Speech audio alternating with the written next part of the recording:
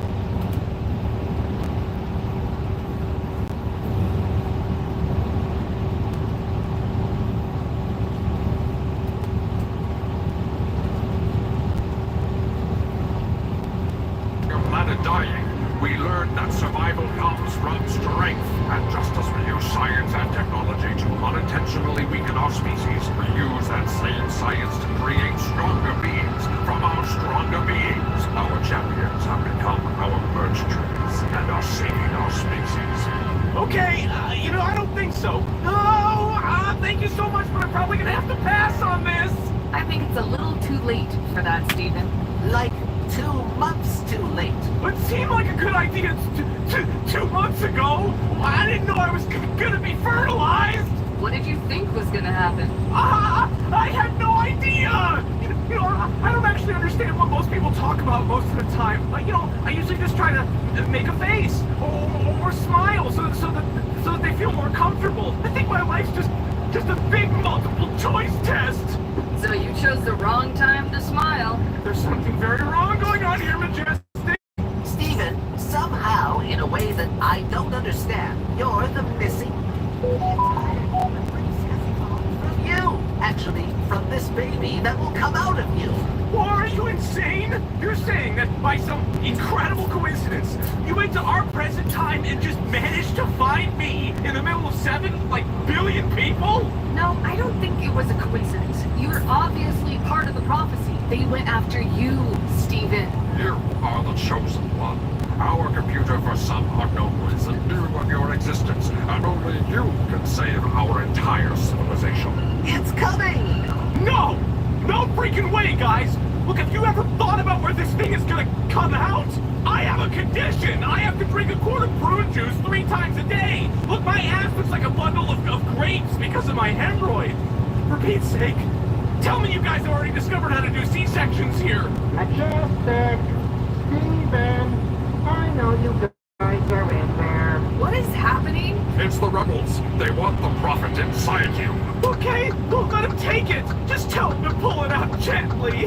The future of our race and yours is in your ass, Stephen. I can't believe this! I was supposed to be in a business meeting 2 months ago! I'm really late, guys! What are you doing? What I...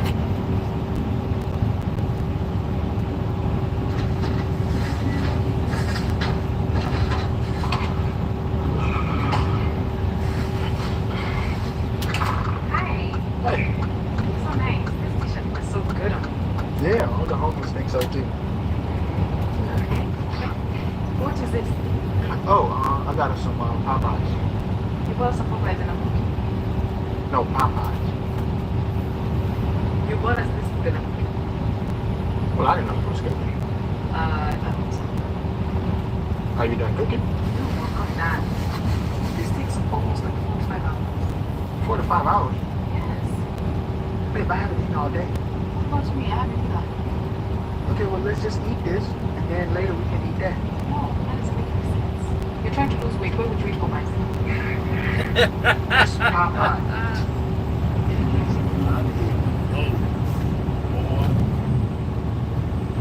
So don't call me at 8 unless it's serious, nigga. Unless I'm bored. Say it again. No, niggas.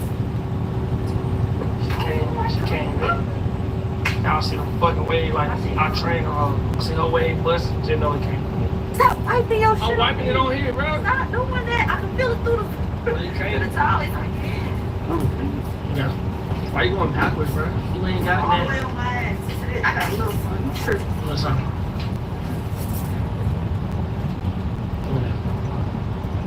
So don't call me at 8 unless it's serious, nigga. Unless I'm bored.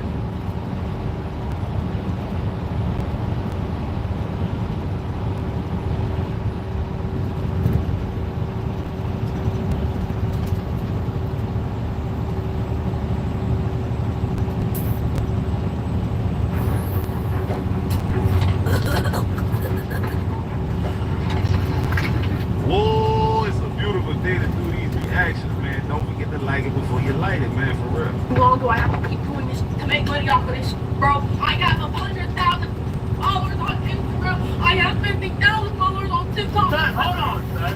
Nobody want to give me money. I don't want to start an OnlyFans. My music career is trash. I have 40 monthly listeners. What the? Hey, bro, what the struggle female rapper gotta understand is this. That ain't no guarantee, that ain't no promise, and you're not entitled to it. Go ahead on and start the only whatever you want to start and get your money that way, because you don't have no other options. It seems like working a job is not even on your brain, so go ahead and do it. That's bad thing. Come on, run, champ. That's my old man, bitch. That's my man. Yeah, that's my man. Yeah, you mad? I know it because you can't control it, bitch. I can't need the hoe. Tiger, you gonna put up whatever I'm... That's right, sister. Hey, look, if she ain't willing to crash out behind you, is that really your girl? Hey, yo, she got good. You gotta come here and get you some... So we're about to continue on acting like this nigga didn't just grab that grease out the chicken like his fingers like tongue. I don't know about all that other stuff, but could you imagine getting slapped by this dude? You know his hands is brittle. You know his hard looks. I ain't gonna lie, mushrooms are not for the weak, bro. Tell me why I cook a dozen eggs and a whole pack of bacon and I ain't even, bro, look at this shit. I ain't even, bro, what is going on What kind of shit is that? right now, bro? I don't know nothing about no mushrooms, but when I was younger, I got too drunk one time. Don't even remember buying pizza, all kind of stuff, and I was just happy to be alive. Dog. I don't know how I got home. If you with your woman in public and a man tell her, come here, and she goes over to that man, I'm a catch. that's his woman. That's not your woman. That's his woman. When has this not been common sense? I wish I would catch one of y'all claiming that girl after that happened. I will get that up like this right here, bitch, and you won't have it on me. It ain't nothing I want more. You won't have a nigga, bitch. You won't have one. One no one can see me people out pussy, bitch. It's an evil world we live in. And it's part of the shit, and it's just, bitch.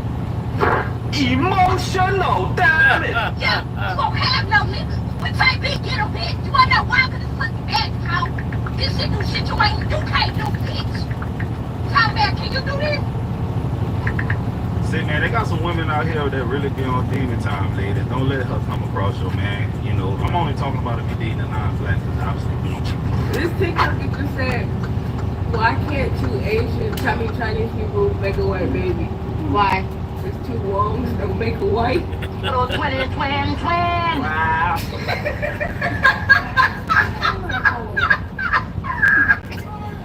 Oh, get her laugh. Two wrongs? She's awful.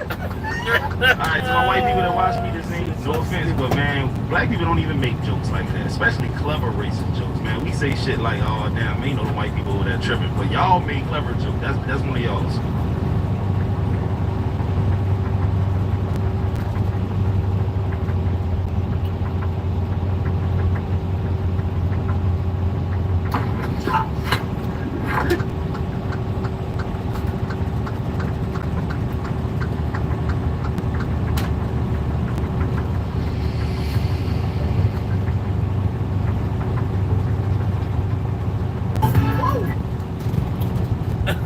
I used to date a girl in Destrehan, Louisiana one time, dog, and I was flying to get to her, dog, and the state trooper got behind me. I made it look like I was going straight. Hit that right on that boy. I ain't never looked back. What does the abbreviation BTW mean? Big titty women. Big titty women. Big titty women. BTW. Big titty women. You like big titty women? Yes. The abbreviation BTW. What do you think that means? You have to know this one. Big. I want to teach that one. You can stand with anything. You can stand for a cup of tea. I said, hold up. What does W stand for? Woman. Woman. So BTW. Big corporate T women. That man got jugs on the mind.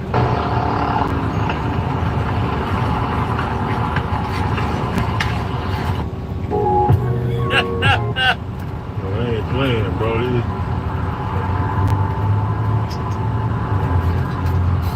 You right, man? You right, man? Need to leave that dope alone. Oh, this crazy.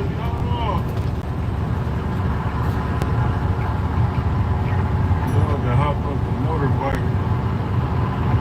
I don't even know where that nigga just went. Boy, the day they was running from his baby mama's cousin, boy. I have a husband back in the States. Play. We should play?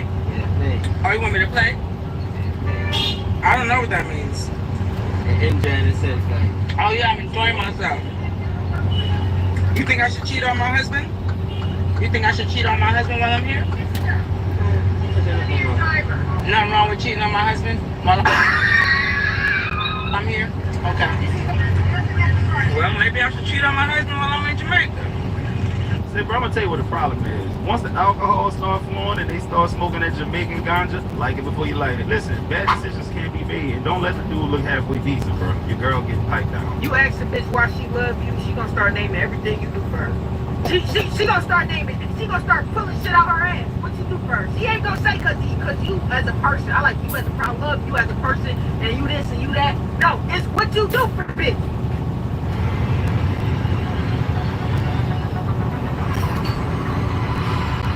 And you this and you that. No, it's what you do for the bitch. If you don't do shit for the bitch, she don't love you, gang. Damn, bitch, you don't see the real me. You don't see I got a great personality. I'm a great person. Bro, I'm so upset, bro. I don't even want to talk no more for the rest of the day. This shit really pissing me off. Oh, my mama. I ain't gonna lie, that's kind of like human nature at the end of the day, bro. Man, why that's your dog, man? Because he loyal, you heard me. He'll ride or die. He gonna come crash out if I need him. Dude always had my back. It's the same thing. You want the back hand down all the time. Come on. Yeah, cut down. You like cut down. If I don't cut it, pop out on like spin. Cut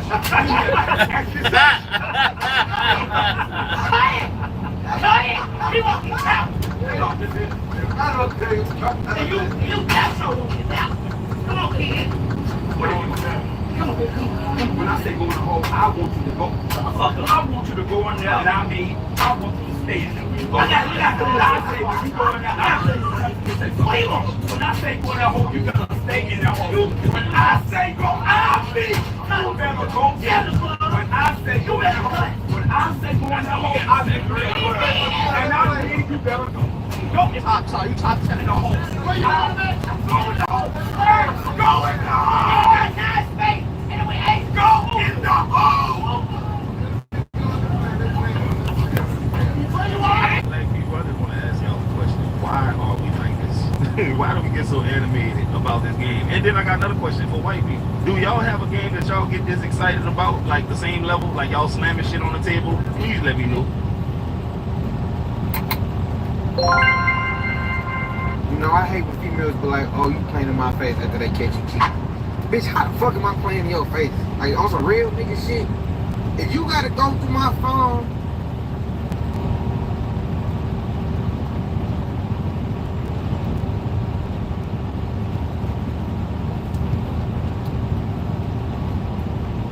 this is my Monday. Right as hell. Nah, my Monday was good. Nice and smooth. Went dropped off, picked up just now on my way back up from Virginia. It's a lovely day today. You know, I'm on my way. I don't got nothing to complain about. I do need a haircut. That's about it. It's a lovely day. I got like 7 hours left in my day. I don't know if I can drive this whole 7 hours. I had 8.5 to my destination. I'm gonna do at least 4 hours. Maybe drive to like 10:30, 5 hours, and drive the rest after I take a nap. Where did that bike just go? Did it go behind me? Listen, people be disappearing out my mirror. I'm worried. I didn't feel no bumps and lumps. Oh, there he is. Okay. Yeah, I thought he was in my blind spot or something. That should be irking me sometimes. Y'all better be careful.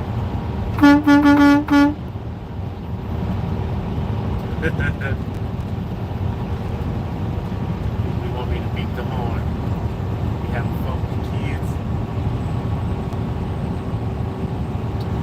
Yeah, it's a good day. I know the sunshine, you can't see me at all. Even though I put the visor over here, the sun is still beaming. Boy, I got the throwback GS. That one like right in with all around the world.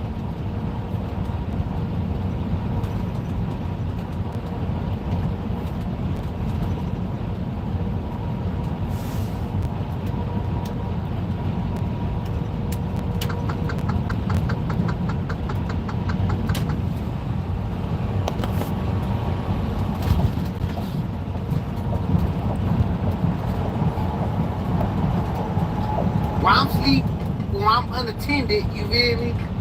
Ain't go to my DMs, go to my call logs and text messages to figure out I was out here sneaking around. That's not playing in your face. That's playing behind your back, baby. I ain't even mad at you.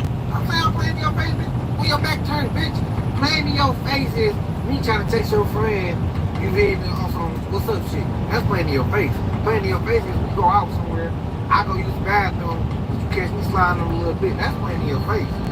If you gotta go through my phone and dig off phone to find something that's not playing in your face, bitch. I was hiding that shit from your face.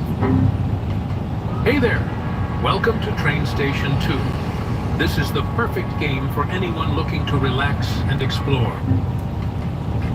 I was playing behind your back, bitch. So I'm tired of females saying they playing in their face when we be sneaking, bitch. Ain't nobody playing in your face.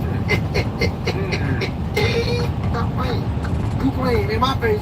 Yo, it's just like that woman's intuition shit, right? Oh, his phone is open. Let me go through it. Is that intuition or is that just you and Bates?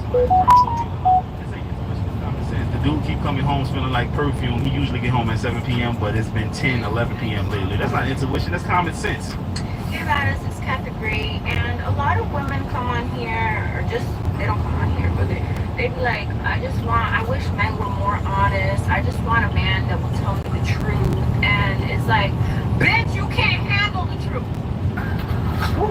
Because when this nigga tells you that he wants more than you, he wants to have other bitches, he wants to other bitches because he gets tired of your pussy from time to time. That doesn't mean he doesn't love you.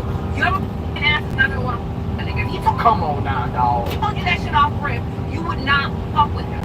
So bitches be sitting up here talking about, I just want a man that's gonna tell me the truth. No, now you rather sit there for 3 years, get cheated on, be crying, and talk about I did not see this coming, and repeat the cycle over and over and over. So as women, we have to start being honest with ourselves. Fuck a man telling you the truth. You need to be honest with yourself. You need to tell yourself the truth. Why do I keep going for these niggas that I know are going to cheat on me eventually? But if a motherfucker was to tell me the truth, I would have. Yeah, you gotta be a super Negro to pull this off. For a woman to know that you want to go out there and hit other females, and you gonna tell her and be honest, and she stay around, you gotta be one of them top tier dudes. Otherwise, man, they're gonna be delusional and want you to just not do what you gonna do.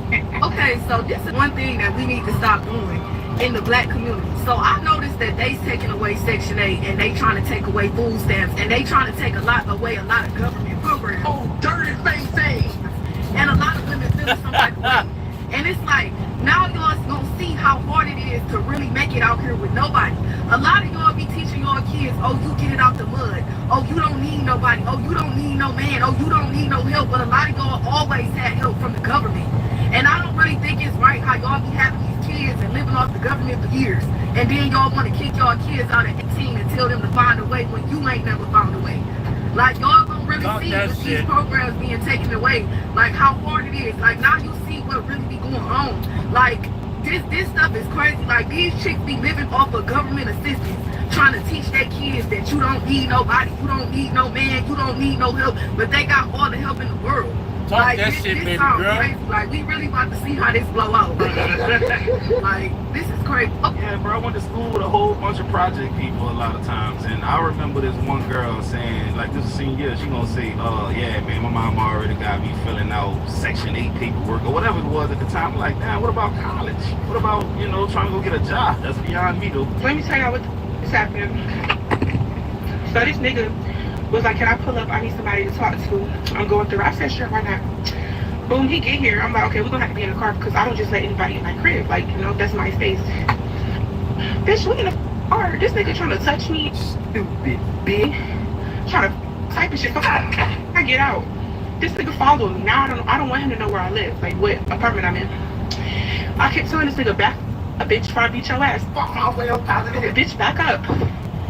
Bitch, this nigga swung on me. Y'all, this nigga swung on me. And I think I got a little video, so I'm finna see. Y'all, he swung on me, y'all, because he can't get no coochie. He can't get no coochie out the queen. He swung on me. I don't like you. I don't like you. And I beat his ass, and I flipped him, too. What the Back up. Back the fuck.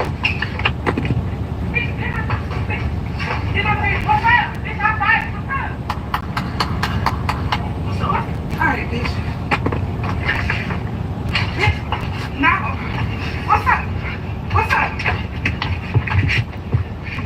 You better. Don't get calm down. You too little. I will flip you. I will throw you off this balcony, bro. Now, I ain't blaming her, but at the same time, though, I'm telling you, they be picking them. They pick the right ones. I bet y'all any amount of money that he looks like a stand-up citizen, a guy who does well, you know, a guy who operates above board. I bet you he holds, you know, car doors open and he rescue cats out of trees and shit. I bet you that's the type of dude she like, bro. Just looking at him. Y'all boy, listen, shit that got rough out here. He must have turned the whole nigga smart. So if he ain't talking to your old lady right now, let me tell you how she gonna go. If he ain't talking to that bitch in 24 hours, you push it. 48 hours, you tripping. 72 hours, she checking her DMs right now, bro. All that shit she done ignored, she's thinking about it right now. She's really thinking about it. A week, all them niggas that you ain't know nothing about, niggas coming off the bench, they in the starting lineup right now. Them niggas finna battle for first place, your position. A week? Yeah, she shaving shit down. She shaving shit down. 2 weeks?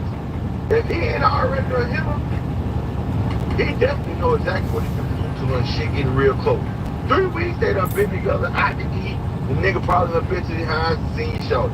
He done dapped little man up and all. Shit crazy right now. A month? Oh, they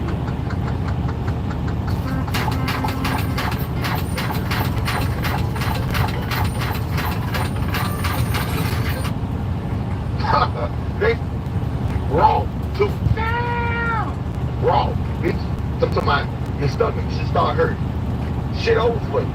Shit is over for you. So bitch, if you love me, you better call that motherfucker. Say, bro, everything he just said, I believe, just shorten the timeline. Just take about a couple of days off of every situation he just said, and then that'll be more accurate. One of my boys made his first $10,000 in a month.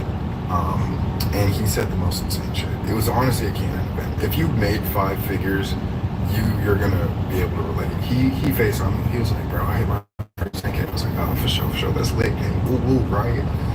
And then he was like, honestly, bro, making $10,000 made me realize $10,000 is not a lot of money. Please. And I was like, welcome, brother. Yep, welcome. You know what I mean? Like, don't come in the comments either. If you've never hit a 5-figure month, don't go in the comments, because $10,000 sounds like a lot when you don't got $10,000, so you've never done it before. $10,000 ain't shit. But in reality, you need at least 20. Yep. At least like 20. So. All right. To like do whatever the hell you want and be totally free financially. Let's keep it about $250 a year, 20 a month, easy. But it's just a Canon event, because the moment you hit that first 5 figures, it's like, bro, you're just like, let's run it back. You know what I'm saying? Yeah, dog, if you made $10,000 in 1 month before, you gonna quickly realize, especially these days. See, I made $10,000 back in 2015, and it went a lot further back then. But today, $10,000, dog, listen, bro. Some people paying $2,000 in rent, they got a $1,000 car note, they got kids, and then you gotta factor in taxes. You really only working with like 5. Facts. Yeah, so the Zion Williamson's NBA career as we know it is officially over. He made few games, but he'll never do the same ever again. It's over for you. And the people in the world will see the real you, your real character, just like how you try to damage me and damage my name. So yeah, have a good season next year. Well, hopefully. Well, now that your NBA career is officially, potentially over, that means no money for me equals no money for you. Everybody deserves a chance to be heard. Oh, here we go with the bullshit. And many of the other victims, you know, I just hope we all get justice. And the amount of bashing, humiliation, slander, and threats that I've been receiving these last 3 years have been a lot, and it's causing me a lot of stress, emotional distress, and I just hope we all can come to justice and this all can be resolved and nobody has to relive all these things ever again. Find out what you're into. Jamie, LGBTQ plus dating app.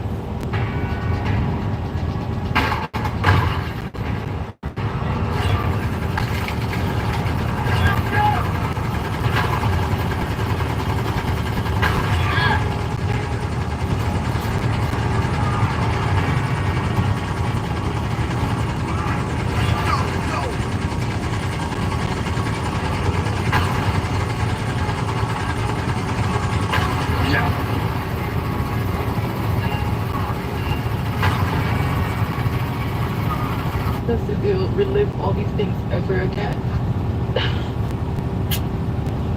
There's people speculating that you maybe are Jane Doe. What's the deal? So, before I answer that, I would like to say, I really hope all the victims, including me, get justice and, you know, things that have happened in the past with him and with anybody else, you know, everything gets resolved because a lot of us don't deserve that, and, you know, I just feel like a lot of things have been swept under the rug for so long, you know, and I feel sorry for the victim. You know, I've been through a lot of stuff with him, and it's just shocking, you know. Has this suit that you saw, you know, drop just now, given you any feeling like, hey, you know, or inspiration to find on your own grievances, your own suit? I don't want to talk about that right now without my lawyer present, but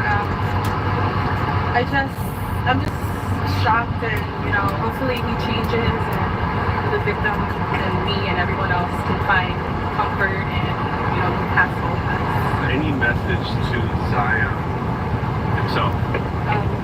Zion, I hope you can change your ways and, you know, just change, because this is disgusting what you're doing to everyone, and it's just not right. And this is not the man that I met a few years back. This is not who I thought you would become.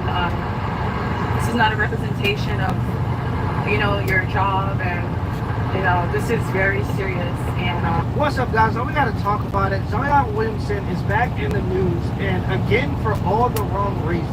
Every time I see this man in the news, he's dunking the wrong balls. When I wanted to run the story, I searched up Zion Williamson in my Google search, and you would assume the first thing that would pop up would be a bunch of statistics about his career and how successful his career's been going. You would assume you would see news articles talking about his diet and what he's doing in the postseason to get ready for the next season with the Pelicans. But no. The first thing that pops up is a lawsuit where Zion is dealing with a woman that he shouldn't be dealing with. He's on a fast track to ruining his career. Whether you are in a luxurious situation where you get paid and you get absorbed in the amount of celebrity for putting a ball in the net. Why are you trying to ruin your own life by dealing with women you know are out to ruin your life? It just doesn't make any sense, Zion Williamson. You should be embarrassed that this is the situation that you're in right now. You should be ashamed of yourself. Your name is now associated with these allegations, regardless of if they're true or false, and you kind of deserve it because you're putting yourself in that position, but you already know how the game goes. Zion Williamson rape accuser seeking eye-popping $18 to $50 million and bombshell lawsuit. Wow, you might as well donate that to charity or to breast cancer or something. At least a reasonable cause. Not to no woman that's literally selling sex. This is crazy. The woman alleging Zion Williamson raped her is seeking anywhere from $18 to $50 million in a lawsuit filed Thursday in Los Angeles Superior Court, a source told ESPN. Williamson denied the allegations to the Post on Friday via his legal representatives. The woman identified as Jane Doe in the lawsuit, which, by the way, guys, these women can file for these allegations, or they can accuse you of these allegations, and once this goes public, it's just on your name. And they can stay anonymous while doing it. This is a Jane Doe. She's staying anonymous while going after your name and defaming your name, and there's nothing you can do about it because the courts allow women to do this, by the way. If I'm lying, I'm dying. The woman identified as Jane Doe in the lawsuit claims to be the Pelican star's ex-girlfriend, having allegedly started dating when Williamson was a freshman at Duke in 2018 until 2023, which is absolutely insane in and of itself because this woman is 34 years old. Zion, what are you doing? This woman is a old basketball hoe. Zion, what are you doing? You're about to ruin your life. dealing with men of a certain caliber for a long time. She's passed all the bottles in the club. She don't want to have fun no more. She don't want to go to nice restaurants. All that's been there and done that. Now she's looking for a retirement plan. And Zion, you looking like a 401k right now, brother. You think you're embarrassing yourself. You about to pay this woman's whole 401k. I'm like, I'm leaving here with something. With that age gap, in any other context, if this was a man in this situation, this would be looked at as a joke. This would be thrown out of the window because we would see the man as the predator, and we still see the man as the predator, even if he's the one that's the younger one, the one that's being quote unquote groomed, right? Ain't that the word people like to use? So Zion is being groomed, but nobody cares, of course, because Zion, you are a man, and you're supposed to be able. You're going to be responsible, and the court is going to make sure you're responsible for your own decisions, even if you didn't even do it, brother. That's the kicker. Even if you didn't even do it, just the allegations alone, just the fact that a woman can say that you did something is going to be enough in the court for you to have to prove your own innocence. In the court, men, especially when dealing with women, are guilty until proven innocent. You're gonna learn that during the course of their relationship. Defendant engaged in continuing patterns of abusive, controlling, and threatening behavior toward the plaintiff. The lawsuit reads as obtained by the Post. His wrongful conduct occurred in Louisiana and continued thereafter across several states. The abuse was sexual, physical, emotional, and financial in nature. How can you be financially abusive to a grown adult that you're not financially responsible for? The court's ability to infantilize or to treat women like children forever is insane to me. The court's ability to act like a 34-year-old grown woman isn't responsible for her own decisions to deal with a younger man is insane to me. But let's keep going. The lawsuit contains graphic details from a pair of 2020 encounters. Doe alleges in the lawsuit that she arrived on September 23rd, 2020 to the Beverly Hills home that Williamson rented at the time, and he requested sex. No shit. What do you think he wants to do? He wants to know about your personality? What do you think he wants to play chess, checkers? What do you think he's inviting you to his house for, to help him mount his TV? Doe told the former number one pig she was tired and wanted to go to sleep. He allegedly called her stuck up and a B word and said she could not go to bed before sleeping with him. After she said no, the 24-year-old Williamson allegedly pinned the plaintiff down on the bed with her hands behind her back and armed her to her. When Doe attempted to grab her phone, Williamson allegedly threw it across the room before choking her and yelling at her for talking too much. A second alleged rape is claimed to have occurred roughly 1 month later, to October 10th, 2020. So she came back. So after this traumatic experience in the first situation where she had her hands pinned down and she wasn't allowed to be, by the way, you could have just got up Uber and gotten out of there.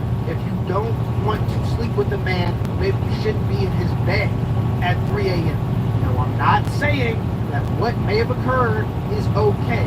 I'm saying you as a grown adult, as a conscious being, we like to say women are strong, independent, women's brains develop faster than men's, but we can't play both the sides where then we act like a grown adult woman who's in her late 20s or 30 at this situation can't make the decision to go home, or at the very least can't make the decision to go to the authorities and not go back to his house a month later. We gotta stop taking this stuff serious as a culture. We're allowing these types of people to ruin the world. This is insane. The fact that she went back a month later.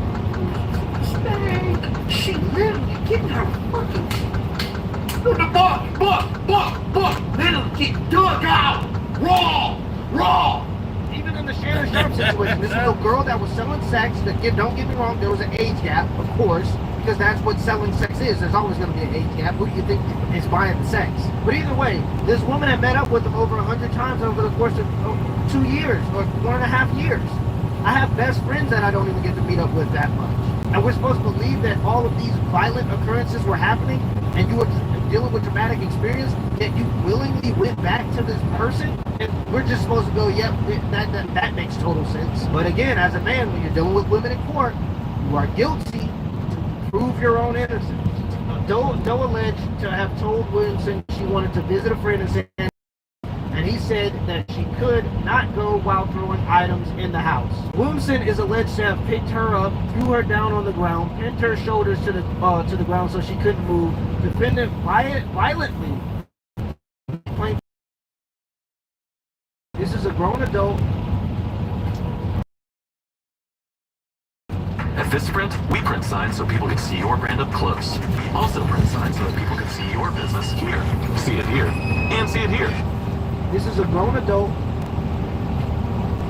who has body autonomy, because that's what we all want, like, right? We want to be in this freak world where women can have their own body autonomy. And this woman used her body autonomy to get in a car or a plane and go back and forth to the man who was violently R-wording. And that to y'all sounds like a victim of a violent crime. Doe also claims Williamson threatened to kill her and her family, including an allegation of him threatening to pay his security guard to shoot her in the head, kill her parents. Our client is very adamant about this. It's not her desire or our desire to litigate this case in the press. It seems like it is. It's a very serious case as reflected in the allegations. Our client looks forward to her day in court where she can go and explain to a jury what happened to her, the things she endured for this defendant, and getting justice. Williamson's legal counsel in a statement said they plan to file a counterclaim against Doe and seeking significant damages for his defamation lawsuit, as he should. And that's how you got to go about it. Guys, if these women are falsely accusing you of things, you have to sue them back. That's the only way you can kind of clear your name. We take these allegations with the utmost seriousness and unequivocally deny them. The allegations contained in the complaint are categorically false and reckless.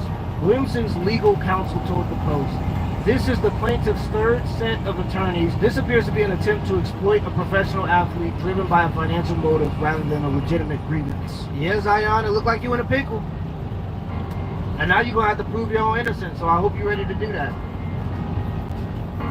And by the way, I don't think that accusers should be able to stay anonymous. I think that that is a huge injustice. And I also believe that if women falsely accuse men of these types of things, they should be put on a list.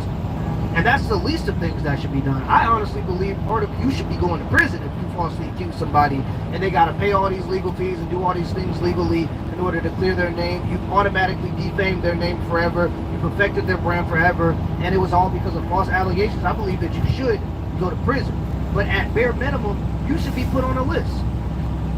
Similar to how we do men who commit sexual crimes or people who commit sexual crimes. When they move into a neighborhood, they're put on a list to warn people that they're around. I think if you're the type of person that's willingly trying to ruin somebody's life or defame somebody because of false allegations, you should also be put on a list, and the people around you should be warned that you're a person that's willing to lie in order to destroy the life of somebody that just because you out of spite or because you don't like them or whatever it may be, for the sake of money, whatever it may. Tory Lanez. Tory Lane. Apparently some new evidence has come out, and people think that Tory Lanez should be freed. Listen, I did the Diddy stuff last night. You did the Diddy stuff? Baby, tell me if you like. Hey, yo! Research for the project.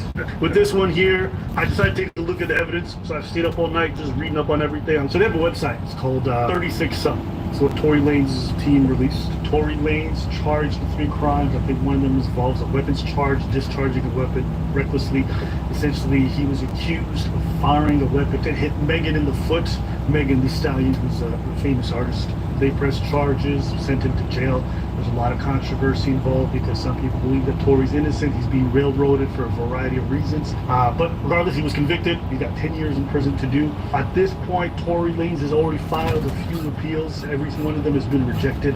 Now they come out with this website just last week. Everyone's covering it because they feel like this evidence may exonerate him or at the very least merit a new trial. Guys, this is going to be a bit boring. The reason why is they're counting on you guys.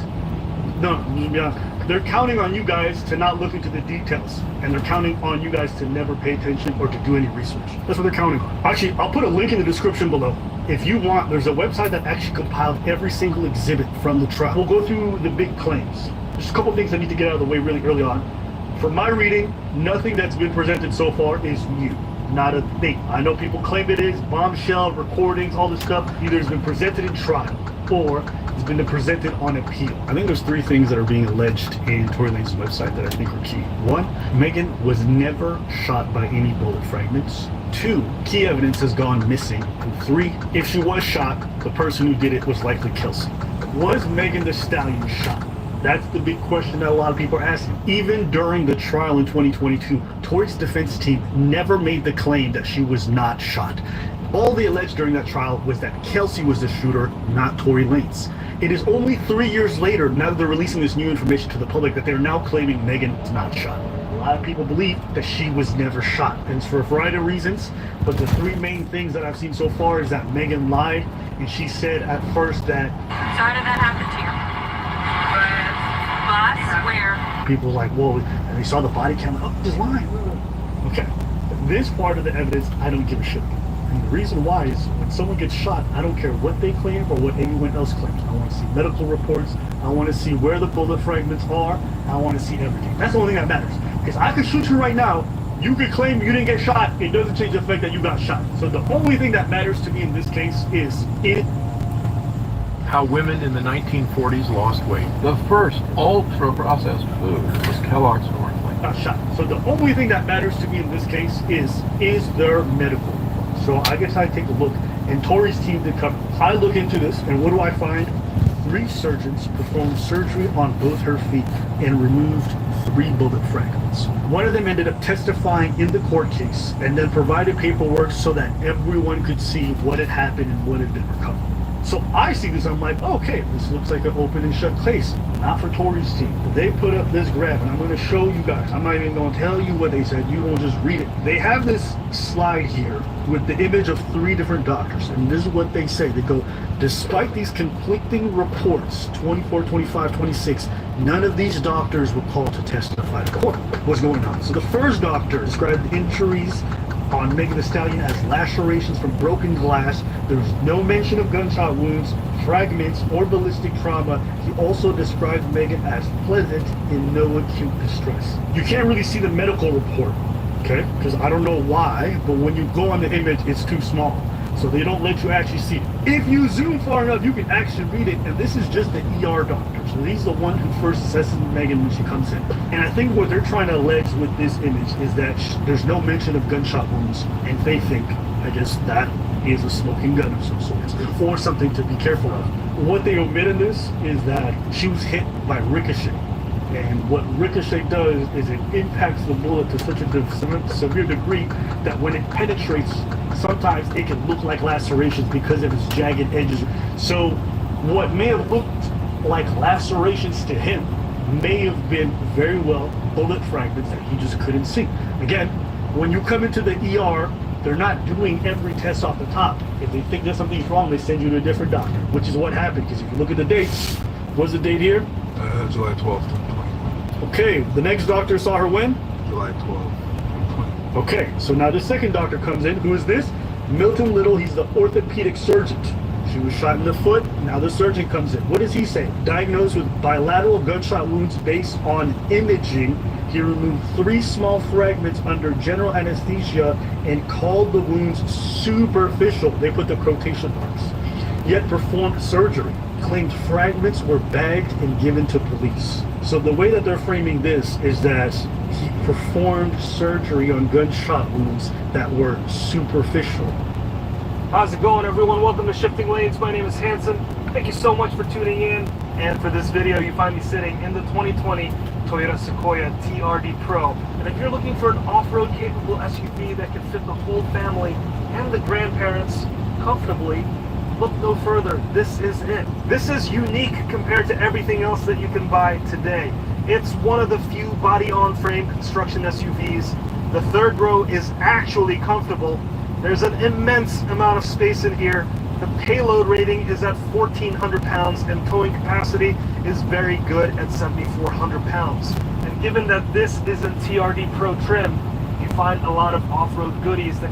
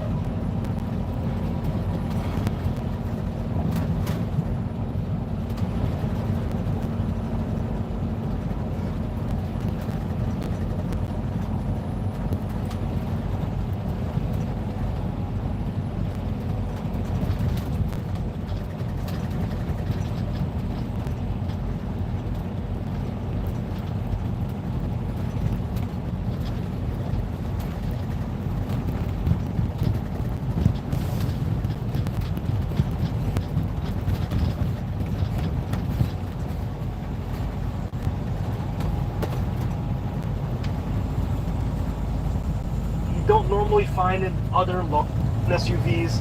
The third row is actually comfortable. There's an immense amount of space in here. The payload rating is at 1,400 pounds and towing capacity is very good at 7,400 pounds. And given that this is in TRD Pro trim, you find a lot of off-road goodies that you don't normally find in other large SUVs like this. All of those features makes the Sequoia one of the truly unique vehicles that can do it all. But just because you're unique doesn't mean that you're any good. I've been driving this Toyota Sequoia for the past week, and I want to share with you my personal likes and dislikes so that you have a better idea before you decide to go out and buy one.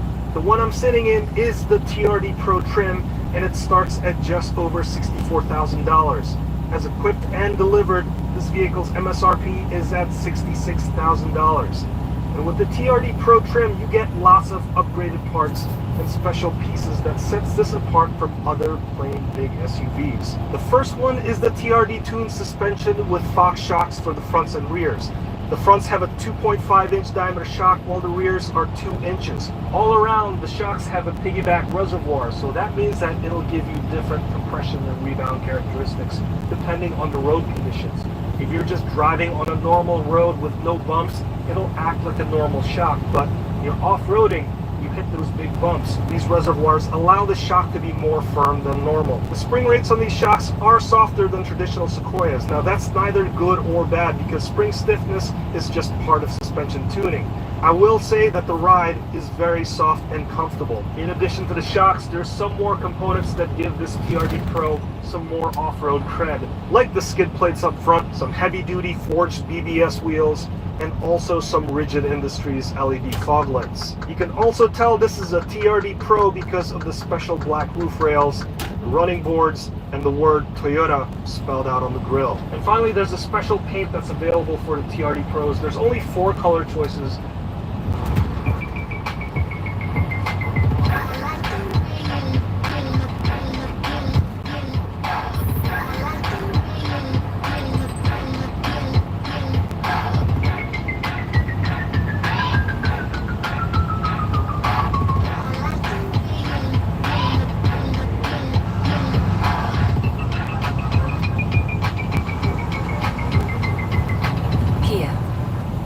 Finally, there's a special paint that's available for the TRD Pros. There's only 4 color choices, but the special paint for 2020 is Army Green. And if you want to see how good the Army Green color looks, check out my video review of the 4Runner TRD Pro. So all of those special little parts make the Sequoia look much more interesting than other boring large SUVs. But that's really hiding the fact that this vehicle hasn't changed much from when it was revealed first in 2008. And you can tell how dated this SUV really is once you step inside. First of all, this is one of the largest SUVs you can buy today. Front row has a full-size pickup truck dimensions. It has a massive armrest, big enough for this to be a rolling office for you contractors and builders out there.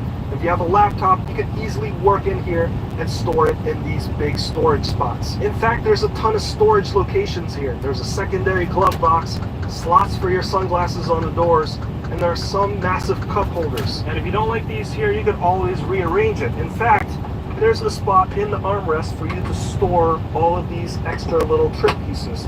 If you don't like the cup holder here, you can always lift it up, place it somewhere else,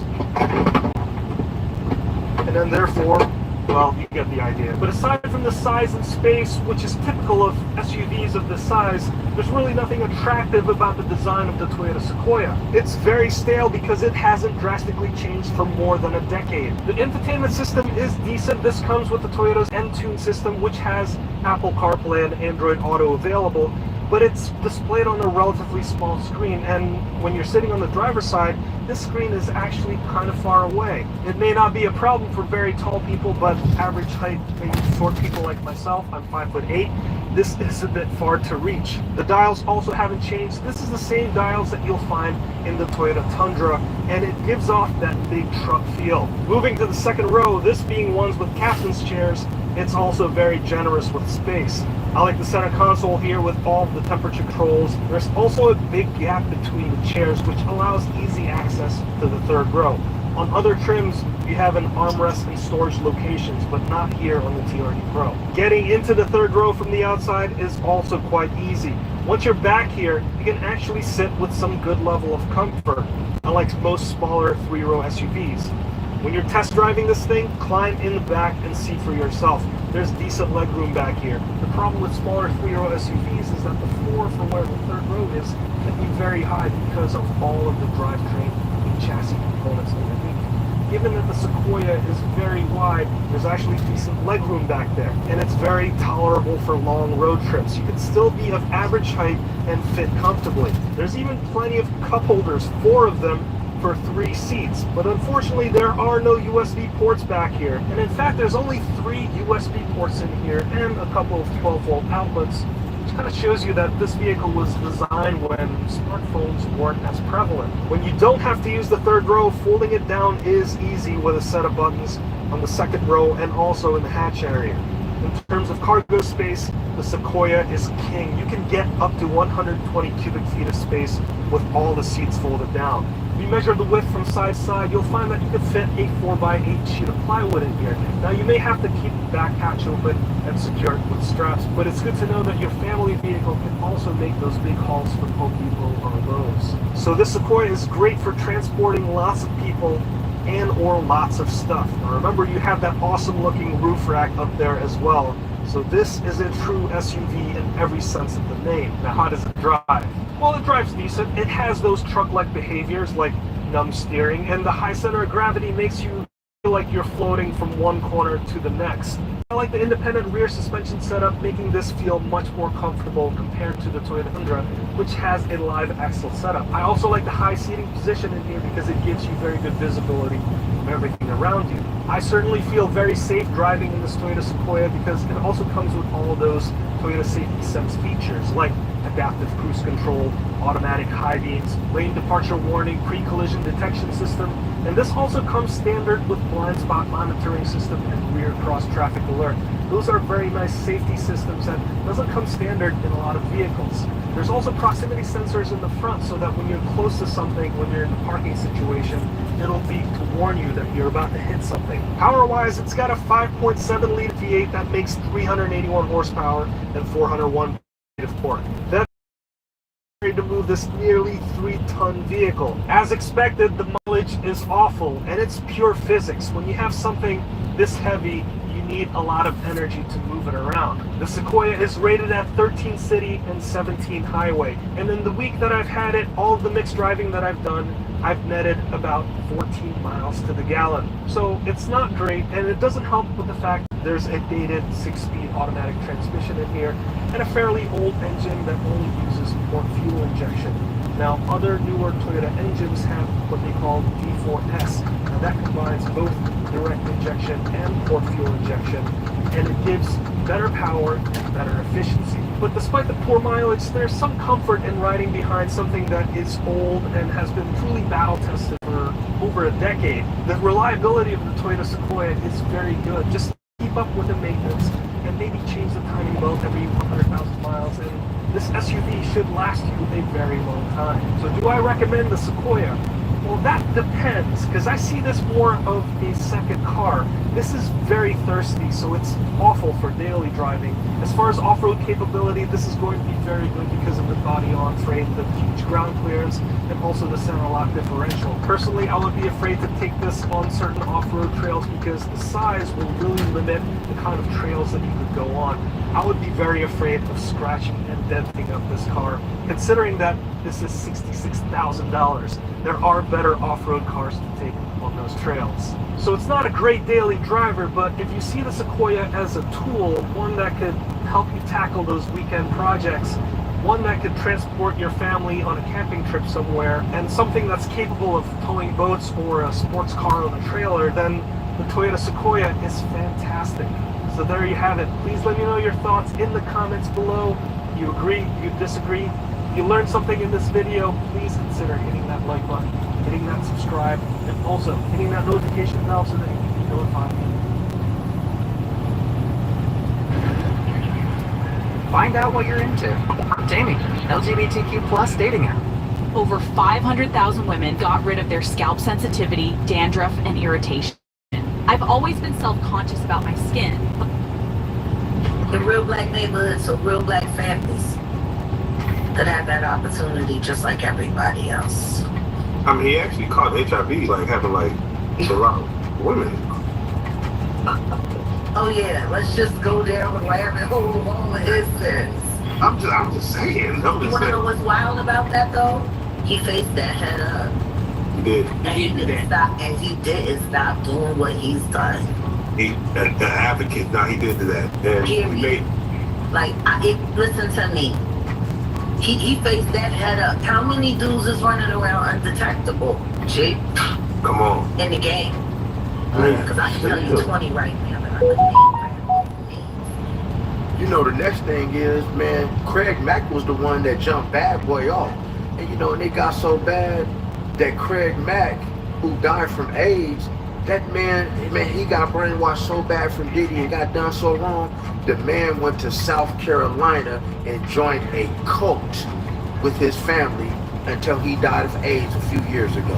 Man, looks like Diddy's legal mess just hit a whole new level of dirty. And this ain't just about freak-offs and lawsuits anymore. Word is, Diddy... Well, hold on.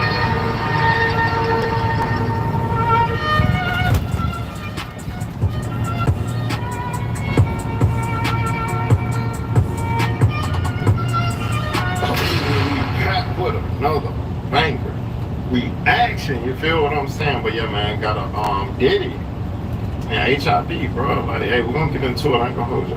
Might be battling something serious behind the scenes diseases, Right. allegedly HIV. Now prosecutors are waving around his medical report, and the wildest part, they're naming celebs he may have exposed. The claims hit the headlines a couple of months back, and the internet has been wild ever since. And now, with the trial underway, we finally have an answer on his own personal issues he tried to hide. Now, when Diddy stepped out in that courtroom, Diddy looked way thinner and grayer. According to reports, Diddy allegedly didn't just lose weight behind bars because he's missing that private chef lifestyle. Now, folks saying the weight drop is because bruh's body is breaking down from something way deeper, allegedly HIV. This ain't about no bad prison diet or him skipping chow time. Diddy has been living that down low lifestyle for years, forcing himself on dudes, hiring male escorts, and even allegedly getting freaky in prison. Yeah, behind bars, folks say Diddy's got himself a full-blown fan club of jail groupies who allegedly fight to make his bed. Right. According to you, the inmates are fighting over making his bed.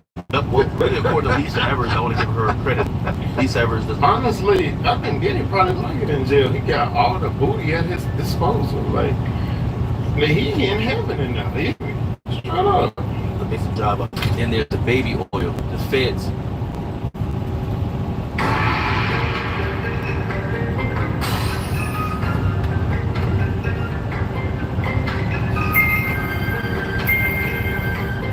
What's good, everybody? It's your boy, O'Shea Duke Jackson, back at it again with another episode of The Celebrity Job. Clarissa Shields is going viral for all of the wrong reasons. And we've been talking about her a lot lately because she is now with Papoose. And, you know, I really like Clarissa Shields. You know, she's from, I believe, the Flint, Michigan area. Shout out to her. She could definitely whip my ass, so I'm going to be real cordial about what I got to say about her. But it seems that our brother Papoose, he tends to be attracted. He has a proclivity of being attracted to women who I honestly feel, at least for a man of his age, they are completely immature. And this is something that, I mean, Remy Ma is a little bit more like nasty with it, but there's a lot of similarities in Clarissa Shields and Remy Ma. They both got a clapback style of attitude, they both messy as hell, and they both put their attention on things that don't have anything to do with the actual issue of being in a relationship. And this is what Clarissa Shields said about Papoose. Stop saying that Papoose aggressive me, he's getting my hair done, he's getting my makeup, like he's putting all this stuff in place because he is not. It's the reason why he was attracted to me, and I've been a fly, badass chick since, like I said, 21. I say 17, too, I was but no, definitely 21. And now that I'm 30, I definitely stepped on shit. So it's like, stop trying to say that y'all looking at pictures back when I was 17 and comparing back to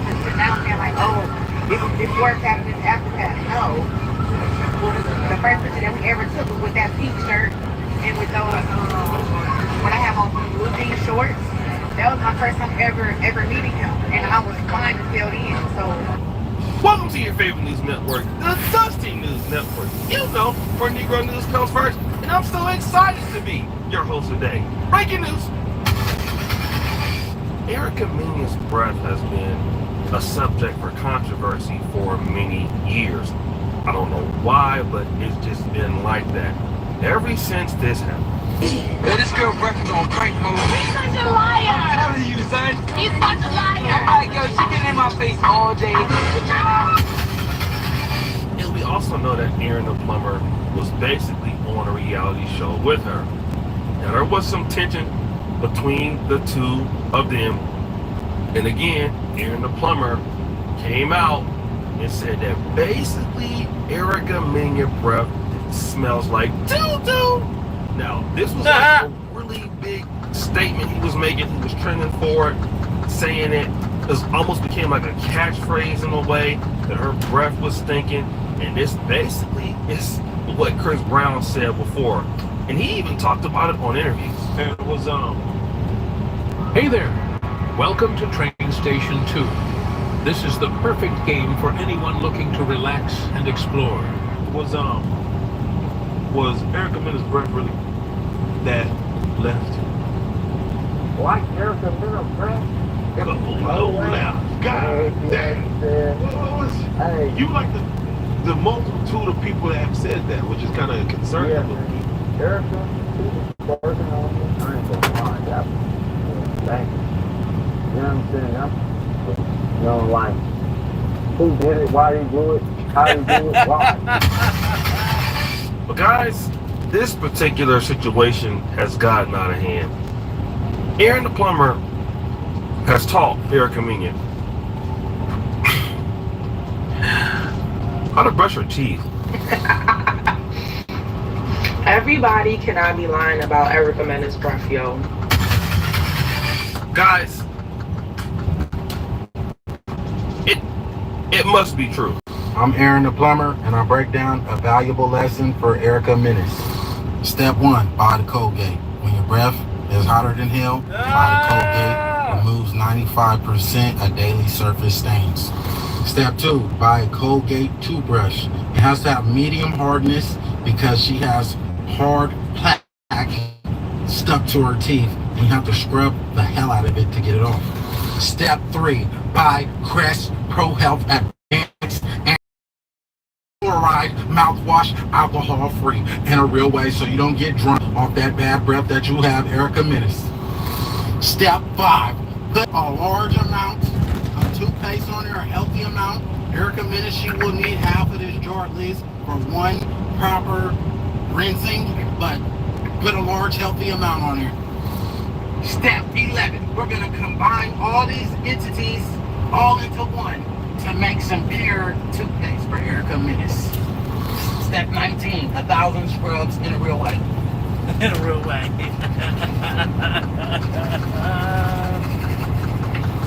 Step 20, you're going to drink the whole bottle, you're going to swallow it, you're not going to gargle it all, just drink it. I know we all have a bad day. Some of y'all don't want to use deodorant. Some of y'all be musty and crusty, but like to be a female, that's a superstar. And other superstars are talking about how bad your breath is. It's kind of bad, and it is down bad. It's crazy how Safari was clapping those cheeks for all them years and having babies with somebody whose breath smell like that. I mean, that's just crazy. I'm sure there's somebody you know what smelling, but the breath is something different. Next story. We know that we live in a different world than before because there are all these terms: binary, non-binary, gender, all these things.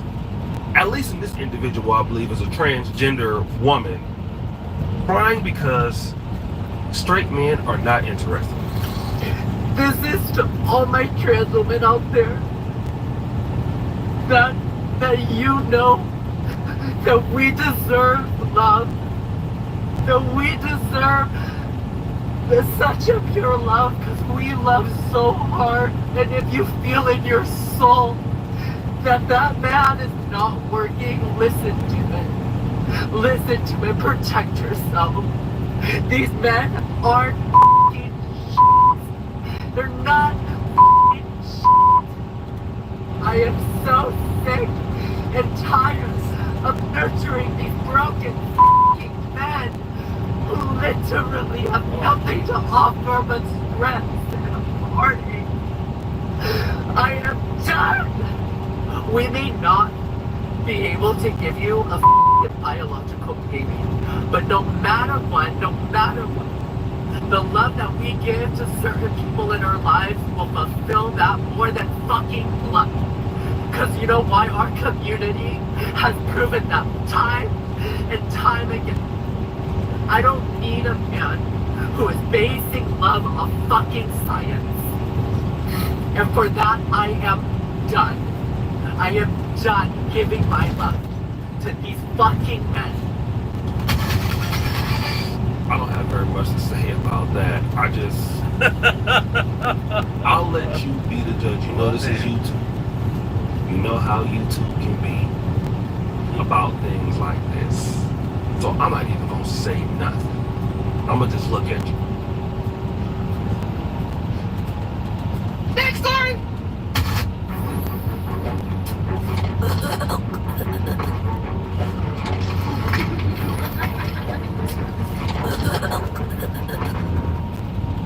Next story! Now you guys heard about these prisoners in New Orleans that escaped. Like out of the 10 that escaped, it was like 10. 8 of them were caught, and there are 2 left out there on these streets. And one of them is a criminal by the name of Antoine Massey. He has like some real violent history. His sister helped him get away, things like that, was housing him and things. She got arrested. And now the aunt is crashing out on people because they're trying to convince Antoine Massey to turn himself in, but his aunt got smoked for the haters. But right now, our family is going through. You is opening up old wounds that we are trying to bury. We are trying to bury them. Y'all making my nephew out to be a monster. He is not a monster. Is Antoine a problem child? Of course. Anybody who know us know that. Has Antoine been a problem since day one? Yes. But how did he get that way? Y'all know how he got that way. From watching his father get executed in front of him, but he's not the only one that it done affected. It affected his sister, it affected his mama, it affected all of his siblings. Do you understand what I'm saying? It affected all of them. But this is his story with it. His sister right now is locked up and incarcerated from allegedly helping him. Allegedly helping him. She ain't been right since she seen the murder of her father. I need for y'all to lift this family up in prayer. Tell us, where y'all at, man? Do y'all want to relive? Y'all still ain't healed from my brother day. Y'all still ain't healed from his day. And y'all gonna watch this go down, and that's what's keep me right. I'm trying not to get upset, because I've been crying all day at work today and had to flip tables and nap. This not his fault, y'all, and I'm not taking no sides. And I'm not trying to make excuses for him. But this not for him, y'all, because trust me, he's scared right now. He's scared, he want to go home, because he's the type of he will make decisions and think afterwards, because he not all there. Am I saying he don't know right from wrong? Yes, he know right from wrong, he grown. But the system raised him. He been in jail 14 years of his life. Come home, domestic violence, he back in there. All he wanted to do is see his mama who just come home. All he wanted to do is see his baby graduate. That's all everybody in jail want to do, lady. But in his mind it is. It's his mind he can't do 14 more years. And the crazy part about it is, he was the one with the lesser charges. If this isn't the biggest bull-ish of unaccountability that I've heard in my life, I don't know what to tell you. Let me just say this. I know that a lot of black men and black children in general go through traumatic experiences with their parents. But I want to tell you that everybody still has a choice. Okay? Everybody got a choice. This guy's in 14 years for every reason that you said. and then you're trying to make excuses for him as if people care, when his behavior shows that he don't care. Again, I understand, you know, you love him, this is your family, and this is proof, y'all, that somebody loves somebody. I don't care how bad you think they are or what they did. Somebody loves that person and wants to defend that person. But this lady right here, man, I'm sorry, honey. Well, nobody's trying to hear that. Okay? That man has a criminal history as long as Diddy's history of having booty clapping oil at Cloudline party. And nobody wants to hear it, honey. He's a man, okay? And I know your woman coming in his defense, but he got to be accountable for those actions. He needs to be off the streets. We don't care if he wanted to see his mom. Want to know what his ass would have did? Not be in jail. All right? I like talking to mom on the phone. I like looking at cheeks walking down the street. Want to know how I can keep doing that? By not being my ass in jail. That's how I can do it. Out of my damn business. That's right. Not escaping prison with 9 other dudes and then out there on the run, getting people that I love locked up trying to help me. Guys, we had a really great show today. We got an interesting list today also. We have Erica Minion's stank ass breath. We have the transgender lady who is upset that straight men don't like her. Then we got Aaron Massey and his aunt, who basically is upset that, you know, he's out there in these streets, Dusty's him. Who will win the Dusty Award of the day? Jeopardy music!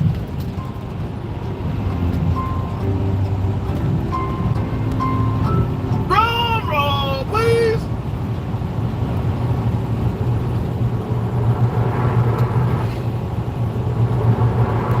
It's Eric Minion's breath. I'm sorry. First of all, the aunt at the end, he been a cookie for a long time. He might have some kind of medical condition. I'm not sure. According to you, you think he's crazy. So if he can't help himself, then I don't really know. I don't want to give the brother the Dusty Award of the day because the brother may seriously have a mental problem. So I don't know. Then the person in number 2, the transgender lady, I don't even want to go there because I don't understand what's going on there. Okay, I'm from the 80s and 90s. I don't understand what's going on today. But Erica Minion, your breath is something that you could have changed your damn self. Why this man gotta come out here and tell the world that your breath's stinking? I believe Aaron Plummer is no older than 30. So your breath was stinking when he was a kid. And you haven't changed it yet with all that money. Throw that dust on her. It's over for her. So guys, it's my time. I gotta get up out of here. Throw that subscribe, hit the bell. We out. 3 signs your car accident is worth major compensation. If you've been in a car accident,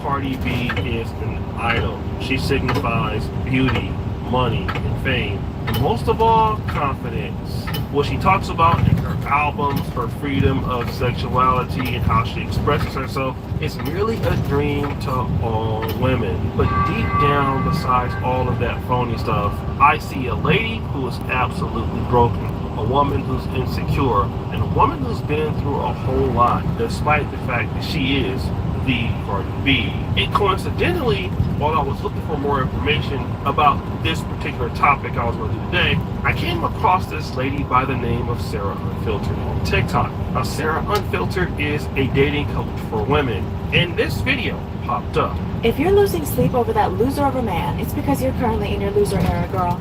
You were not a loser, but you're acting like one right now. Oh, I know that's hard to hear, but behind every man who leaves a lot to be desired is a woman desiring him because she doesn't think she deserves better. You will keep picking men who treat you like crap because you treat yourself like crap. There is no way that you can look in the mirror and think highly of yourself knowing you're stressed over a man offering you crumbs. Nothing, because otherwise you wouldn't be tolerating it. If your self-love was high, you would put yourself on a pedestal because you know you're that girl. This is interesting. She's holding women accountable. You keep picking men that treat you like crap. That sounds exactly like Offset and Cardi B. She's talking exactly to Cardi B, even though she wasn't thinking about Cardi B. She says, there's no way that you can look in the mirror and think highly of yourself. But she continues on to something else. Any man who can't or is unwilling to meet you where you're at, who is unwilling to meet you at your level, is not worth your time. Any man who is unwilling to meet you at your level is not worth your time. And so here's the problem that I have with women like this. She is correct because your level is where you're at. You just think it's higher than where it really is. And here's the issue that a lot of ladies have. You feel that somebody is meeting you or not meeting you at your level, when actually water seeks its own level. He's right. Find out what you're into. Jamie, LGBTQ plus dating app. This isn't fitness equipment. This is an investment in you. Shop treadmills up to 50% off. Ellipticals and bikes starting at $5.99. Save on massage chairs. He's right. Such is the story for Cardi B. You see, Cardi B is famous and she works hard and she has a lot of money. And it's great that we can believe that she's on some level that's higher than the men that she can attract. Now, her income status is higher, but her class level is not higher. And it's important to differentiate the two and to not conflate the two ideas. Because you're a good-looking lady, or you have a BBL, or you're famous, and you have all of this attention from other women, it does not mean that you're going to get a man that is very loyal, a man that is responsible, a man that really cares about you.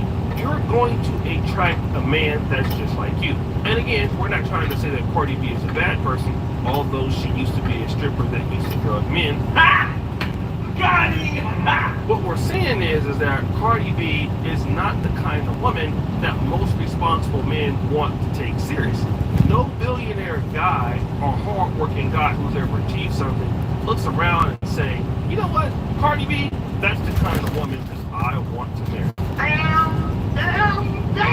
And this sort of situation has frustrated Cardi B because she ended up with an irresponsible man like Offset, a guy who is immature, irresponsible, ready for marriage. And of course, at the time, this was what they could do. To be honest, still is the best that she.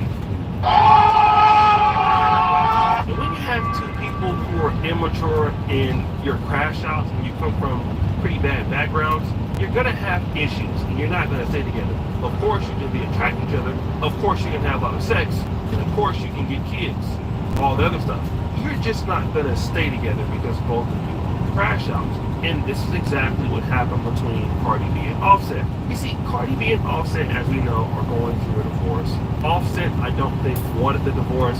He wanted to stay with her despite the problems that they were having. And Cardi B, who seemed to always just go back, is now getting those cheeks clapped by Mr. Pink, Snow Kane, aka Stefan Diggs. What the fuck is that?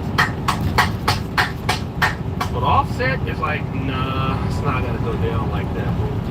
I'm about to file for spousal support. Cardi B officially crashing out. Listen up, y'all listening? Listen up. The fact that I'm waking up right now, right? The fact that I'm waking up right now to see that this and his team, I know it's not his team. I know it's his. Gonna tell the fact that the only reason why this mom asking for spousal support because I was asking for everything. Because I was asking for everything, and because I don't be with my kids. Yo, you such a word to my mother. I want you to slow. When you want you to slow in the bed, and when you like think of me. Huh? But guys, I'm gonna be honest. I mean, do you see what she's saying? She wants the man to be deleted. She wants the man to pass away. Now, this is something that Offset could never say because he would basically lose his career in the industry. But when a woman is talking like this, it really means that you still care about the guy. And the reason why you're going through this is because, well, you don't really value yourself. That's what he was talking about in the beginning. You don't really feel like you're that girl. You're being treated like crap, and you are in your loser era. And it's not that you might not be a financial loser, but you're a loser when it comes to the dating market. And you don't have anything that a desirable man that you want would want to deal with. And again, this is important for me to know. A responsible man has a lot of options.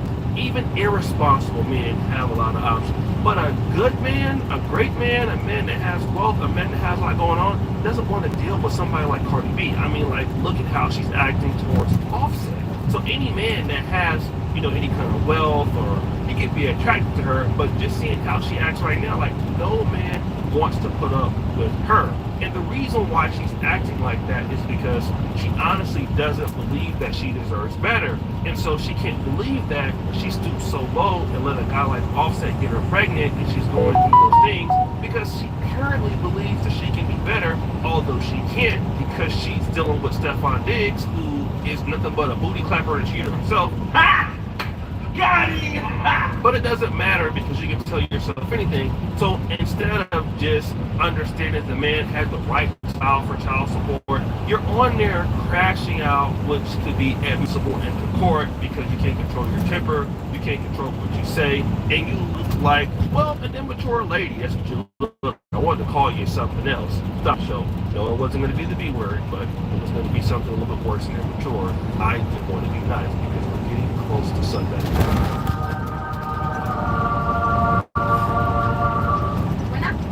This is one simple cleaning trick seniors use to instantly clean toilets without any scrubbing. Take your most disgusting toilet, yes, even that nightmare in the guest bathroom you've been hiding for years. Pour in just... When I first filed for child support, my lawyer filed for child support. I mean, when I first filed for divorce, my lawyer filed for, like, this started spazzing, right? So I told my lawyer, there's a renewed, what's that called? There's a renewed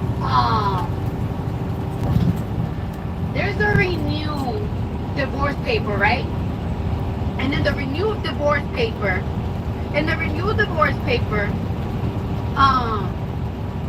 I asked for no child support. I didn't ask for no child support because I want to be done with this marriage. Like, I feel like I'm tied up. I asked for no child support. Diari is allowed to see my kids. There is not one day that he's not allowed to see my kids. Okay? He stood up my kids 3 times. He has seen Blossom like 5 times. Okay? And I've been trying to save your face. But for you, stop playing saying that I don't be seeing my kids. Stop playing. Because you don't want to look like a less of a... Alright. If I keep you away from the kids, right? Alright. You talk to the kids almost every single day. You call the kids every single day. I allow you to talk to the kids every single day. If I allow you to talk to the kids, why would I not allow you not to see the kids? It was the point that he was making a big deal, like, oh, I'm not going to go to New York to see the kids because I'm not going to be seeing my kids in a hotel room. Alright, I was like, alright, so you can see him in my mom's house. still made it a big deal. And I love my daughter so much, yo. If I'm lying, my kids could die if I'm lying. I said, you know what? To make it easier for you, you could see the kids in my house. Just because I want my daughter to feel the love of her dad. Because I want my kids to have that love of their dad. I want the love of both parents, even if we're not together. So here she's complaining about the fact that, well, Offset hasn't seen his children, and this is the he say kind of thing. Who saw the kid? Who hasn't seen the kid? Who's done this?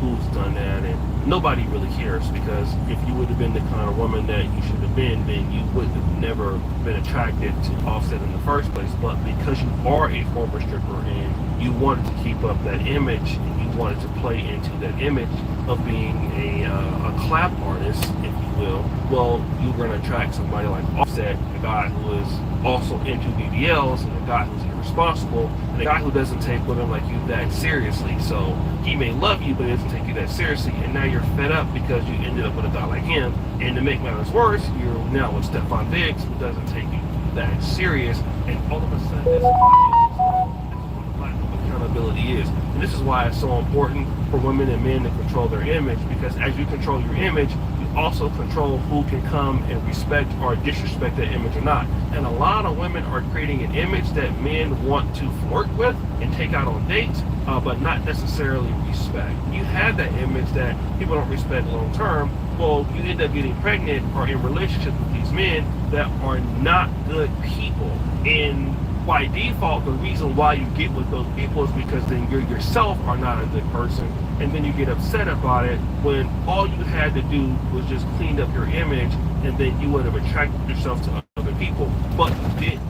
And a person that crashes out like you and can't control their emotions is the exact candidate for a guy like Offset, and you get exactly. Hell nah. Shit, I might need to try you out, but like, are you good? Of course I'm good. You gotta trust me though. Just because my feet are Like, I mean, you crispy as hell, but like, you did it yourself?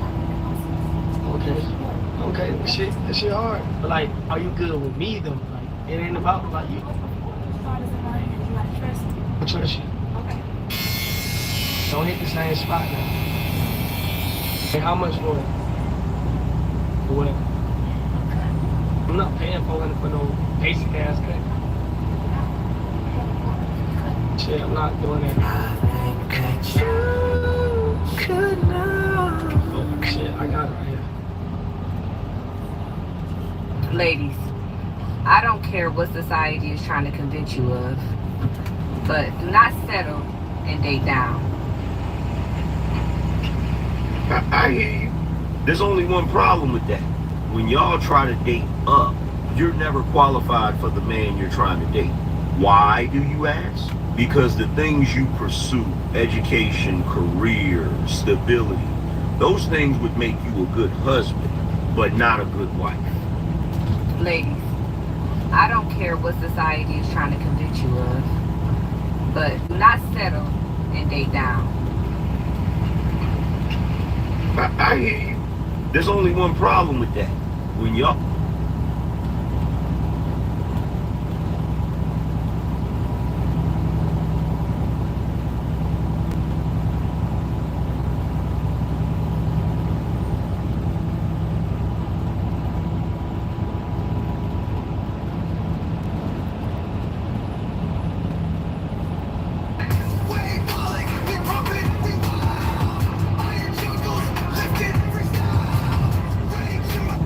doing this for a very long time.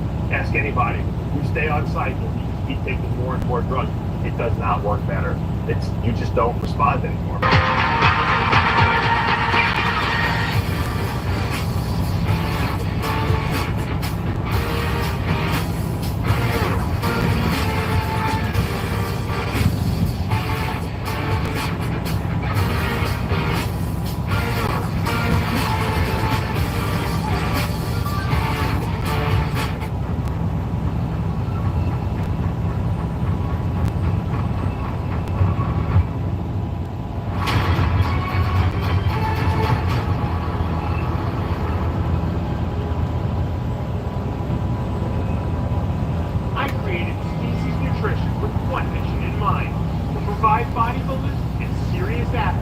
with no-nonsense supplements that work.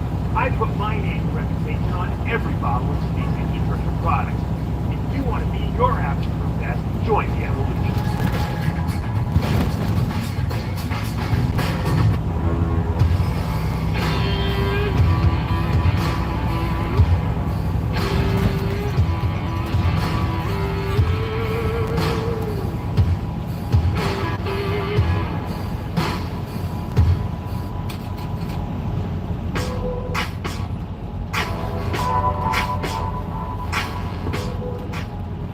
RX Television, RXMuscle.com. This is Ask Dave, your 30-minute question and answer show with Dave Colombo. Bodybuilding, non-bodybuilding, all the classic UK around the corner this weekend, whatever's on your mind, we got you covered. Before we go to the questions, Dave, our friends at Titan Medical are running a special on a new product, a copper peptide product. Yeah, you know, it's a great, you know, years ago, back in 2000, 24 years ago, I had some hair, and they gave me this shampoo to put on there with a copper peptide, copper, and because they knew at the time that copper peptide helped with healing and regeneration of connective tissue and collagen. Well, now they actually have these copper peptides available for injection. They can be in different areas, damage the skin, or just in general, you need general healing throughout your body. You want to have better nails, hair. It seems to really go right through the scalp and stuff like that. That's why they use it for hair cuts, but they probably still use it to this day. Remember, they gave even a shampoo with it in it to use it for the first week after the transplant to make them feel better. So these copper peptides are pretty cool. Titan just got this in, and they're doing a special. It's $25 off. There's a coupon code. I don't know if you're going to put it in the description. Yeah, we're going to put it in the articles. And so it's only through the 15th. So it's only through March 15th. So you're going to want to check it out.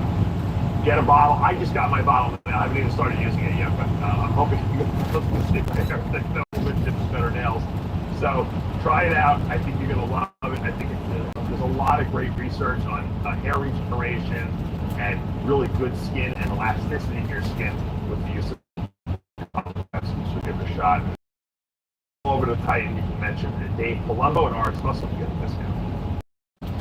So again, the article, all the information for this sale is in the first line of the article. This is below. Take advantage of the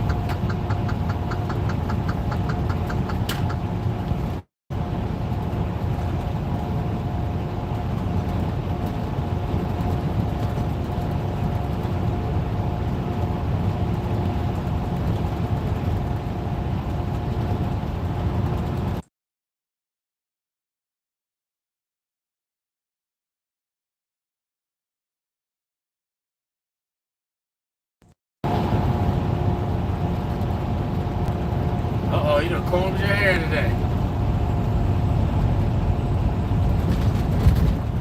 You did, I see it.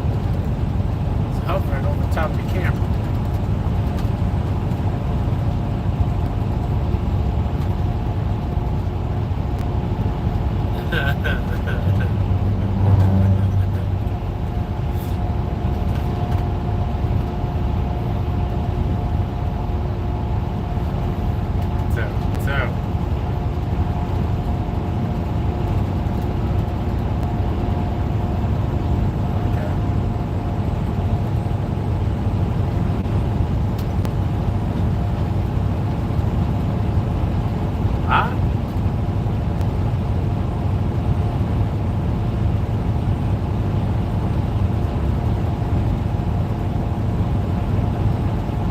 Pastrami.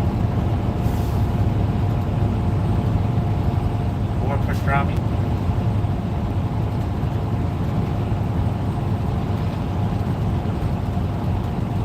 A shot. And a beer. It's a shot of beer. What are you getting at here? What are you getting at?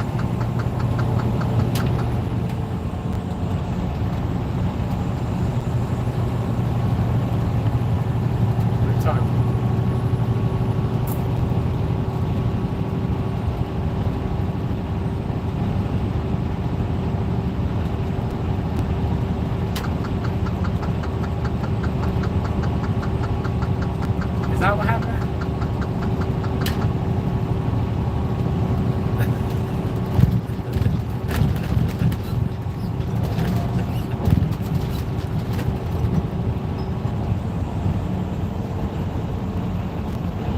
What's up?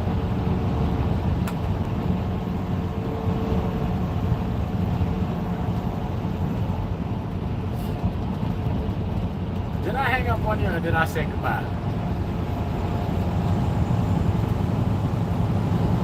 What'd you say?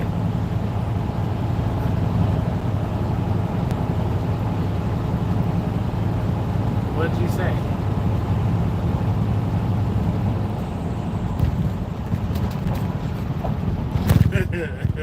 That might make me mad. Talking shit about pastrami. Pastrami ain't no damn bacon.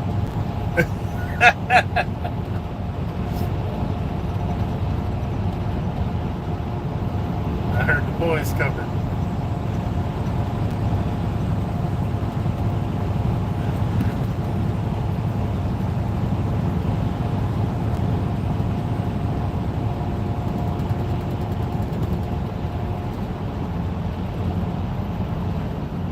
Huh?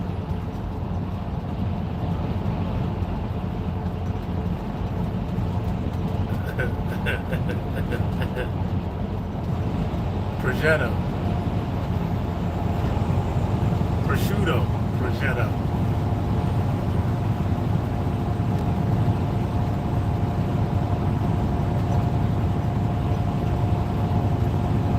That's it.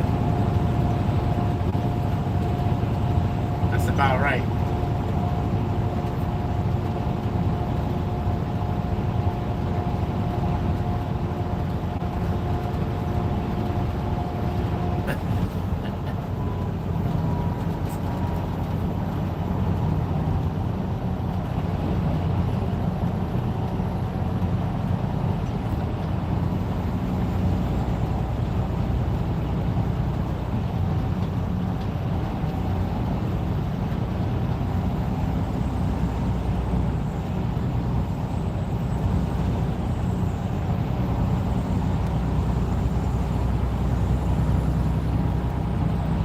Ow.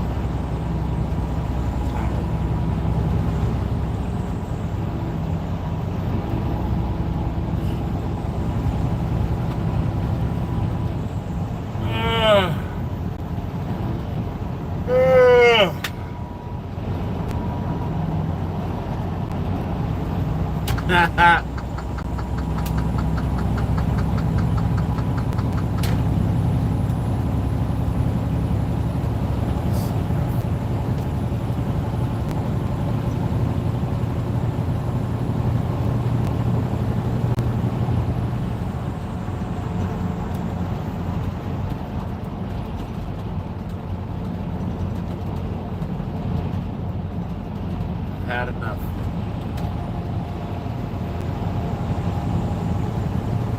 Oh my god.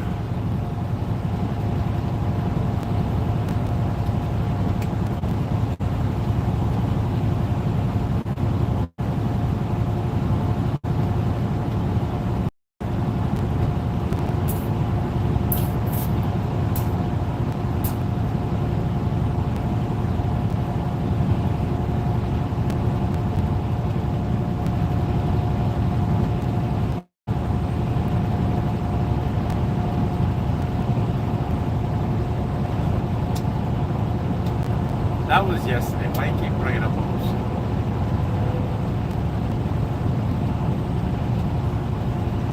I don't know what happened.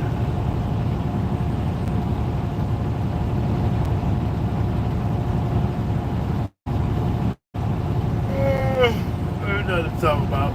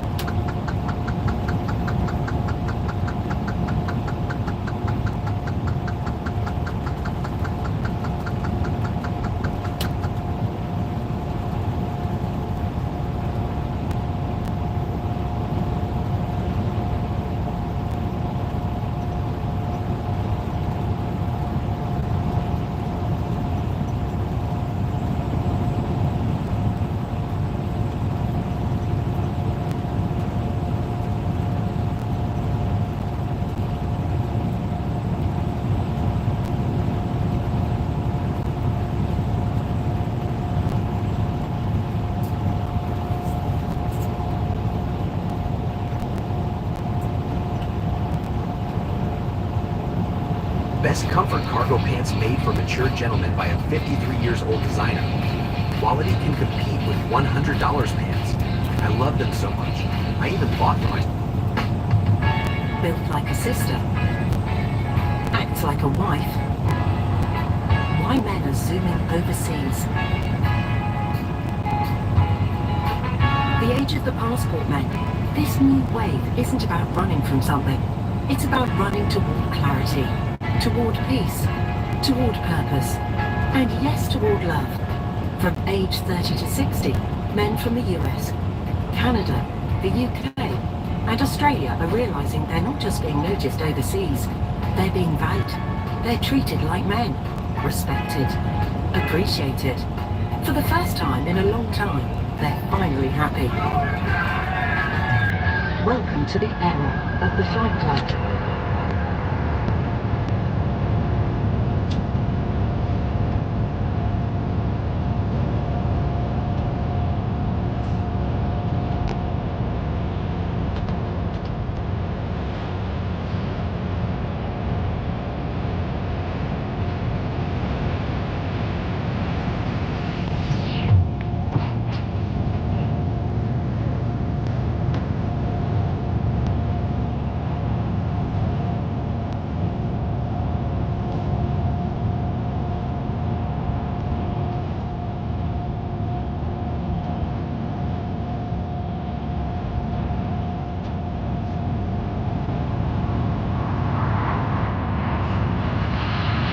Chapter 1. She's got the look. You've got the passport. To be clear, this isn't just about looks, but if we're being completely honest, looks is what draws a man to a woman. A woman takes care of herself, how she treats others. Could she be the mother of my children? Can we grow old together? For many men, going overseas isn't about chasing box, it's about finding values they feel have been lost in their homeland. They're seeking peace. Yes, but also partnership. A woman who embraces her femininity and takes pride in being supportive, nurturing and kind. Someone who sees raising children not as a burden, but as a blessing. Who values home, family and tradition. These men aren't looking for perfection, they're looking for someone to build with, grow old with, a teammate, a life partner, and yes, in some cases, a future mother to their children. Here's an example of a delusional woman in the matrix, and there's more and more like her sprouting up every day. You want a financially stable, and you're looking for certain numbers, like yes, okay. Looking between 600,000 and 800,000. Obviously, more is good, but that's what I want to start with. I'm here with Jenny? How old are you? I'm 26. Are you single? I am single. What would you look for in a guy to date? What's all they gotta be? 6 foot. Oh, how much money they gotta make? Of course, if you can make $1 billion. What's a race that you wouldn't date? Sorry, not my Filipino. Copy by high, copy by high. There's no Filipinos, I'm sorry! Chapter 2. Are American black women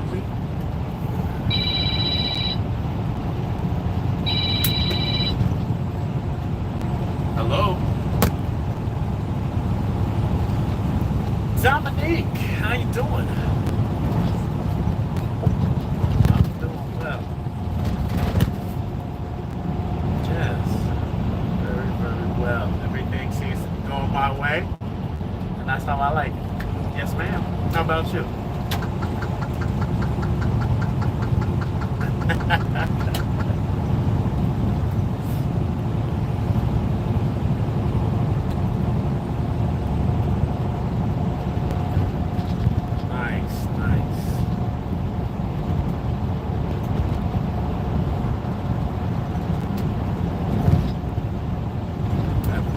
Yoga class? Yeah, send me a picture out there in that heat on somebody's rooftop. What type of yoga were you doing?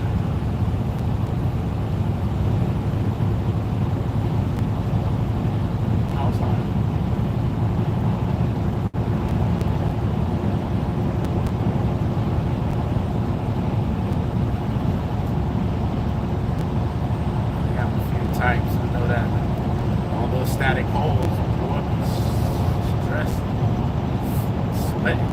Yeah, I'm driving. That's what I do all day, every day. Drive and drive some more.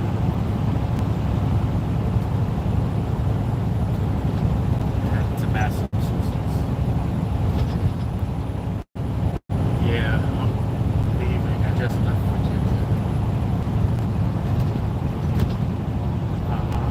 Back in Pennsylvania right now. I got to be in Massachusetts for 2 weeks. No, 4 tomorrow.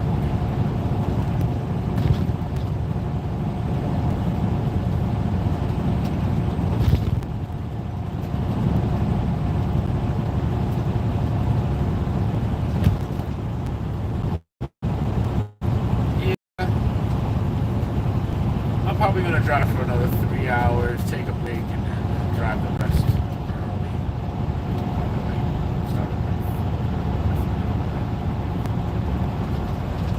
Start at like 4 or 3 in the morning, the rest of the drive.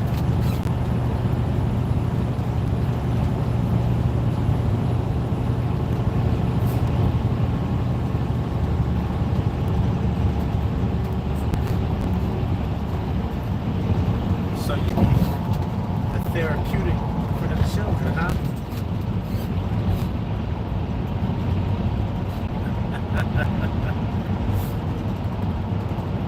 Is that what you went to school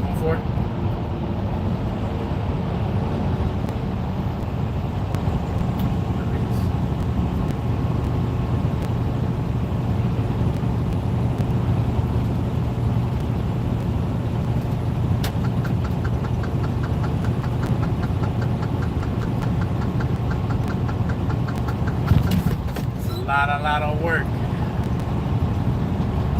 lot of schoolwork.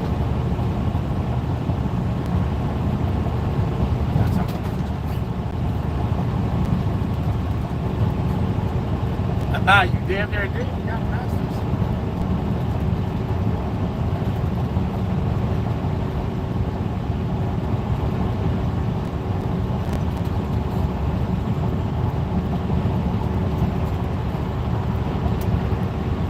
That'd be another 4 or 5 years of school.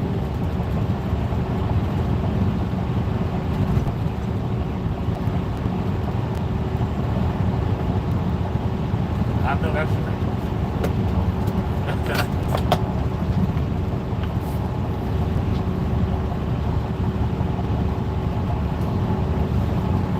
Yeah, I did what I came to do. I'm done. So, did what you came to do, now you're done. Time to go to work.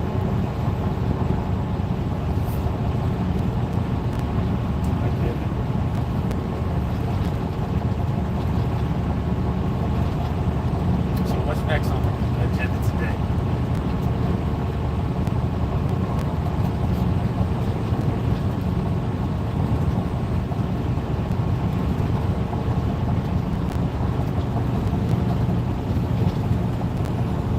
Wow.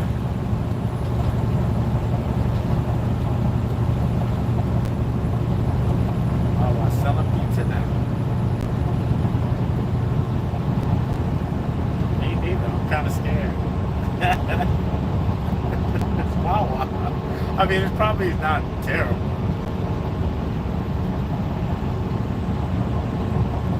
Let's go get it. Let's go get it.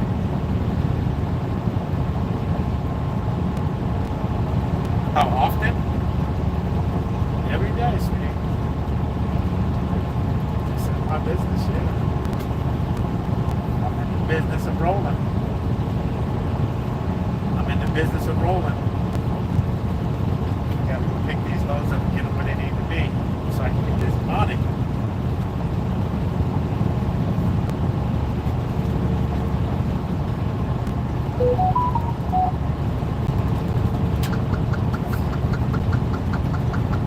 Yeah, and sometimes I go and I take some time off when I feel like I need it. Does get TVs. Okay. So catch myself starting to yell at people like that can't hear me. It's time to take a break. Frustrating.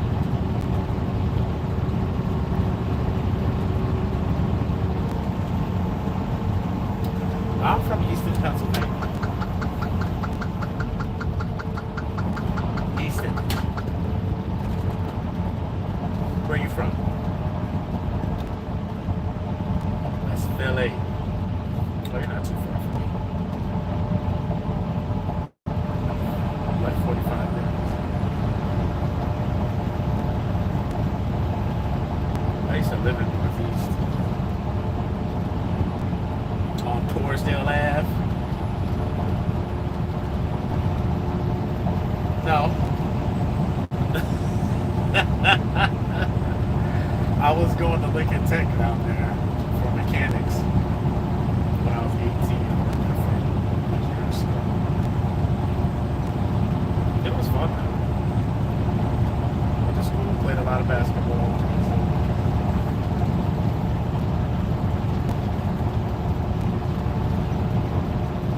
I came back up. How you like West Philly?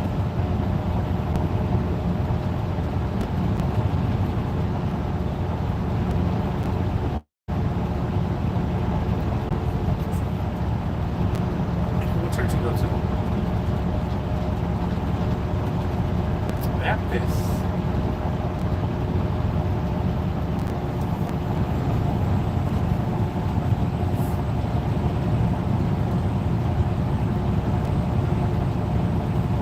I grew up in the Seventh-day Adventist church. Seventh-day Adventist.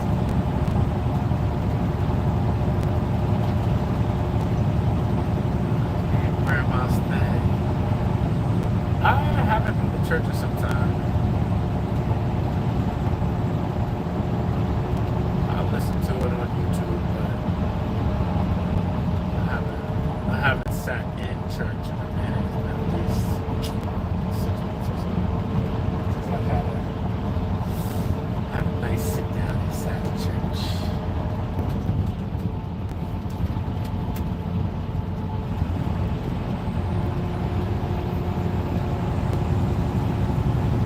Wow, wow. What's for dinner?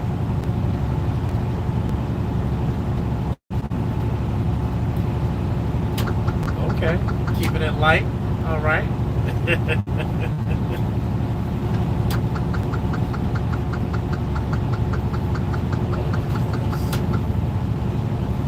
I like apples in the salad. Oh, yes. Apples and cranberries.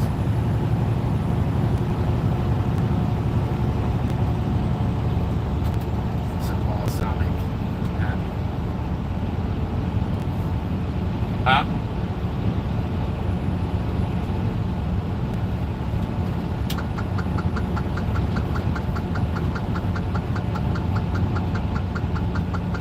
Nah, they're trying to get all in your plate. Yes.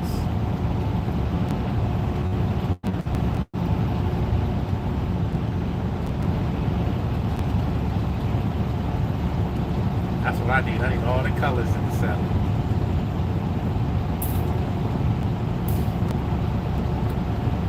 Can't eat heavy all the time. That's how you get heavy.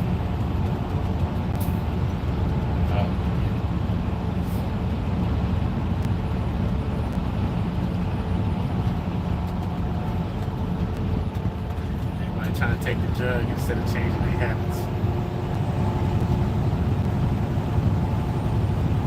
That's rough.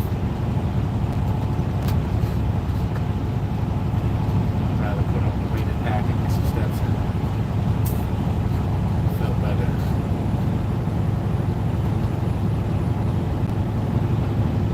That's right. Keep it moving. No one wants to take, no one wants to go for it. Sounds like work. So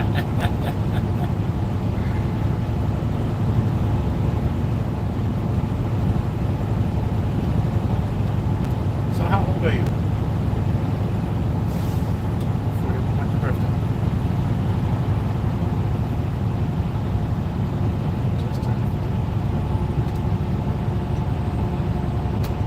Huh? Well, yeah, beginning of the year.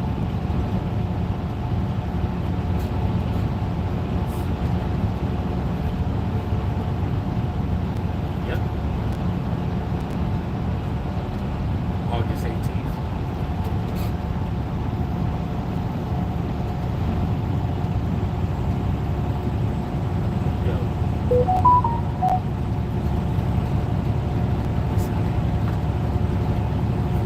What are you?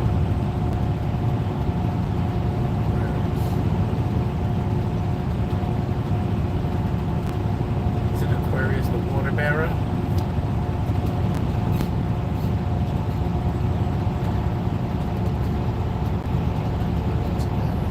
Life.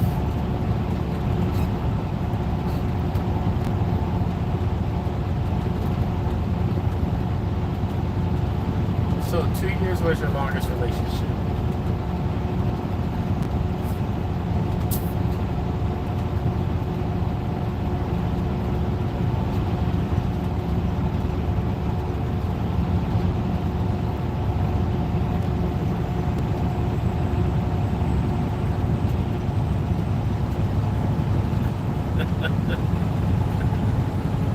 You be getting tired of man?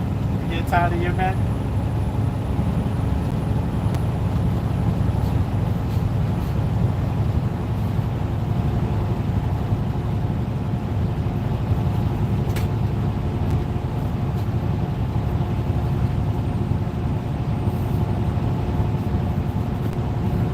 So how long you been single?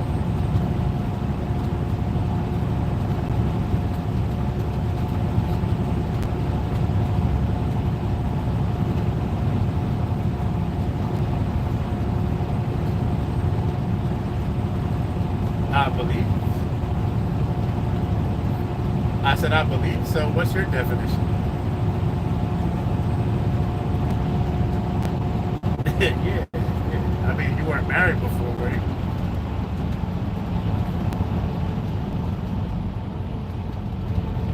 Oh, that's one way to look at it.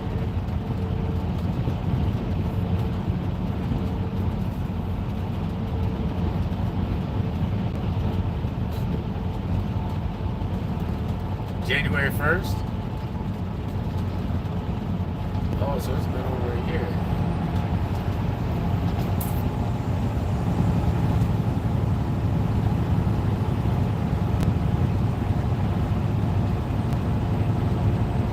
Any crazy love triangles I gotta worry about?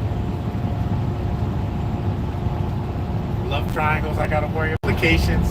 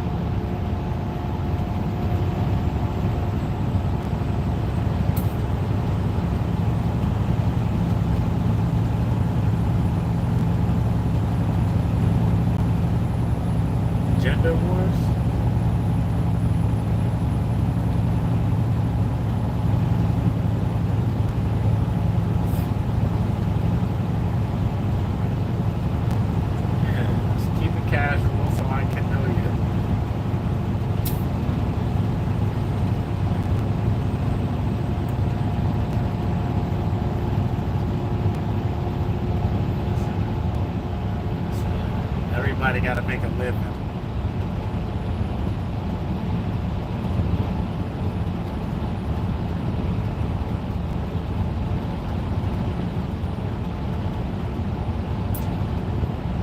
Are you a feminist?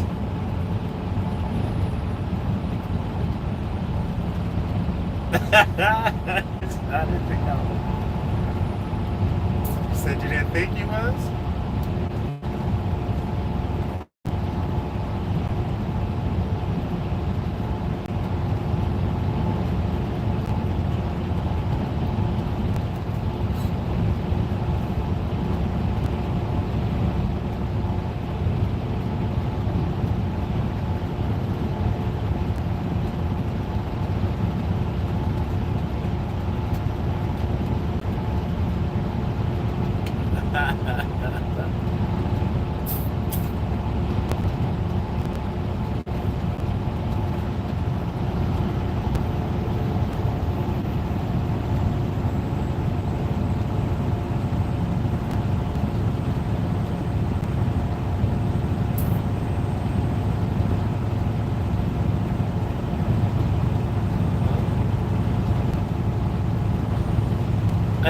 Yeah, he sounds like he just didn't know regular history.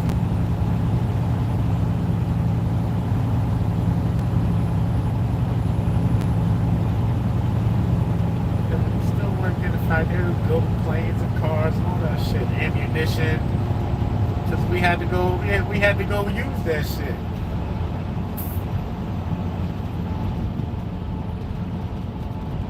Kept shit moving.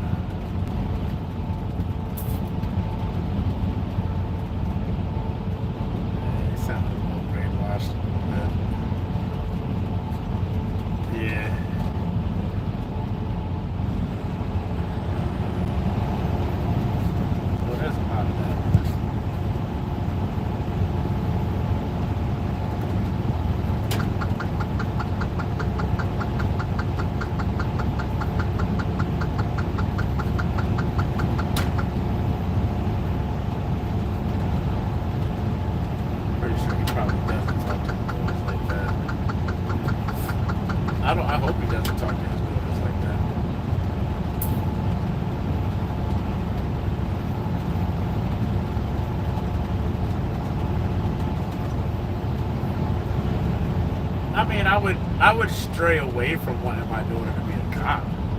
Not that that's a bad thing, but it's dangerous.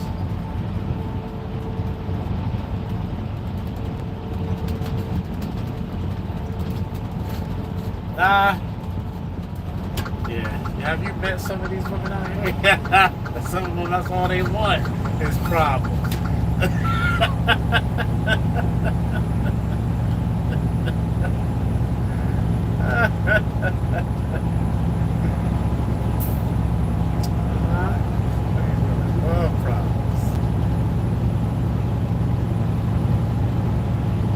No, you don't think so?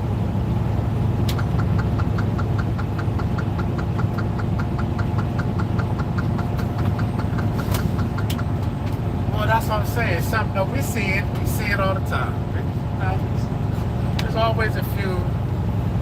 You see people acting up. Jail is filled with men and women. You know, there's a lot of them like problems. You know, it's just that type. Yeah, I know there's no gender war. Motherfuckers act up on both sides.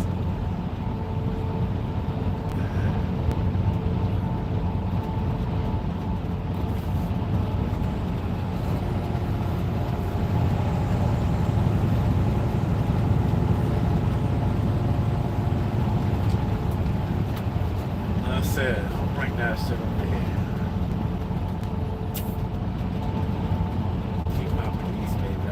I need to keep in my mind what I want to receive. If you think about bad shit, that's what you're going to get. You receive what you perceive. You don't necessarily manifest it, but you definitely attract it if that's all you're thinking about.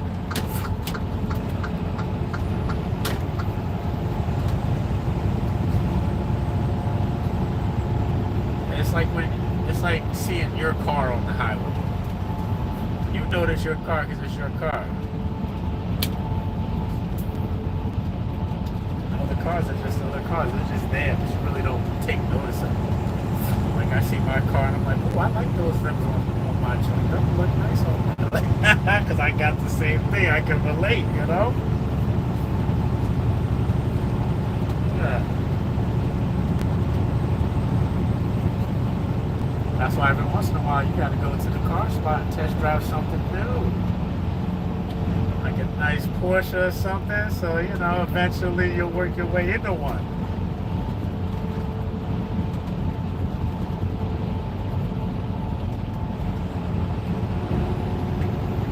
What you gonna get?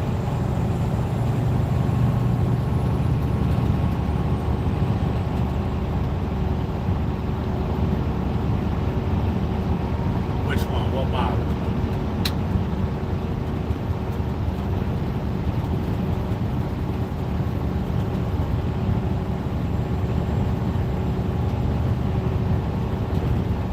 Oh, you want the SUV? Oh,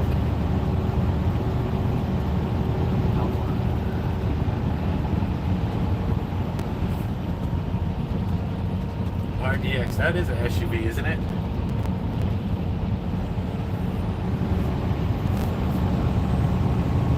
Hey, that's right. Do that shit. Ain't nothing wrong with that.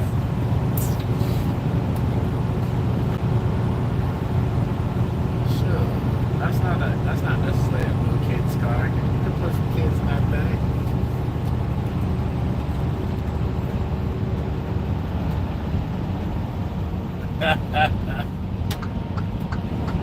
It'll serve the purpose.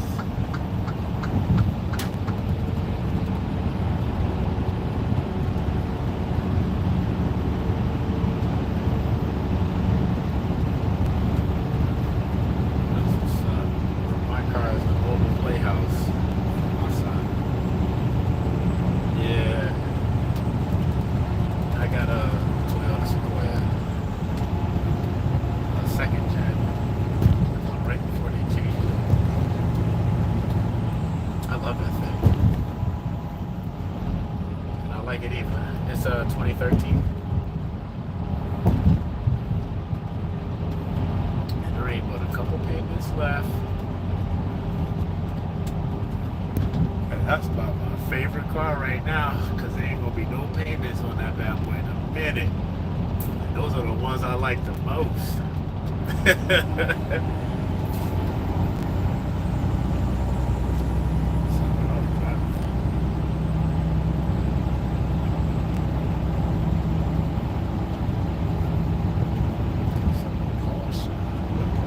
Can you drive stick?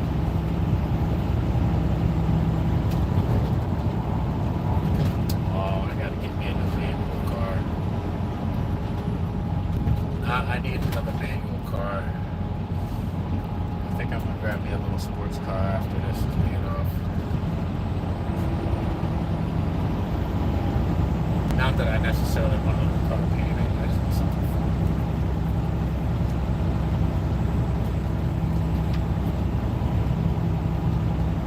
I don't know, so I've been just looking for something that's under 10 grand for this stick shift rear wheel drive. I don't really want to spend any money because I'm gonna beat on it. I just want something I can go to, just spin some tires and have some fun. But then I keep seeing this S-Class two-door Mercedes convertible. That shit is fine. And I'm like, do I want to spend the money again? Or do I want to go play in the dirt?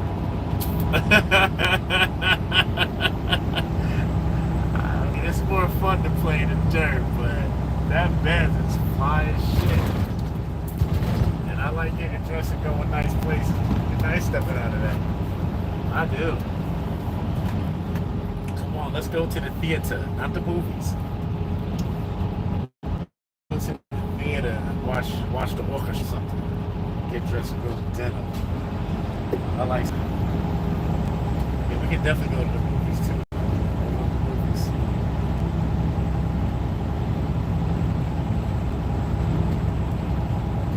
Yep. We can do that, hit the city. Take a trip, go listen to somebody's jazz band play. I like that shit. I like live music. I don't like big concert stuff. I do not like. Yeah, I don't. The Roots Picnic. What is that? Like an outside venue?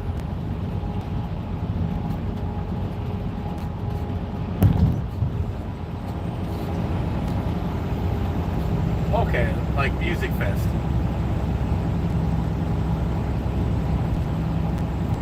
Yeah, I could go walk around like a music fest or something, but I can't do like indoor giant speakers in my ear. Too many people stand on top of each other. I don't like that.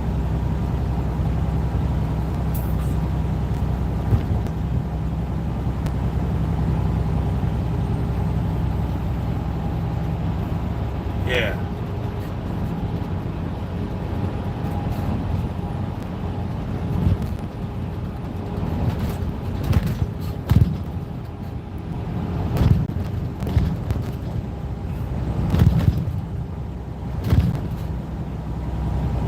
Yeah, that sounds dope. What's today? Monday? My days is running together. I be moving so much, I be having trouble.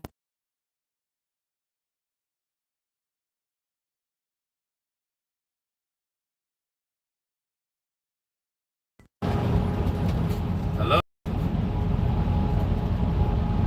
Hey, what's up, bud? How you doing?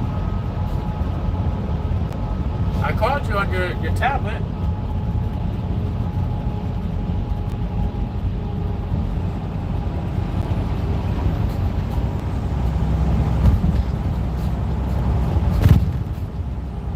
I can never hear you on your mom's phone.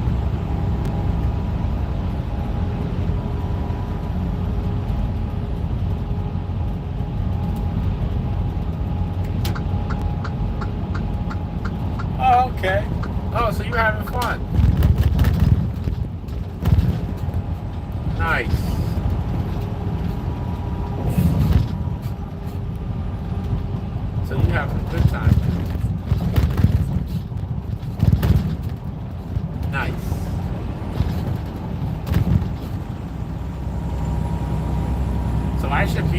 like 2 days to come get you.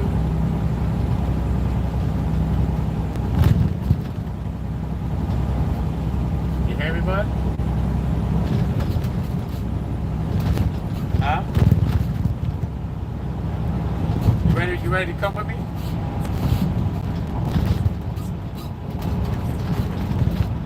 Do I know Joey?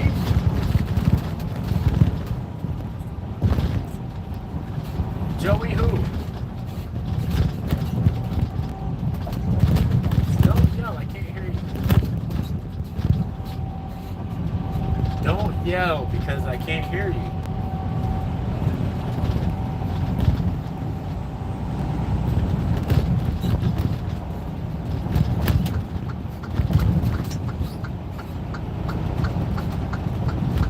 What's wrong with the phone?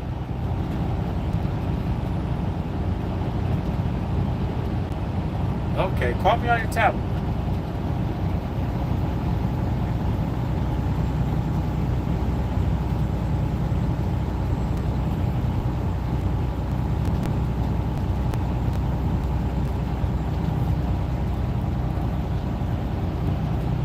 Ah, there she is. Yes. Yeah.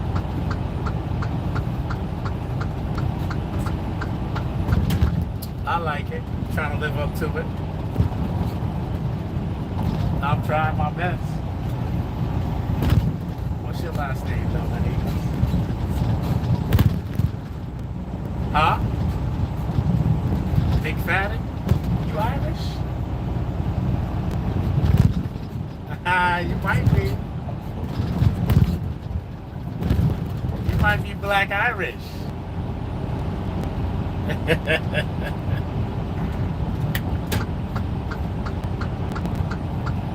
Do you like pale ales and whiskey?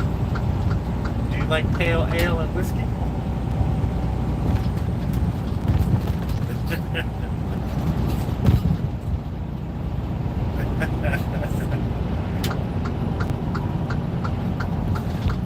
Do you like Guinness?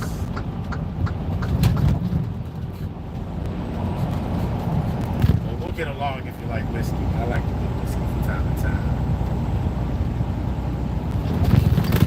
I've been hooked on this Glenlivet. I really like that. It's smooth. It's my go-to when I can find it. Glenlivet. Glenlivet. McAllister's pretty good too. I like a Jameson. That's a Scotch and whiskey. Glenlivet's really smooth.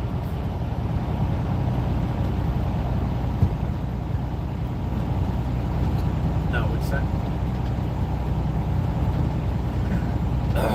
No, I'm not a fan of Jack. It's something. I don't even know what that is. Uncle Nearest? Nope, never heard of it. No, I don't even know it. You gotta put me on to that one. Uncle Nearest. Dear Nearest, something new.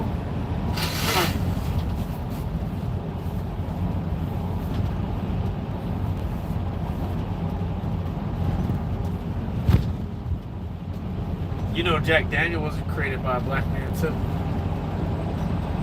I'm just not a fan of the flavor. I'm not a fan of the flavor.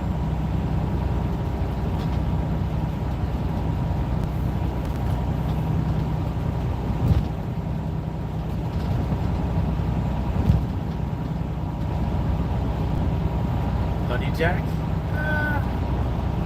It's okay, but I'm not a sweet liquor type guy.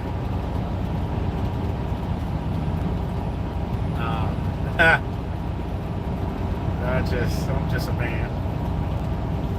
I'm just a man. With particular tastes.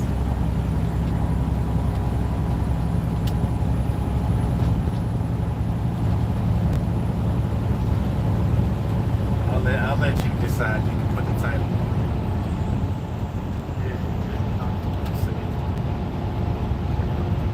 I'm pretty sure you'll listen and you'll judge.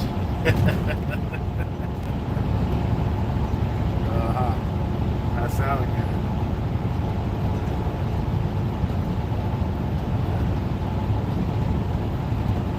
Listen, I judge. I'm not gonna lie to you. I will judge you.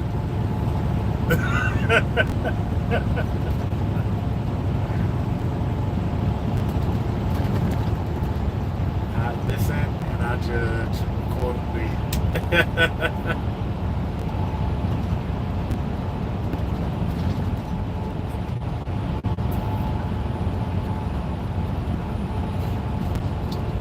So you got any favorite shows you like?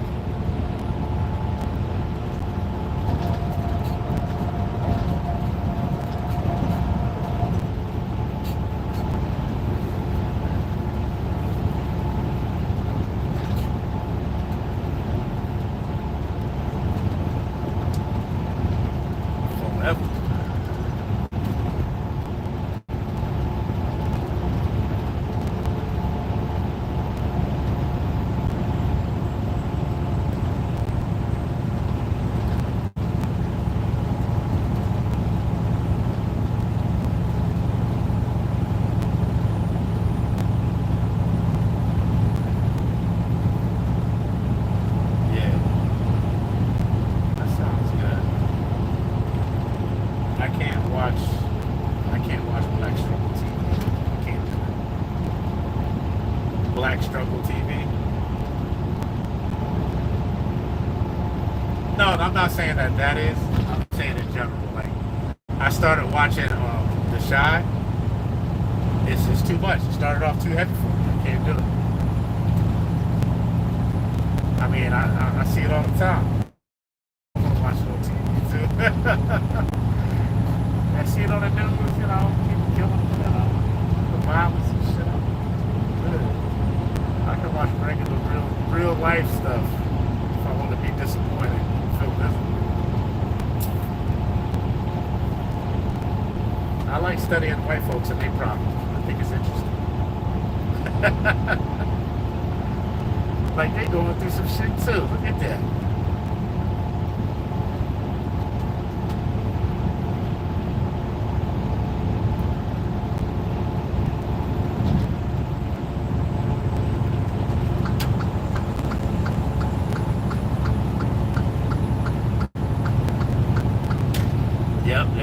There's that.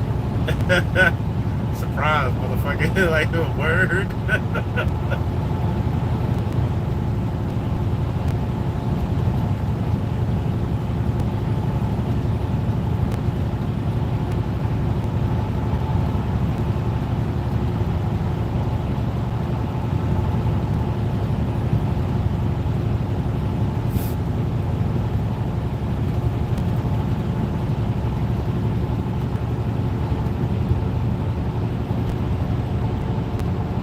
Oh, wow.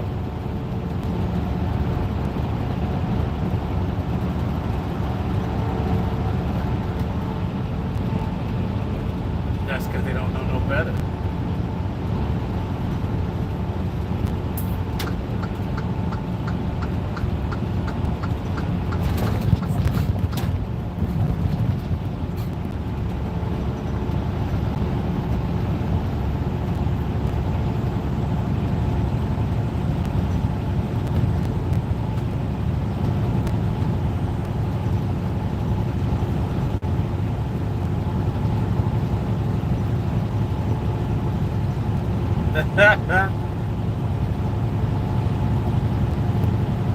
Yeah, you just didn't live that life, that's all.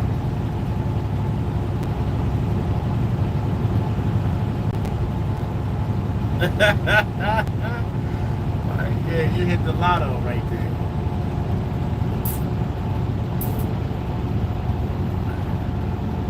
No, that's just my reality, that's all that is.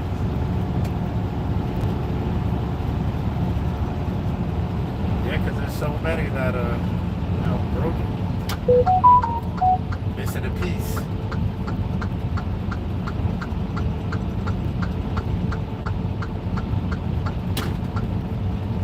Like me, like, it was funny because somebody was like, you know, it's like, how, somebody asked me if my son was gonna start driving too. I was like, what she mean? He's 8 years old. She's like, oh, you didn't have your son till you was 30 something? I was like, yeah.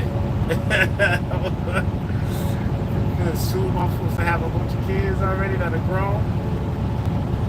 A bunch of baby mamas? Nah, I was married, had my son. That was it. Dad, I'm still there.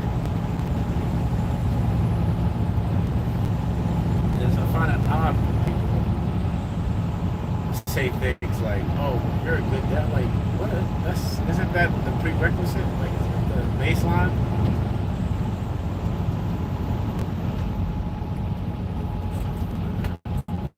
When people say something underhanded, like, oh, you're not like the rest of them. Like, what? What does that? Let's say the Whitney. What's that? The Whitney Houston. Oh, that's why I jumping like that.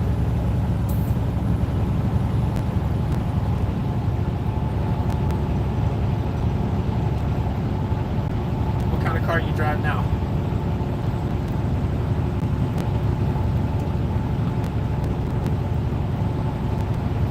What kind of car do you drive now? What was it again? I forgot. Oh, that's like the RDX. Is it burgundy? All black? Black interior? Nice.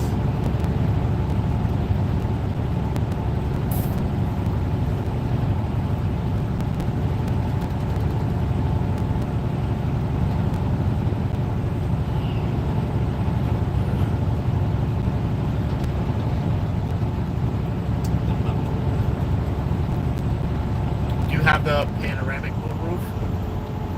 Nice. Those are nice.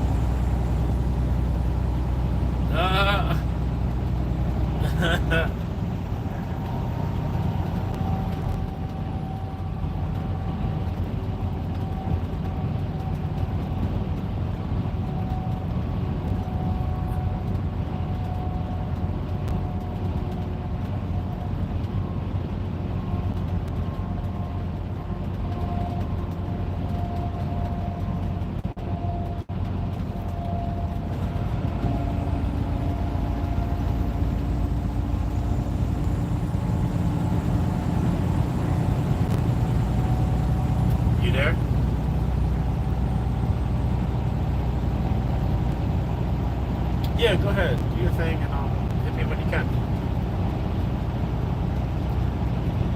Yeah, I'll be up.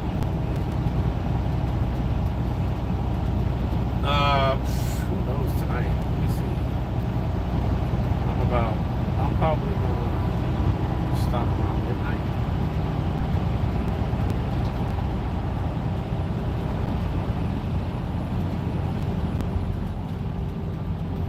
So you be hustling, you be doing Lyft too? Nice.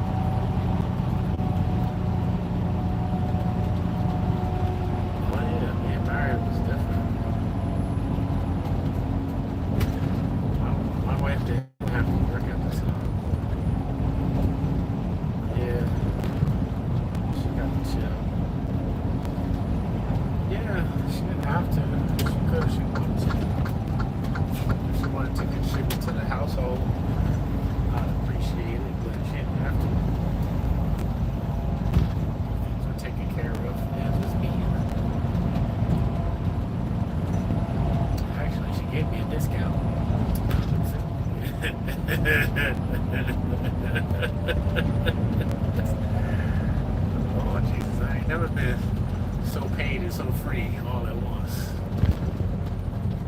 can't complain. Yeah, that's good. Okay. Well, yeah, if you want to hit me back, you got to get your work going. Go ahead and hit me back when you can.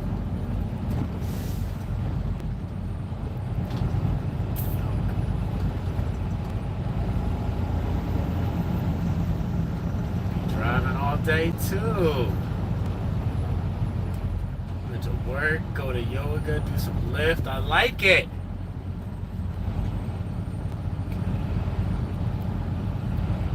I got a question for you. Is your car clean? Be honest.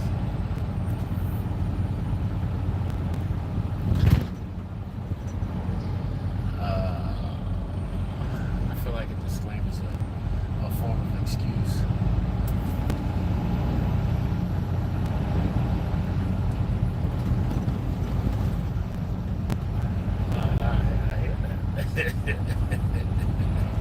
I hit that.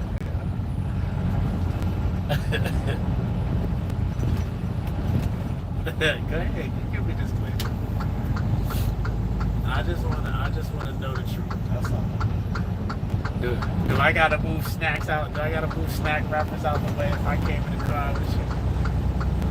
Am I gonna be stepping on water bottles and unwashed panties and stuff?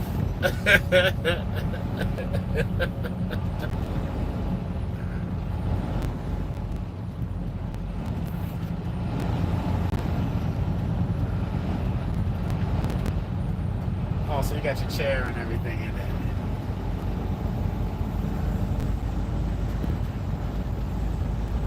Okay. But generally your car is cool. That's what you said.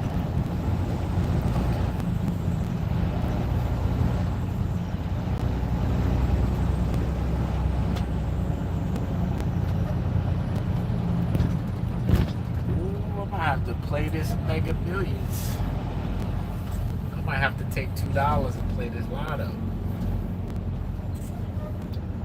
No. Nope. Sometimes when I feel lucky around my birthday, I might drop $2.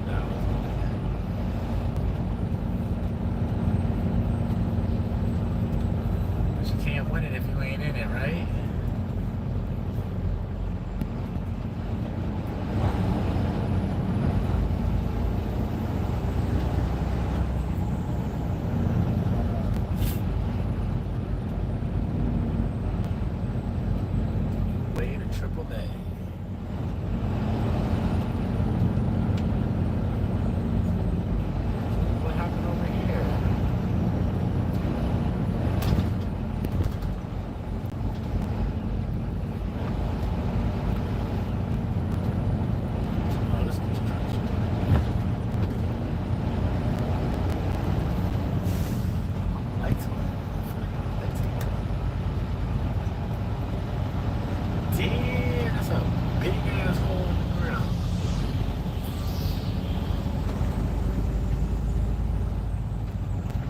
Chopping up the highway.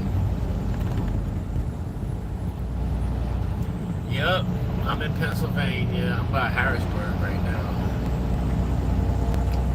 I'm gonna stop it. Yep. Cause I came from Virginia, I had to come up.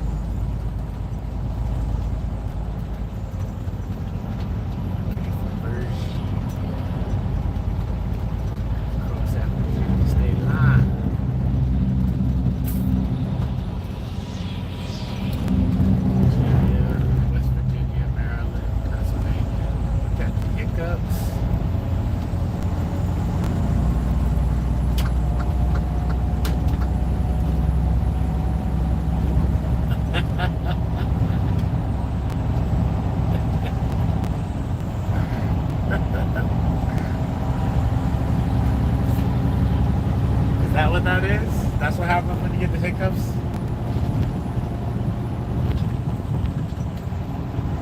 Oh yeah? How tall are you? You're 5'4"? Damn, you're a foot taller than 6'2".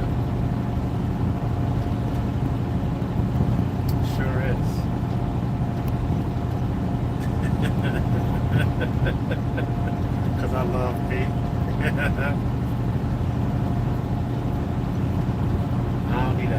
everybody for help reaching things. I'm handy to have around.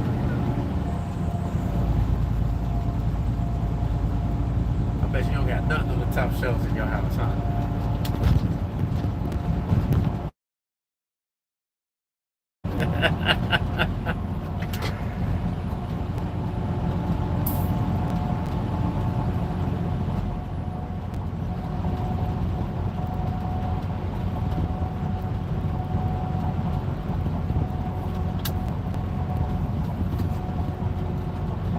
I thought you were taller in your pictures.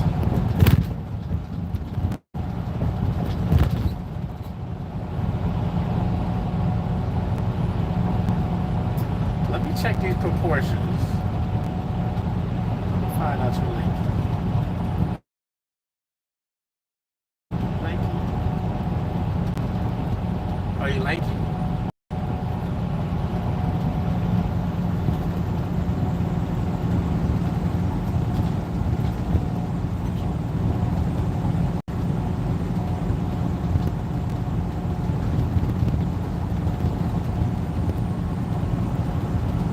You filling out? Were you very thin when you were younger?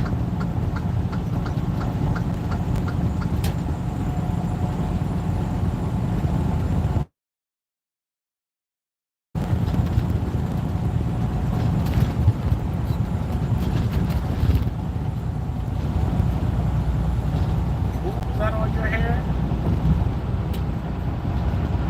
Go ahead. I don't know. It looks like your hair is long.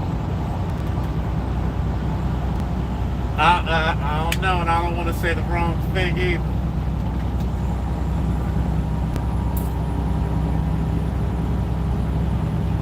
Do you wear wigs and weave? So that's your hair.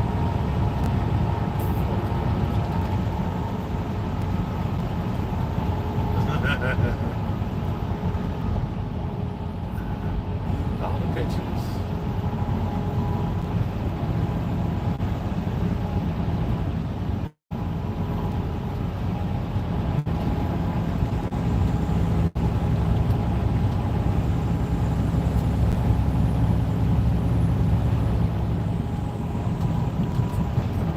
Ooh, boy, eat good.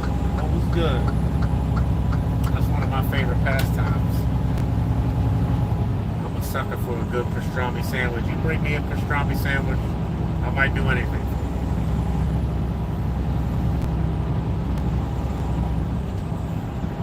Pastrami on rye with some grape upon, some fresh cut onion. I like that.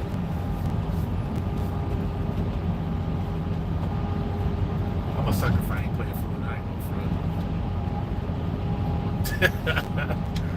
As long as there's no pork or seafood on it. I don't eat shellfish. I think so. I had a reaction twice. So I just stay away from it. Because I really like scallops. I really like scallops.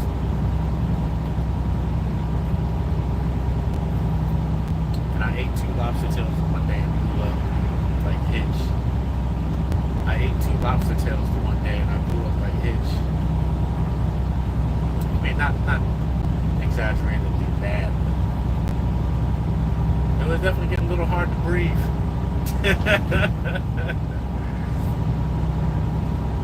Whole bunch of Benadryl and a nap later. I was good though.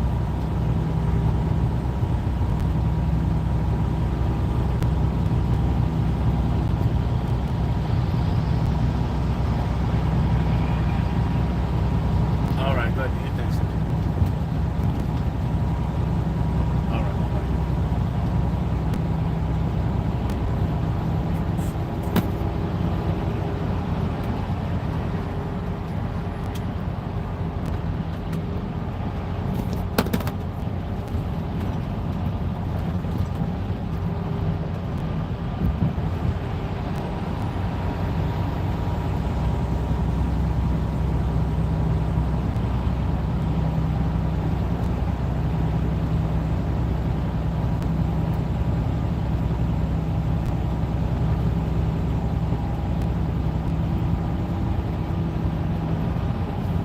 Hey there! Welcome to Train Station 2. This is the perfect game for anyone looking to He caught me cheating, and he was like, let's talk. And I looked him dead in his eyes, and I'm like, damn, you really are from weak, aren't you? Damn. Do y'all think healthy relationships get boring? Like, he caught me cheating, and he was like, let's talk. And I looked him dead in his eyes, and I'm like, damn, you really are from weak, aren't you? damn. Do y'all think healthy relationships get boring? Like, you're in a good relationship with a guy and you're enjoying your time, or a girl, it doesn't matter. Like, you enjoy who you're with, you're enjoying your time, and then all of a sudden, not all of a sudden, but the fact that the routine is so good, does it get like boring? Like, damn, we need some type of discourse. Like, oh, I need to get like your relationship is healthy. Okay. So please, there. Okay, so yeah, I think this really is the question for me. So yes, I do have a healthy relationship, but me personally as a person, I don't know if it's a Gemini thing, I don't know if it's me, but like consistency does not work for me. Like, I'm very sporadic. Like, 1 minute I can do this, and next minute I need to do that. Like, a schedule does not work for me, so I can't get bored. If you cannot fulfill like that excitement in my life, I will get bored. I love my healthy relationship, but it's like, if we do the same schedule, I will get bored. Like, that's how I be. Y'all see it when I do it with hair. I be like, one minute I'm like, I don't want to do no hair no more. Yeah. I want to do this. I want to do that. I'm going to go into my other hobby. But it's like, or she might do too much of one style. And be like, I'm sick of this. Literally, like, I I cannot do the same thing. That's literally why everybody was like, how did you do college and cosmetology school at the same time? Because I got bored. I kept going to work and doing school at the same time. So I was like, let's add something else to the thing. And that's how it was with the relationship. You have to keep it up. We got to go out of town. Yeah. We got to be a little free. We got to do something new in the bed. Something got to be different. I want so badly to be attracted to like Prius driving mother. I would also love it if you were attracted to Prius driving mother. It's overall better for society in the long run. Tell me more about why. Like someone who makes good financial decisions, cares about the environment. Like, that's what I want to be attracted to. Those are good guy traits, of course, and attraction is caused by the other stuff. The joke is on me. The joke is on everyone. Because I see a lifted pickup truck and I'm like, that probably cost this whole paycheck. Do you want to make bad decisions together? Yeah, that's normal. All women are attracted to fun, dangerous things like lifted pickup trucks. Yeah, it's crazy, and you see this a lot. Like, there are a lot of women, especially in their early, mid, and late 20s, that will make bad decisions. And they do it because they expect that there's always going to be some guy. They just think that there's going to be some guy that's going to come and protect them from all of the consequences of their own bad decisions. There are women who literally don't think that they are broke. They just think that men are broke, and they think that they're dating the wrong men. Let that sink in. Like, I'll see women prioritize their careers from like 23 after they graduate college to about 28. Oftentimes, all they're showing on their Instagram is going to different hookah lounges, going out, drinking alcohol, showing all the luxury restaurants they're going to, going on vacations. And when you see them at 28, 29, they don't have any money. Oftentimes they have debt and they don't have anything to show for it, quote unquote, prioritizing their careers. And I had a buddy that was dating a woman one time. She was $40,000 in the debt. And because I met my wife early, I never even thought about that being an issue. But yeah, that could be a big issue because I like you a lot, but I don't like you $40,000 a lot. That's a lot of liking. You just can't go by attraction because then you only get the good stuff now and the bad stuff later as opposed to the other way around. So if you choose this, then your life gets bad. And if everyone chooses this, then the world gets bad. And we used to have things that would make the choices for you, but now you have to do it yourself, which means a struggle between what you want and what's smart. I hate it here. I hate it. I hate it here too. This should not be incentivized, but that's okay, because you're at least asking the right questions. This is a visualization of my consciousness system, and this girl's video is actually coming from probably one of these levels, which is admirable because a lot of people don't get there on a day-to-day basis. In my opinion, humanity is spending more and more time at these lower levels. They're looking at the phone and going, do I want this? No. Do I want this? No. No, no, no. Yes, okay, I want that. Well, where do I get it? I guess I could send a message to this person. In my life coaching practice, a lot lot of people come to me with questions like this. How do I get what I want more effectively? And sometimes I just answer it, and sometimes I have to push them a level higher to, is this something you should want? Exactly. And that's what she's asking herself. Yeah. She knows that this is fun, but she knows that the fun will end. She's thinking about her choices over time, and that's what we should all do. We're all going to have thoughts at this level all day long, and the more that you slow down and spend time on it, the higher level your thoughts will go, and the more control you will get over how your life is later. And if you get up to this level enough, you can actually recondition your impulses so that this no longer looks so good. And then if you stay at the highest level enough where you're really asking, should I do this? You curate a better life for yourself. That's why I say, like, the worst thing that society tells people is that you should just be able to do whatever when you're in your 20s and boobity-boo, have fun when you're young. I think your 20s are your separation age. I think if you start and you hit the ground running in your early 20s and society starts to teach people that your 20s are important because they separate, you'll see more well-adapted older people. But because people just tell kids or younger people to just go have fun and just to act on their impulses, like he's saying here, a lot of times people end up in a bad position because they're chasing fun, or they're chasing dopamine, or they're chasing excitement. But oftentimes, if you forego that to make the right decisions for you in the now, your future self is going to thank your current self for making those sacrifices and decisions. There's plenty of fun to be had when you hit your 30s. There's plenty of fun to be had when you hit your 40s. But if you don't do the things necessary in your early 20s, mid 20s, and late 20s to put yourself into the position, you're going to spend the rest of your life trying to fight back the fact that you didn't take advantage of that youth and energy that you had in that age. So I think when you're in your early 20s, it might be hard to see the separation earlier on from making good decisions. Everybody's going out partying, you seeing them having fun. But once you crack down and make the good decisions, by your 30s, you will see the separation. So I 100% agree with what he's saying here. You got to make those good decisions. Ask yourself, should I be doing this? That's a good question. The same principle behind AA. Admit you have a problem, and then you can recover. This guy showed up in a bathrobe. He's not going to make it. Here's how it goes. You feel an impulse that isn't good for you if you act on it. You notice the impulse. You evaluate if you should do it or not, and then you imagine the feelings of living out that choice. Yeah. Last year, I was dating someone who was very good at this. She wanted me to wear this ring. She was cute. While we were dating, I had a life coaching client who really had his life together. The conversation went like this. He said, I'm tall, I'm fit, I'm attractive, I make a ton of money. How can you help me? And I was like, can you help me? I told her about him, and she recognized that it set off her hypergamy. She was like, what if I could get a guy like that? I'm not perfect, and neither is anyone. No matter how much you look like this at the start, you will look like this eventually. Remember, no amount of value can protect you from hypergamy. So my girlfriend had a feeling that she wanted something, but then she got up to, should I want this? And then she told me right away. She knew that hypergamy makes you always want more, until you get to the guy who doesn't want you back, and then you have nothing. She remembered, just because I want it doesn't mean it's a good idea. Yeah. In other words, if you keep replacing guys who put you here, eventually you get to someone who puts you here. Yep. And of course, this was not a fun conversation for me. No one wants to feel like I'm not number one. Oh, yeah. Lie to me.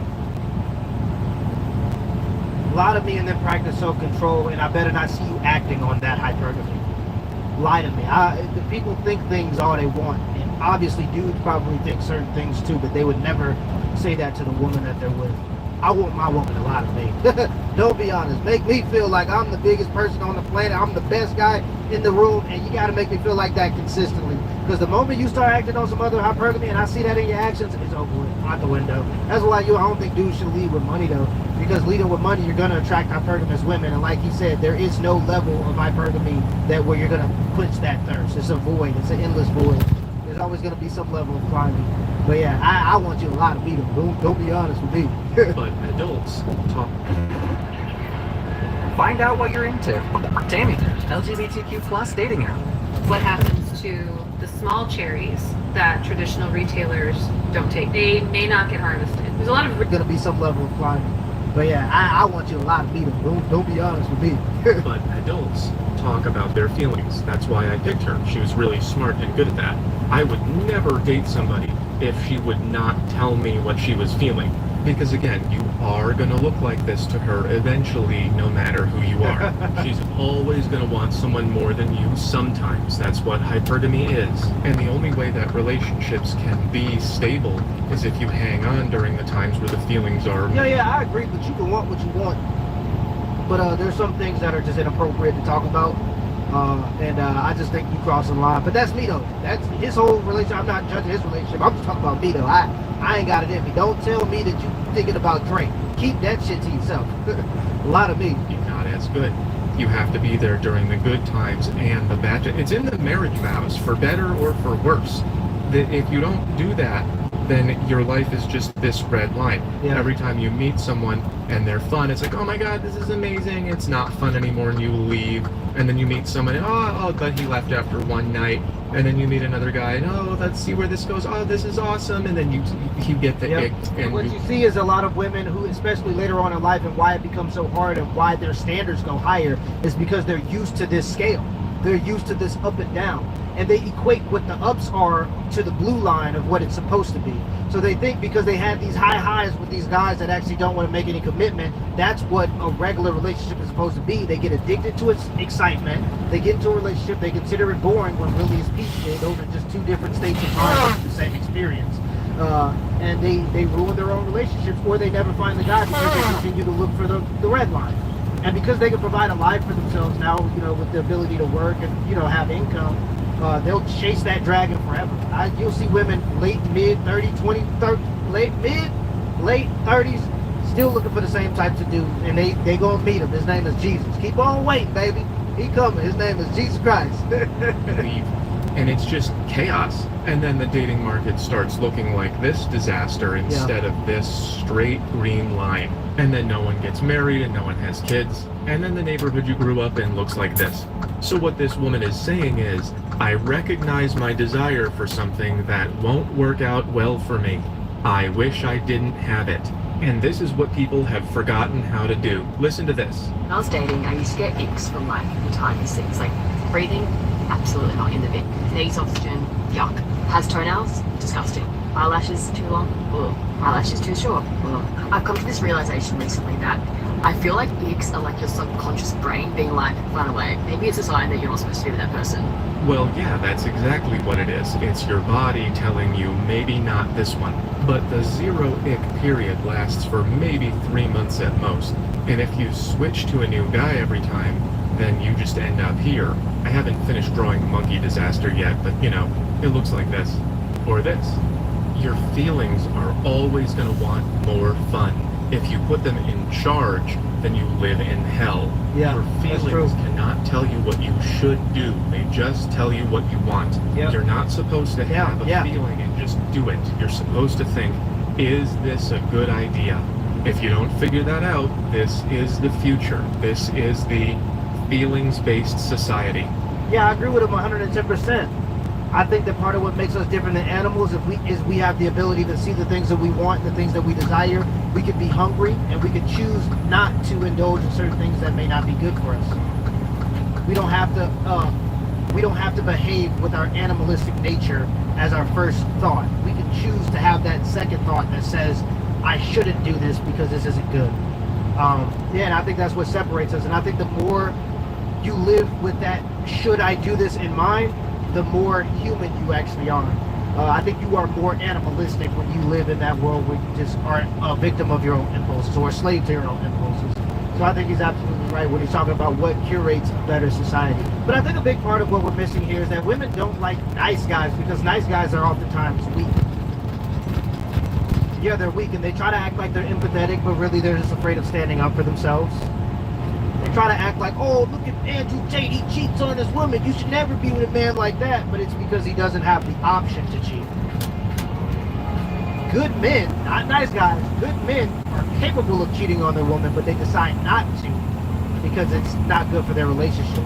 Good men are capable of protecting and providing and being violent if necessary, but they choose not to. They choose to uplift those who are less capable of violence instead of just trampling over the weak. That's what they do. So those are good men versus nice guys. And women like good men. They don't like nice guys. So if you're a nice guy, stop being weak, grow some balls. Stop letting people take advantage of you and walk all over you, especially the woman that you're with. She's never going to respect you that way. And be a good man. Be capable of violence. Go take some martial arts classes and choose not to be violent. Be capable of cheating on your woman by being a man that other women desire. And then choose not to cheat on your woman because it's not the right thing to do. So oftentimes guys get nice guys and good men conflated, and they choose to be nice guys instead of being capable of all the things they should be capable of, and then choosing to be a good man. Those are two totally different things. I think it was Jordan Peterson that said it. A rabbit isn't virtuous for not being violent because it's incapable of violence. There's no virtue in it because it's incapable of it. It is, by definition, weak. A wolf is virtuous if he chooses not to be violent because he has the capacity to, but decides not to be violent. So, but either way, let me know in the comments below if this video was a WRL. Give me the HBO special as I hope that out, especially hit the like and the subscribe button for more content. Till next time.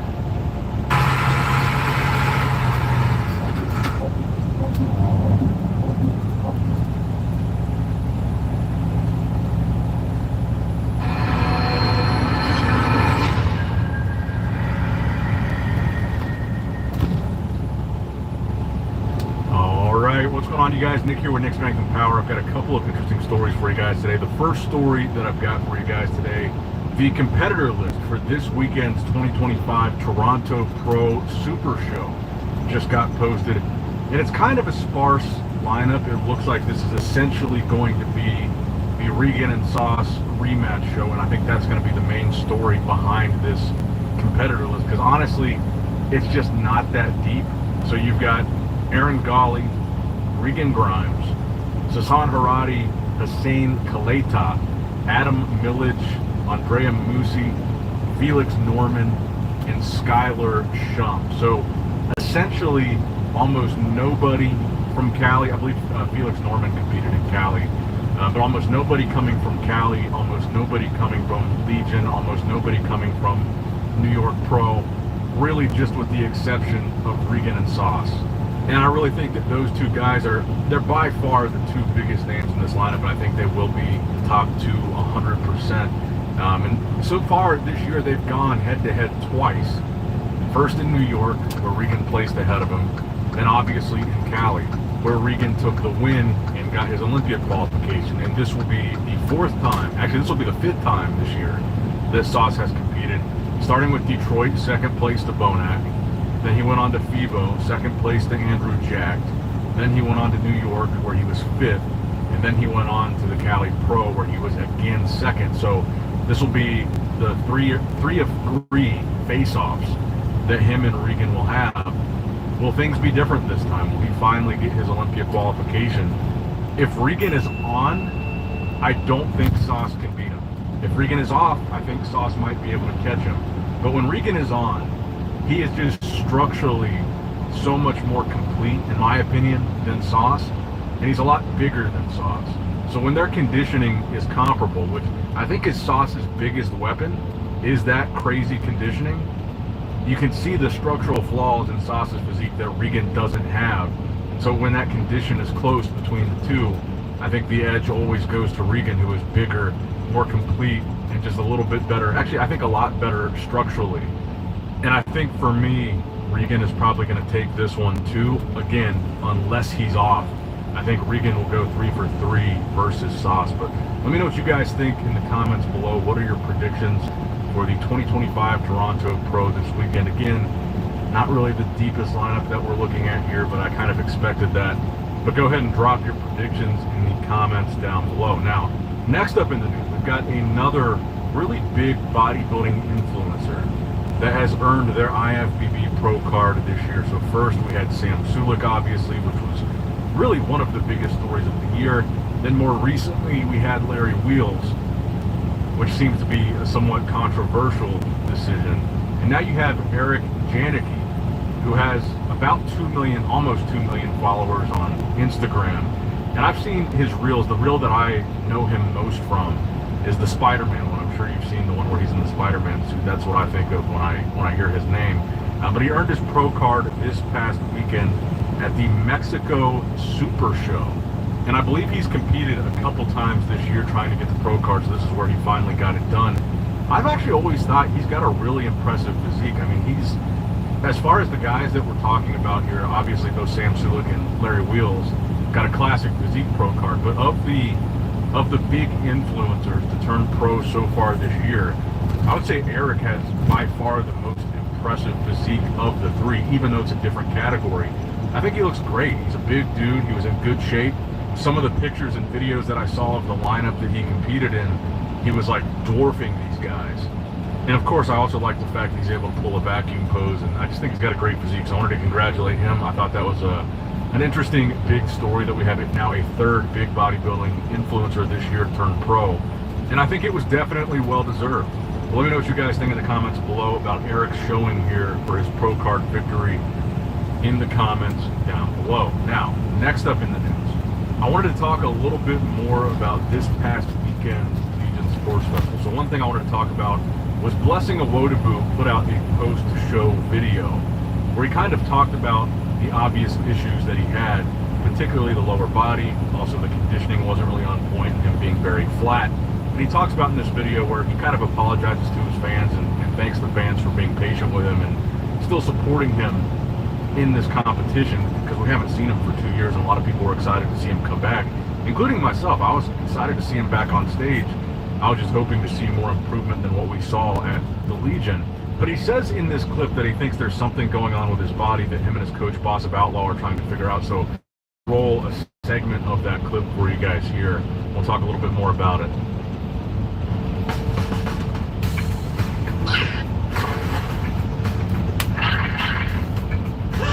For you guys here. We'll talk a little bit more about it.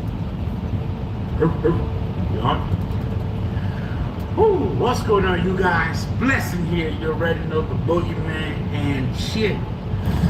It's the day after the Legion Sports Festival, and of course, you guys already seen the result. That was not what we worked so hard for. And first of all, man, I just want to say thank you to you guys, all you guys out there who supported me and rooting for me. I got a lot of messages.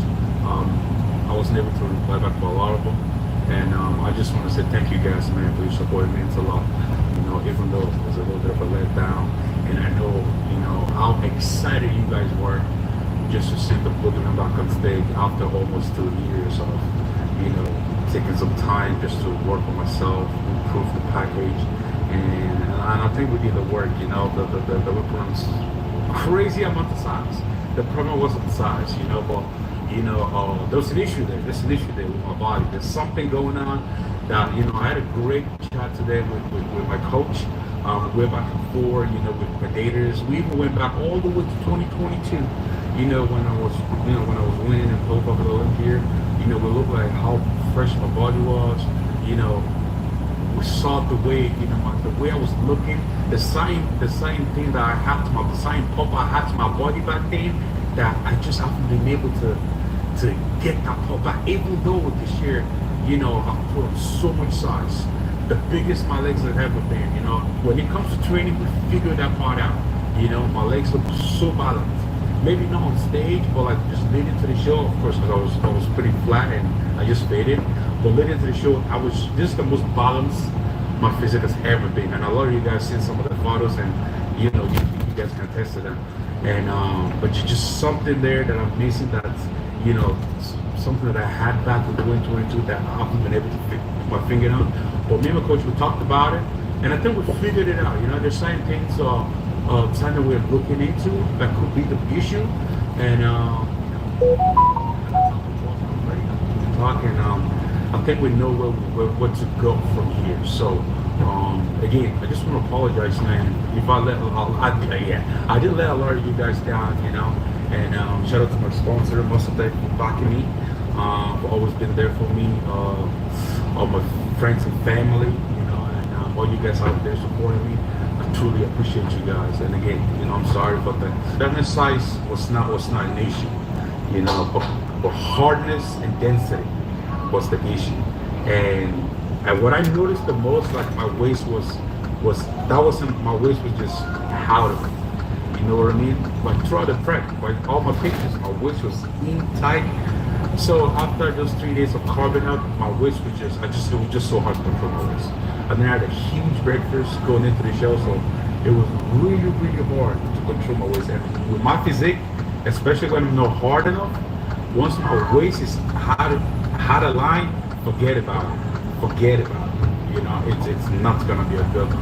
And yesterday was not a good look for me. So I'm not sure, based on this clip, if Blessing is saying he thinks he might have some kind of health issue going on. And I'm not sure what his next move is going to be. I've seen a lot of people say, like, he just looks like he's 3 weeks out, or looked like he was 3 weeks out of the Legion show and maybe just needs to do a show like Dubai, where he has that extra 3 weeks of prep time, and maybe he will. I'm just not super convinced that we're going to see a drastically different version of Blessing if he competes again in 3 weeks, because, you know, some of the things, aside from just being flat and aside from the conditioning being off, some of the things like his midsection, particularly like his obliques, looked like they were protruding more, a little bit more distended. Some of that aesthetic quality that he had in the midsection seems to have slipped away. And to me, even though he said in this video that this was the biggest his legs have ever been, and he added a lot of size to his legs, I feel like that didn't really come across on stage at all. And if that is an improvement that he thinks he made, it wasn't an improvement that I noticed. And I don't know if that's something that can really be changed in 3 weeks, even if he comes in, you know, a lot fuller and a lot sharper for a show in 3 weeks like Dubai.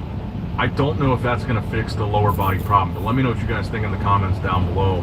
Next up in the news, I wanted to talk about another aspect of the Legion show that seemed like a lot of fans took issue with, and that was when the scorecards came out. It looked a little bit shady, because if you look at the scorecards, one of the biggest points of contention at that Legion show was Colossus Kennedy on the scorecards. I think universally, bodybuilding fans watching that show thought he definitely should have been in the first call out at prejudging, and he was not. It was a 5-man first call out that included Blessing, who we just talked about. But it was weird because the scorecards actually show that the judges are saying they had him in 5th at prejudging, which is weird because he wasn't even in that 5-man first call out. And in the call outs, he never even got to stand next to the other members of that top 5. So clearly at prejudging, they had Blessing ahead of him, because Blessing was in the first call out and he was not. And they didn't even compare him to Blessing, who would have been right behind him in 6th in the placings, if that's where they really had him at prejudging. So a lot of people thought it was odd, and myself included. I think it's a little odd that his score shows that he was in 5th at prejudging, but didn't even have the opportunity to be in the first call out. It doesn't really make sense. And one of the fan theories that I saw, which I'm not sure if I necessarily believe this theory, but one of the things that I saw people saying pretty repeatedly was the judges did this to make themselves not look like they overlooked the guy that was clearly supposed to be in that top 5 at prejudging, which, again, I don't know if I believe it, but I do think that is odd that the score shows 5th at prejudging and he wasn't even given the opportunity to stand with any of those top 5 guys or in the first call out. Now, at finals he was, so it makes sense to me that his final score shows 5th.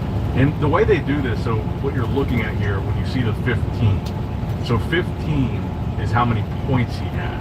So what you're looking at is the scores of 3 judges that had him in 5th. So there were likely 5 judges at this show. And they throw away the high and the low score, so the outlying score. So they're counting the scores of 3 judges that are not outliers. So a high and low was dropped for this. And even with that, which could maybe somehow explain him being in 5th at prejudging, I just don't see how the math, dropping those scores, I just don't see how it makes any sense that he would have been in 5th at prejudging, even dropping the high and low scores, because those weren't even counted anyway for the prejudging. So I don't know.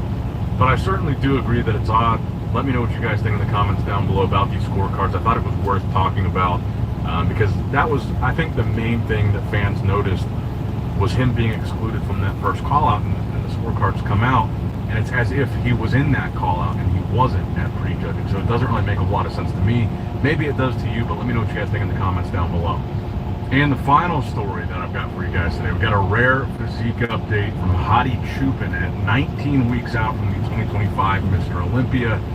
And I wanted to mention this because honestly, of all the big names that are really in contention for the Olympia title this year, Hadi has been the guy that is talked about the least, because we've seen Samson compete at the Arnold. He's been doing all these guest posings. We saw Derek compete at the Arnold in Pittsburgh. We saw Nick compete at Pittsburgh in New York. All these guys that we're talking about as potentially being the top guys at the Olympia, Hadi has been the exception to that because we haven't seen him on stage recently. But honestly, I think Hadi Choopan is one of the bigger threats to the title. He was second place at last year's Olympia, ahead of Derek, ahead of Martin. And that's why I've said before, I think that the Olympia title is really up for grabs right now. Nobody is holding on to it with like a super tight grip. Even Samson.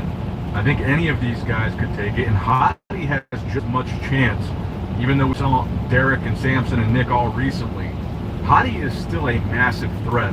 And if Nick wants to be in that conversation for top 3 again this year, I think Hadi may be one of the biggest threats to that. Because when you talk about one of Nick's strong points, it's him bringing the crazy size that he has, but also bringing crazy condition. Hadi is able to bring even better condition than Nick, and he doesn't really sacrifice his midsection at all to do it. And he's also no small guy. Hadi is extremely densely muscled, so I don't think he's in the conversation he should be right now as we're looking ahead to the Olympics. More inventing the wheel.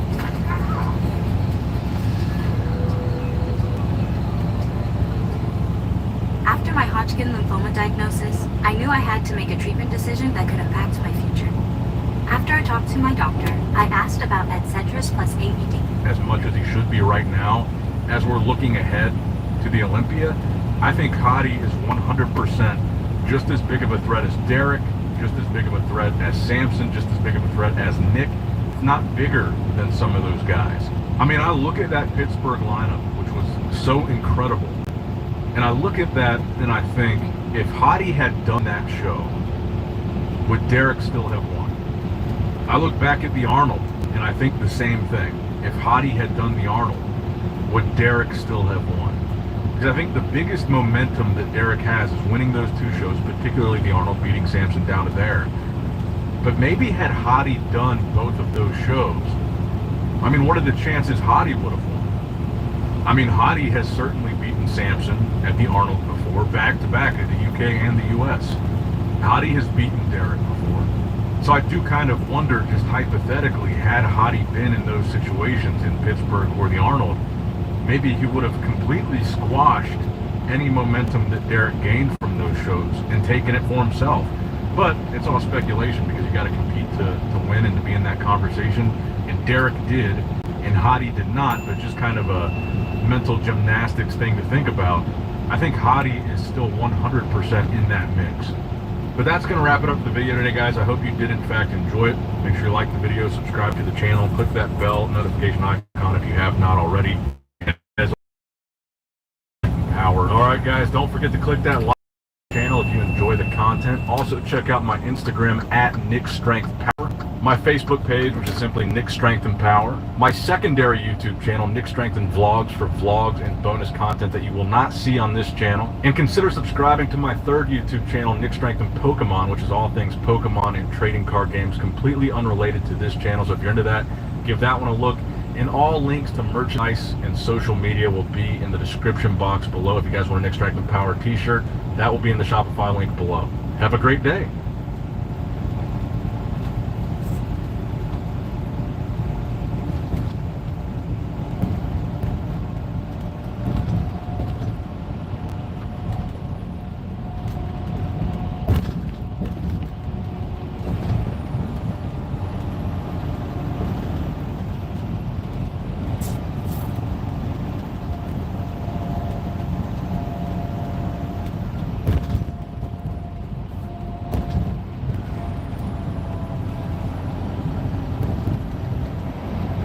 Your favorite news network, the Dusty News Network. You know where Negro news comes first, and I'm so excited to be your host today. Breaking news. Guys, the economy is changing and things are down bad. We are all feeling it. And I know I'm not living in the States right now, but I'm living over here in local Africa and Uganda, and listen, I feel it too.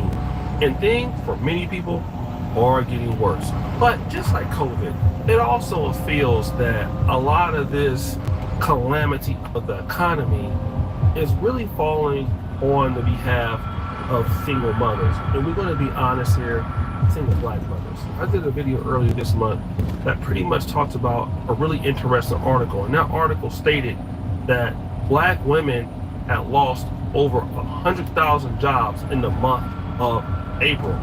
And this whole entire year, I believe since February, over 300,000 jobs are lost. So it hasn't been the best for Black women this year. And for those Black women who may also need some help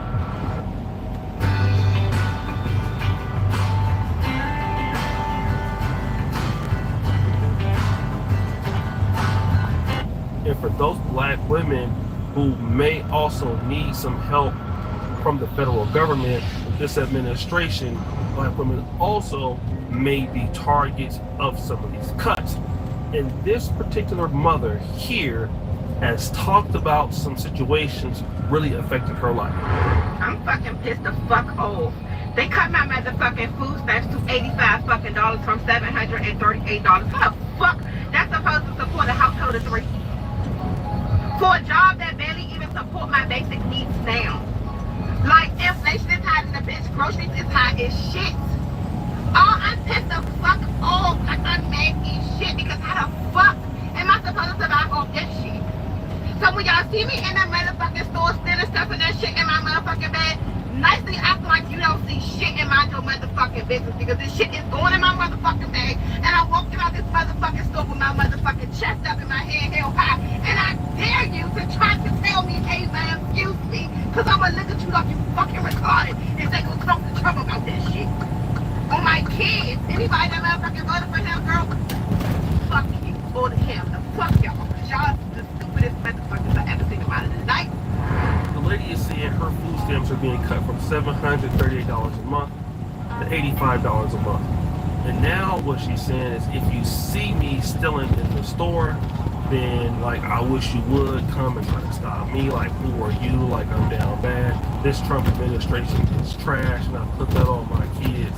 And so I understand your frustration and I definitely want to see you and your kids have food and shelter. But here's how the American economy is going to look at it, honey.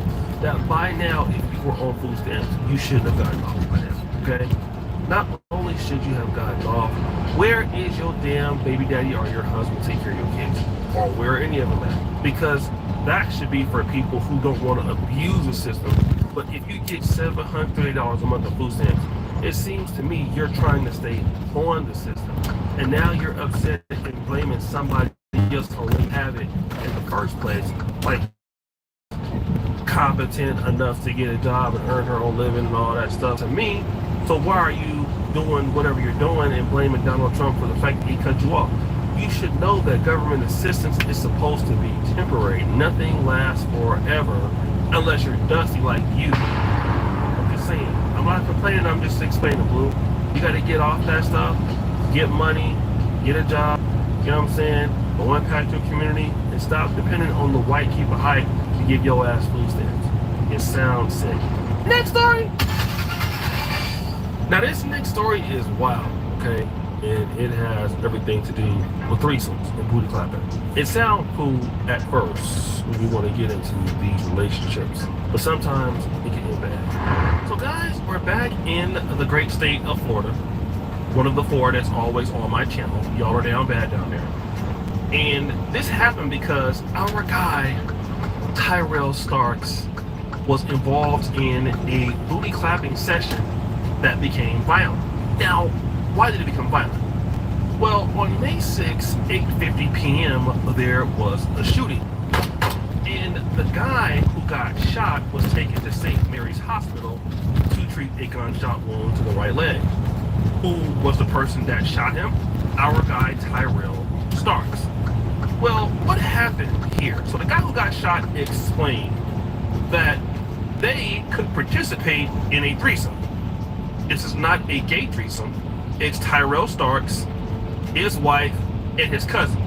So Tyrell Starks was like, listen, if you want to clap my wife's cheeks, it is completely okay. But here's the problem.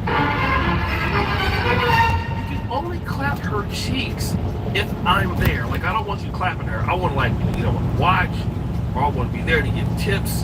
I might want you to tag me in or something like that. But if you are clapping and I'm not there, then there is going to be a problem.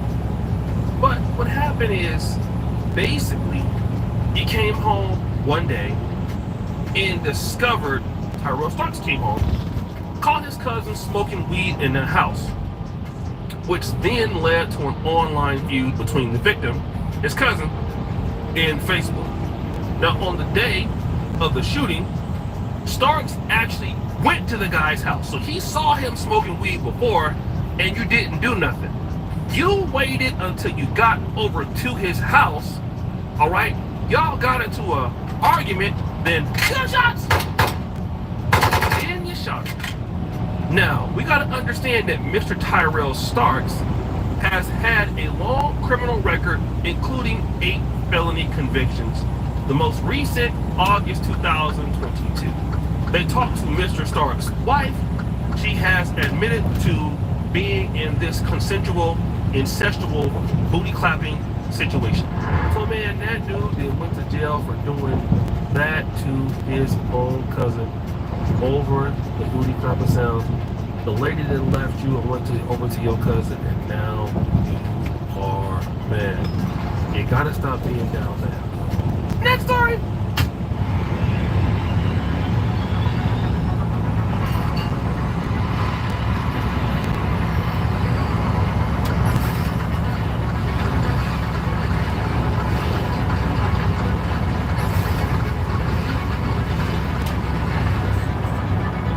Stop being down bad. Next story! So guys, you know, there was this lady that went viral the other day who was trying to be a rapper. Unfortunately, as a female rapper, things started to get worse, and not a lot of people were buying her album. It's no big deal, being an independent artist is hard, right? But this crash out is like the thing. How long do I have to keep doing this shit to make money off of this shit, bro? I have 100,000 followers on Instagram. I have 50,000 followers on TikTok. Nobody wanna give me money. I don't wanna start an OnlyFans. My music career is trash. I have 40 monthly listeners. What the? Damn, boo, there is just so much to unpack with that. Like, literally, you're saying you don't want to have to go to OnlyFans and start twerking it up. Well, you are good looking, so I might have to join you in there. But, I mean, like, being a rapper is a hard thing to do. It's like being a streamer. It's, like, impossible to do. Like, you didn't know that? And guess what? By the way, in case you didn't know, OnlyFans is also incredibly hard. It's all hard. Anything to do with money is difficult. But I appreciate the crash out though. So guys, we had a great show. We had a few gems out there. You have the lady who's on food stamps and Trump took them away. You got the dude that had the 3-some with his cousin and the girl left. And then you got the rapper crashing out who doesn't want to start going on OnlyFans, but she might have to go over there and twerk something. Who would be the Dusty World winner today? Japanese music! Drum roll, please!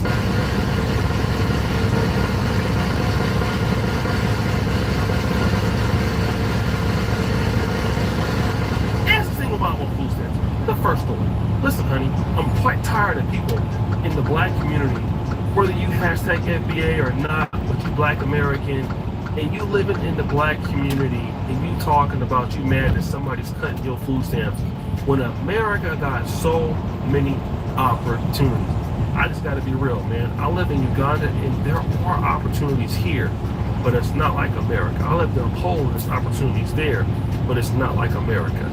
In America, you can lose everything and have the opportunity to come back in a lifetime because of the American system. And you have been on welfare for so long, or food stamps for so long, now that people cutting you off and want to give it to somebody else who got need or a better need, all of a sudden you want to go into somebody's store and steal when nobody told you to be clapping it up like that with your baby daddies. You knew it was dusty. You knew you was fertile, and you didn't use no condoms. You wasn't thinking about that. You was letting them go head on and shoot it up. Shoot it up. Now your ass done got shot up, and he done made your belly big through a whole bunch of pregnancies and stuff like that. Now you gotta feed your kids, and you're at the same time, you're not out there working. So guess what happens to you? Throw that dust over. It's over for you.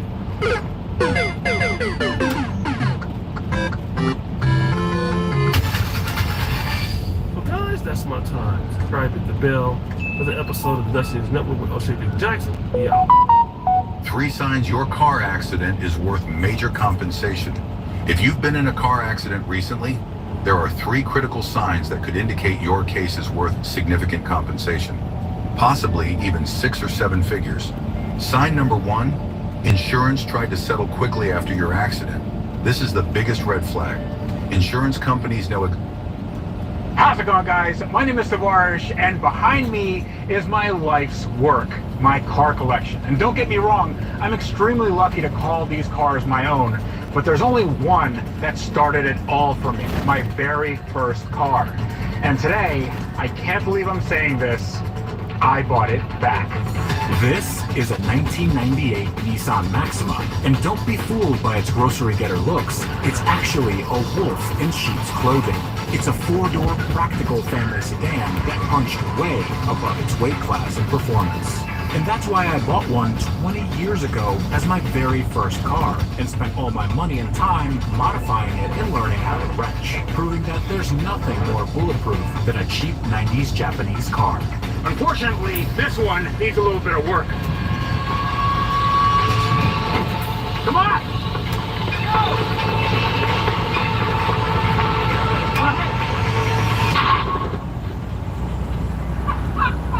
I think there's something wrong with this car. And that's because this isn't the exact car I first bought, which was actually scrapped years ago. I purchased this nearly identical Nissan Maxima for my show Car Trek, where it was used, abused, and ultimately abandoned.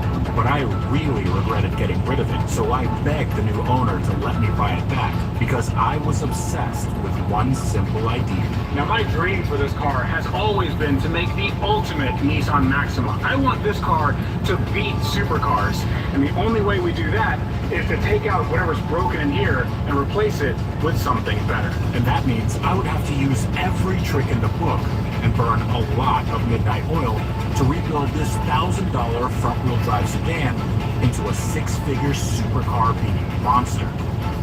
At least, that's the plan. Welcome everyone to the pinnacle of automotive performance. This is the 3-liter V6 VQ30DE. This was everything when I was growing up. This V6 had 190 horsepower and 205 foot-pounds of torque. Yeah, I know you're thinking rocket ship. We tried to start it, it doesn't start, and we tried to push start it, and it also didn't work very well. And that's because the previous owner told me that this likely has a blown head gasket, meaning that the coolant is getting into the combustion chamber and literally hydraulically locking the cylinders together so they don't rotate. So that's not good. Now, if I take off the cap and I look in here, it is bone dry. It looks like there's not there. I can't see any sort of fluid in here. That's not good. That means that that fluid is probably in the engine. We have our little borescope, endoscope, and if we put it inside the cylinder bore, the piston is a little bit too clean, almost like it's steam clean. If you look at the view from the side, you can actually see that there is water, moisture right here. That means that we had a blown head gasket, and if you follow this down, see these lines that go all the way down the cylinder? So this is good crosshatch, that's good crosshatch. That is a line that should not be there. That means that something is dragging on the cylinder. This is not great, so I think that is our culprit. That makes me feel good that we figured that out, because what we're gonna do is make this engine disappear. So removing an engine is one of the most invasive things you can do on a car, but it's actually pretty simple. And the steps I'm taking right now are the exact same ones I would have taken when I was 18 years old with my first car. First, the hood is removed to make sure it doesn't land on anyone's head. Then the rat's nest of hoses and wires are disconnected, along with the coolant lines. Since the wiring harness is staying with the car, it's laid off to the side of the engine before I lift the car to continue the work underneath.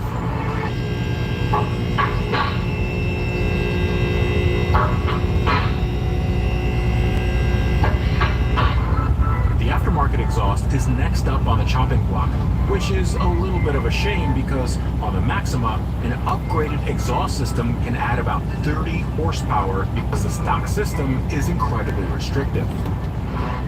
Now this exhaust is super loud, but it's still usable. So I carefully unbolt it in order to put it on Facebook Marketplace where it can sit for a year until somebody offers me 20 bucks before ghosting me completely. How women in the 1940s lost weight. The first ultra-processed food was Kellogg's cornflakes. They partnered with the United Fruit Company. They paid doctors to tell people bananas were a rich source of potassium, which they're in to say that the perfect... I give the 200,000-mile engine some support with a block of wood before unbolting the front and rear engine mounts and crossmember.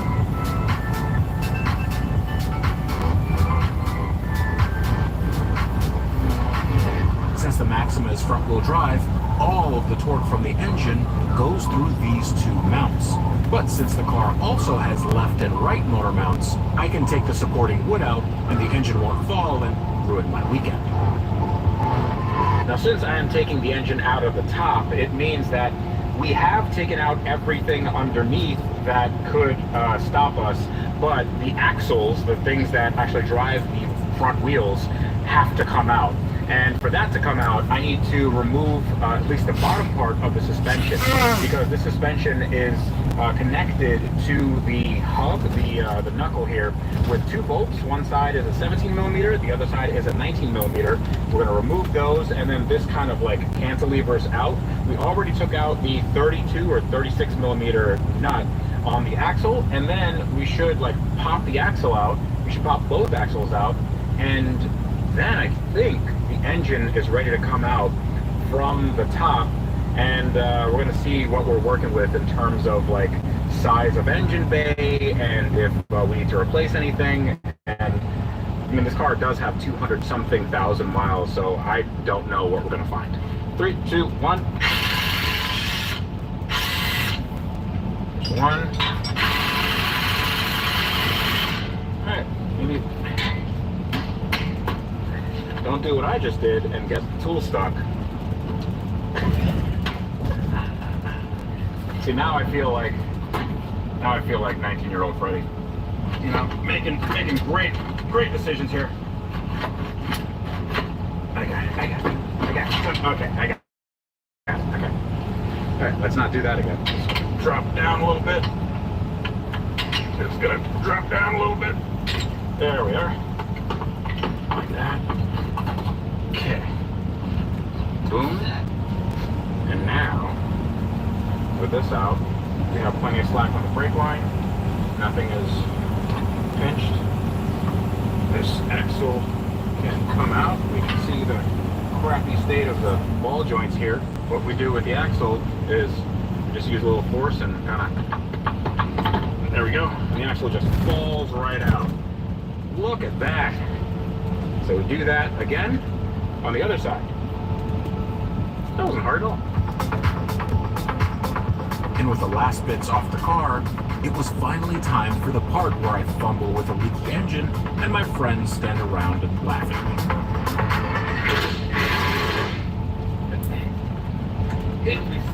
No, it's stuck. It's not stuck. It's not stuck. It's not stuck. Hold on. 1, 2, 3. Oh wow, okay. There we are.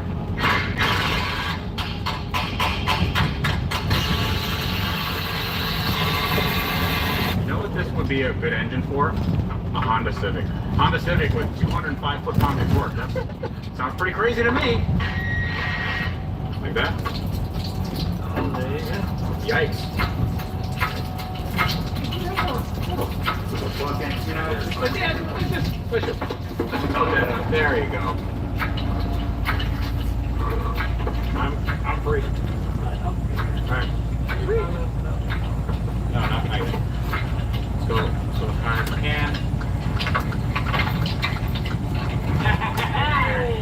Woo! With the old rusty lump out of the Maxima for good, it made perfect sense to roll it outside and clean the disgusting engine bay for the first time in this car's life.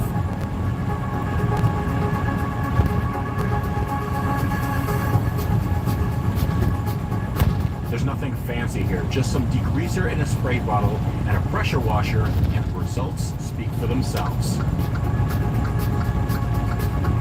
But there's another thing that we need to change on the Maxima, and that's its old dry rotted tires. If we're going to have any shot at beating a sports car at the end of this build, we need some serious rubber. And I ordered this set of Continental Extreme Contact 02s from our sponsors at Priority Tire, which is the best value on the internet if you're looking to get your next set of tires. They have special deals on top tire brands on their homepage.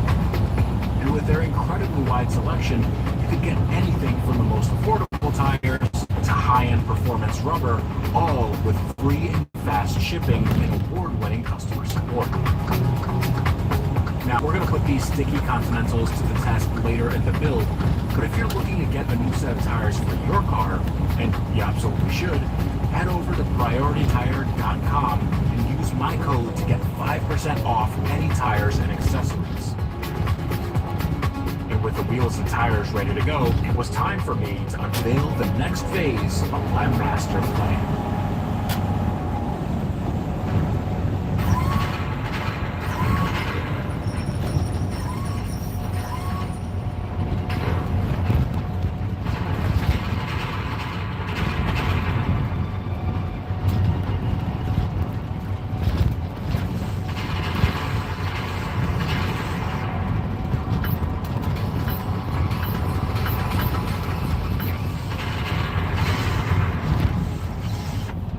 Master plan.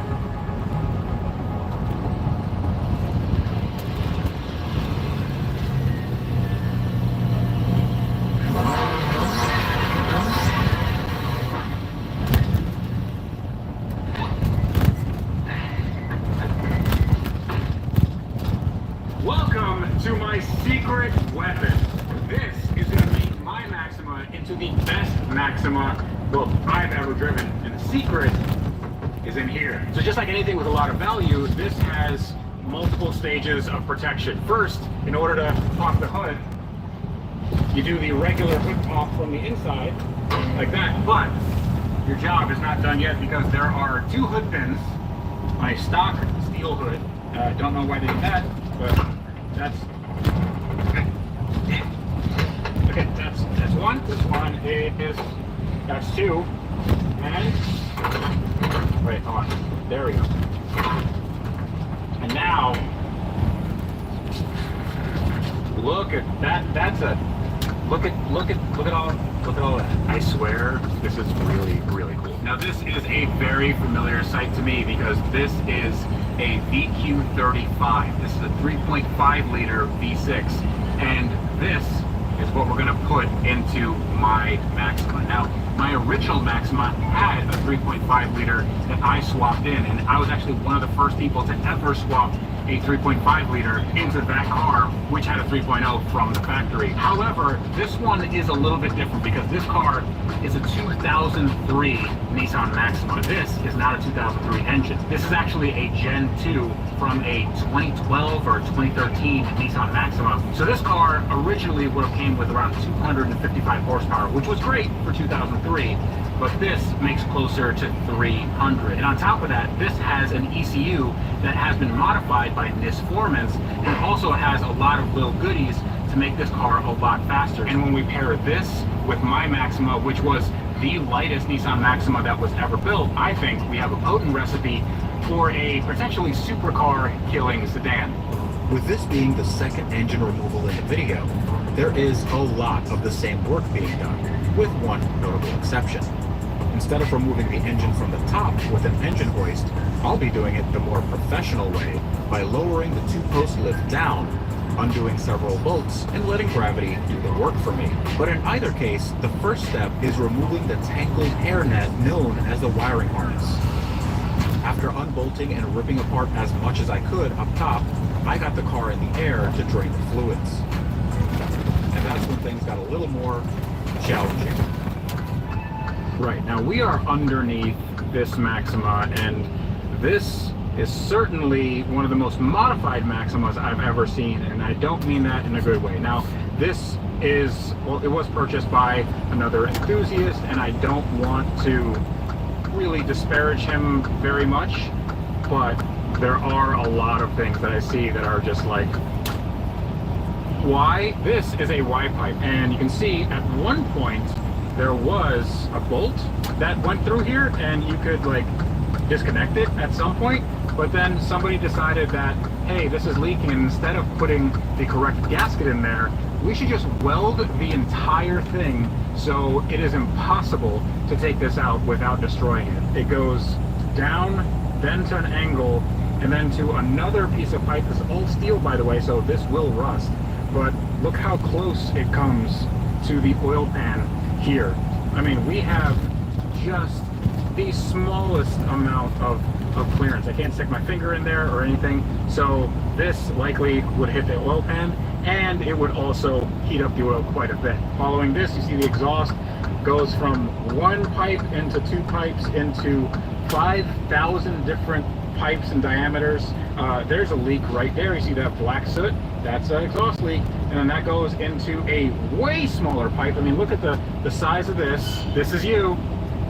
This is who you told you not to worry about. Look at this. This is the bolt for the control arm. This goes onto the suspension. This would keep suspension on the car. And right here, they use a zip tie as a spacer. There's a hole straight up in the subframe. Everything here is rotted, but the piece, the resistance, is right here. So Maximas have a very common issue with the radiator support, which is this guy right here. This radiator support rusting away, and this is the case here. Usually what you have to do, get a new radiator support, and then you have to weld it in. This guy did not do this, so the radiator support is completely rusted away. You can see that there's a giant hole in there, but instead of really putting it together the way it should go, he just put a bungee that goes all the way around, around to the bottom of the motor mount. So the only thing that's keeping the car together in the front is a bungee. Hey there! Welcome to Train Station 2. This is the perfect game for anyone looking to relax. That's cool. So I'm glad I didn't drive this car very far. That's nice. Also, there is a quite alarming leak of oil coming from what looks like the lower oil pan or the timing cover. So we'll take a look at that when we get the engine out. But all in all, you know, pretty good. Not a bad car. Not a bad buy at all. And yes, I'm being sarcastic. All right, so there is something really cool about this car that I get weirdly excited about. So this is, I think, a Japanese car thing. I don't see a lot of this on European cars, but usually when you take out a radiator or you take out the coolant from the radiator, you have to undo the clamp here and then basically undo the hose, and then it makes a giant mess. But Nissan, in their infinite wisdom, have put a little drain plug here, so all you have to do is unscrew it, and I hope I'm not going to be sucking down coolant here, repeating my words, but just undo that, and then make sure it goes down your arm as much as possible. Okay, and there we go. Okay, that's good. Let's hold on. We're just gonna put this up right here. All right, there we go. Gonna collect. Okay, that came off. All right, that's not good. All right. And now we have no mess. I can edit this out. All right, so this is going to be a bit of fun. I wanted to do this ever since I saw how bad this welding job is, and I'm going to use this reciprocating saw to take this exhaust off with some extreme prejudice. So what I'm going to do is just going to create a little bit of a tolerance here.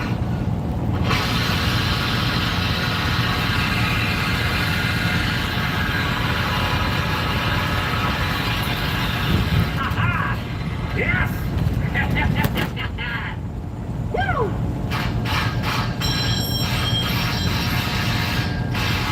Hold it like this. That way. Okay. Now we gotta make sure that we don't hurt ourselves in the process of one of these. And there we go. Look at that. And now I can sell this to the dumpster outside for free. One great benefit of removing an engine from the bottom of the car is speed.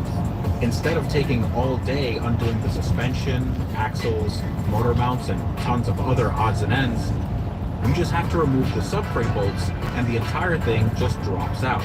And I can assure you, everything I did was exactly what the factory-trained Nissan Mastertechs would have done. Probably. Hold on. I think that's a D. Alright. That's one. That's two. Alright, now we should be good to go.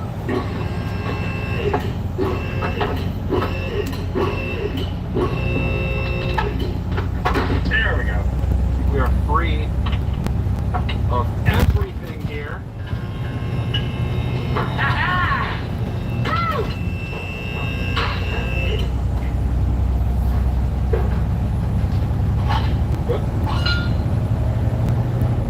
See, that wasn't hard at all. I forgot to wear gloves. With the donor engine out, I loaded it onto the back of a pickup truck and took it to the one place I know no other Nissan Maxima owner has ever been, the dry ice lab. Cleaning a car, or an engine in this case with dry ice, wasn't around when I built my first car, but even if it had been, I wouldn't have been able to afford paying the $200 to $300 per hour it costs to get it done. But seeing as how I just did a sponsor plug in this video a few minutes ago, I got some money to spend. So Rex and I went to town cleaning this super dirty and oily 3.5 liter V6. And it's some of the most satisfying work you can do. The process is simple. Solid carbon dioxide, known as dry ice, can only stay solid if it's colder than negative 79 degrees Celsius. Otherwise, it turns directly into a gas and expands hundreds of times its size in a process called sublimation.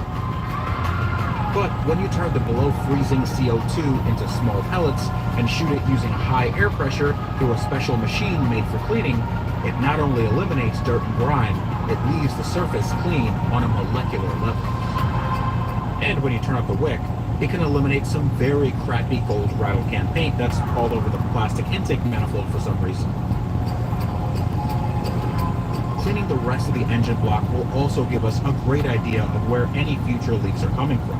Because, let's be honest, I'm building it, so oil dripping onto the floor is basically an inevitability.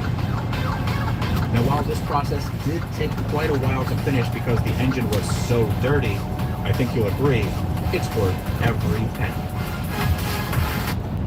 Welcome to Thematic Cola!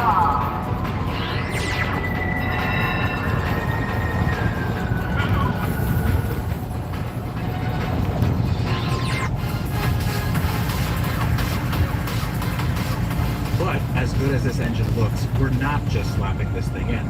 We still have a lot of work ahead of us.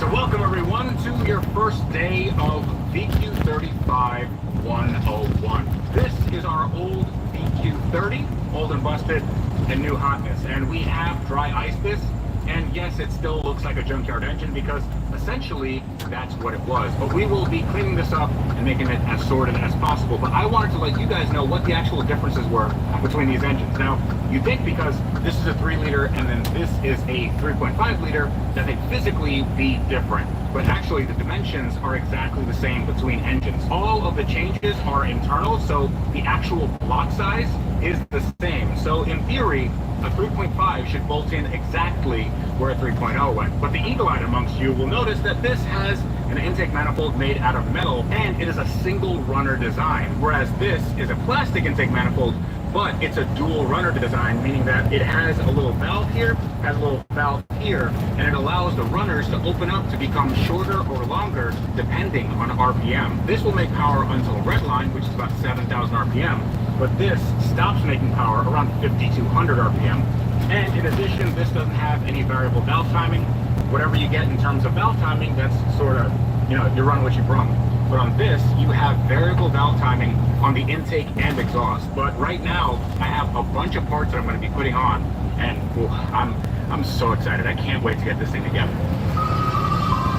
The rubber gaskets and seals in an engine get brittle over time and can allow the pressurized oil or coolant inside to leak out. So while we have the engine out, it makes all the sense in the world to change everything we can, which means taking off the front valve cover and cleaning the surfaces, then using silicone gasket maker in key areas. And to make sure there's no room for error, I'm consulting the factory service manual and using all factory Nissan parts and materials, including replacing the valve cover bolts and seals. The upper intake manifold comes off, and you might notice that I'm using a power tool to clean up the surfaces. Usually this is a big no-no because aluminum, which this engine is made of, is pretty soft, and having an abrasive on a fast-moving air tool could dig into the metal and take off material, which would ruin any chances of the two surfaces sealing ever again. But since I'm using a white 3M roll-lock disc made specifically for cleaning aluminum, there's no real risk of destroying my Maxine's engine. The same process applies to the rear valve cover, which also has an integrated positive crankcase ventilation, or PCV valve. And, fun fact, because the valve covers are made of plastic, they can warp and crack over time, so it makes sense to change the entire assembly as one unit instead of replacing just the rubber gaskets. And with the top end as sealed as it was going to get, I turned the engine on its head and examined its nether regions.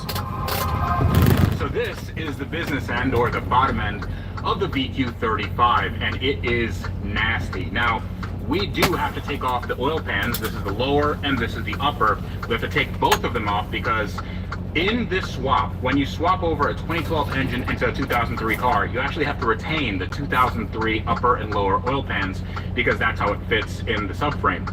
However, the person that did this probably used the wrong kind of sealant because it is leaking absolutely everywhere. And this is after we cleaned it up. So I'm just going to take everything apart, which will give me a really good idea of what the engine looks like inside. And then I'm going to reseal it with the correct, proper Nissan gasket material. Then we should put it all together, torque to spec, and then put the transmission on, and then it goes in the car. I know I'm making it sound a lot easier than it actually is because there's a lot of fiddly bits, but it shouldn't be that hard. Why did I say that?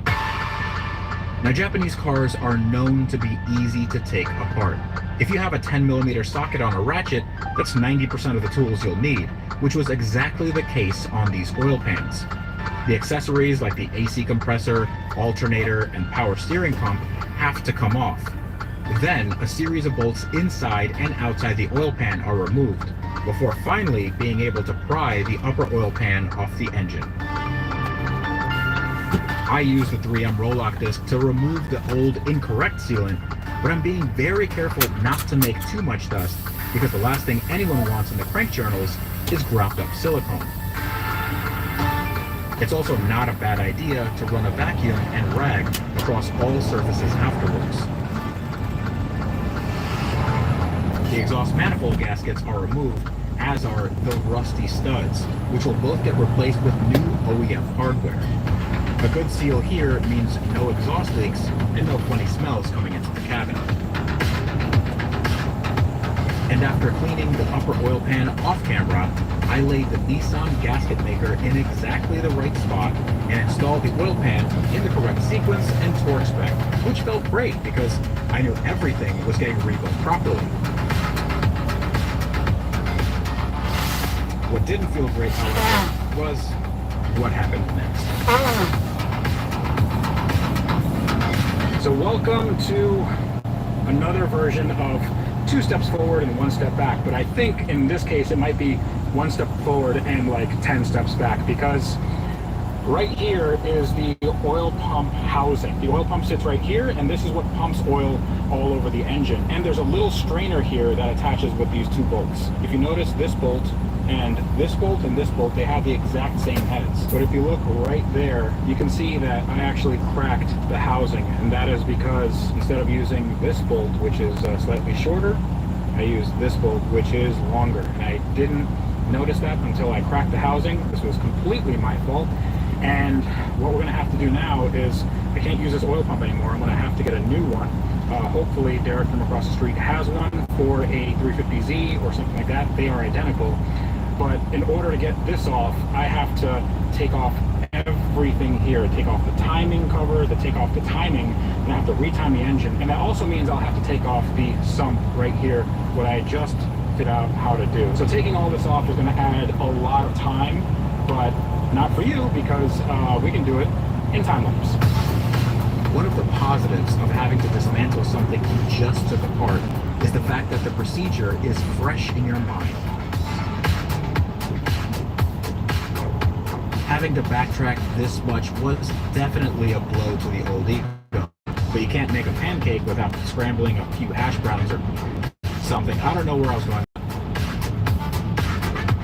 With the oil pans, crank pulley, timing and timing chains off, I can finally get at fixing my mistake. All right, now we have to take this guy off, and there is a little, it's called a Woodruff key. So basically it's like a half moon key that goes in here. If you, there we are, half moon key right there. Make sure you don't lose this. This should slide right off. That, look at that. There's a really good shot right there of how bad I screwed up. Good thing we didn't put this back in the car.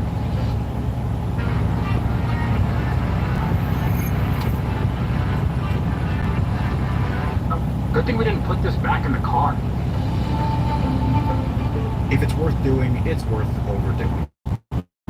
Q35 that I'm working on has a sealing issue in the timing chain area that allows pressurized oil into places it shouldn't be.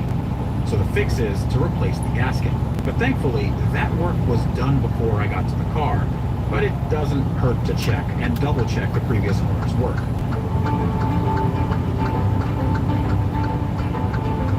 Since it all looks good and dry, I re-timed the engine, which means I have to align the camshaft and the crankshaft. And if I don't do this correctly, the engine will run poorly in the best case and eat itself immediately in the worst case. So I was careful to line up the marks on the cam sprocket with the links in the chain and line that up with the sprocket on the crank. It's nearly foolproof, but as we just learned, I can always find new and interesting ways to screw things up. And in order to prevent another mishap, I made sure to clean the threads of every 10mm bolt on the timing cover, because these are prone to breaking if the holes are blocked by decades-old silicone. With the inner timing cover clean of all the silicone I put on a few hours ago, I put a new bead of silicone sealant, followed by the outer timing cover, and then tightened and torqued all the tiny bolts in sequence as per the factory service manual, because if I had to do this over again, this video would have ended with a Maxima in a dumpster. The upper oil pan is next to go on, and is again cleaned before installed with a layer of Nissan gasket maker between the mating surfaces. And with the correct bolts this time, I bolt up the oil pickup tube, only mildly concerned that I forgot some major step in my assembly. Some more gasket maker goes on the lower oil pan mating surface, and then the nasty painted purple oil pan goes right back on. I'll change it later, but for right now, I want to make sure the bottom end of this refreshed V6 is sealed off from the elements. I consult the factory service manual and tighten and torque the bolts to spec, which I believe is 8 foot-pounds. The engine is then flipped back over and I can start assembling the electrical system. For the 2003 accessories to fit the 2012 engine, some cutting to an aluminum tab was necessary, which was done by a previous owner. But since it looks like he did it with his left foot and his eyes closed, I cleaned it up with a grinding disc and then installed the accessories back on the engine. And with the engine as dressed as it was going to be, I took it off the engine stand so I could share another interesting fact I discovered 20 years ago. Okay, now I am really excited to show you guys something that I figured out when I was like 19 or 20. When you take off the transmission and you put it back on, a lot of times people will have the issue where their car struggles to start or doesn't start at all. In fact, this was my problem for about a year of me owning this car, and I couldn't figure it out at all. In fact, that was one of my first, if not the first, YouTube video I ever posted. This is my car trying to start.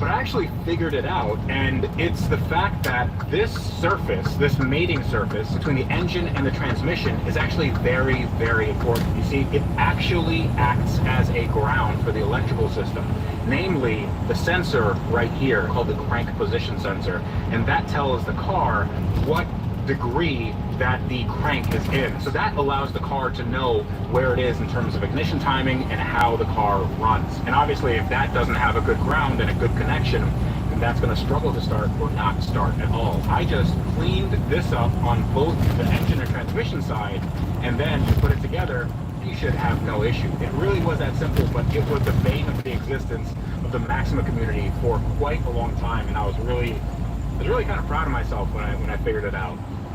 You can also add some grounds and whatnot, but this is the most elegant way of doing it, and it's also the most factory-looking way. So out comes the air-powered spinning wheel with the aluminum cleaning disc, and after some elbow grease, the mating surface emerges shiny and curly.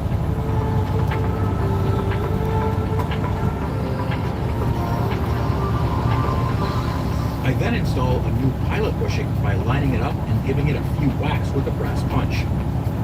This part aligns the shaft with the transmission and centers it in the crank and uses a special sintered metal so it can do its job without the need of any bearings. Then comes the Jim Wolf lightened aluminum flywheel, which will help the car rev faster since it decreases quite a bit of rotating mass.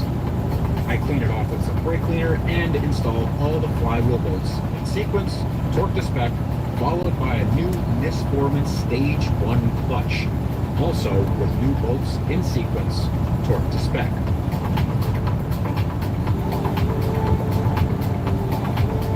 So things were going smoothly, maybe a little too smoothly. Now I know I'm starting to sound like a broken record here, but I found some more damage. This is the 6-speed manual transmission, and it actually is pretty rare. I don't know how many Maximas they made in 2003, but I know not a lot of them are manual, but this one is rare still because this is actually a limited slip differential, meaning that instead of a one-tire fire, meaning that if you let out the clutch and want to do a burnout, only one wheel will spin. In this transmission, both wheels will spin, and it's better for traction and stuff like that. That is not my issue. So this is a clutch fork.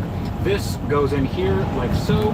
If you step on the pedal, there's a pivot arm here, and it would pivot and basically allow this guy, which is the throw-out bearing, to move the clutch in and out and disengage the clutch. That's essentially how a clutch works and how you can disengage the transmission from the engine.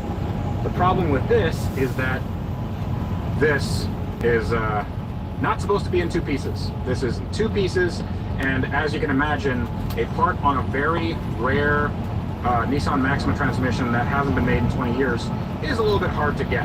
I couldn't find this at any parts store anywhere here. No idea how this was even drivable, but hey, Maxima owner, so there you go. So this piece I actually have coming from a Nissan dealership, and it's only about 12 bucks, but we're gonna have to wait a few days to get it. And because we have to wait for that, that means that I can't put the transmission on the engine, which means in the meantime that we have to do some work to that car right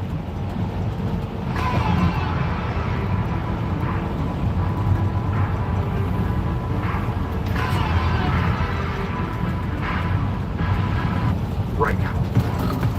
If you want to swap the engine in a Nissan Maxima for a bigger one, despite the issues that I've had, it's generally a piece of cake because it's exactly the same size and all the mounts line up perfectly. The same cannot be said for the transmission, which means I have to change the mount, and on this car, it's welded to the frame of the car. So we break out the drill, chisel, and hammer, and get to work.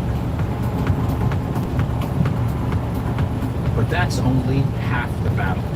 With a template I made from scrap paper, I mark out the holes I need to drill for the new 6-speed transmission mount, which is removable on the other car.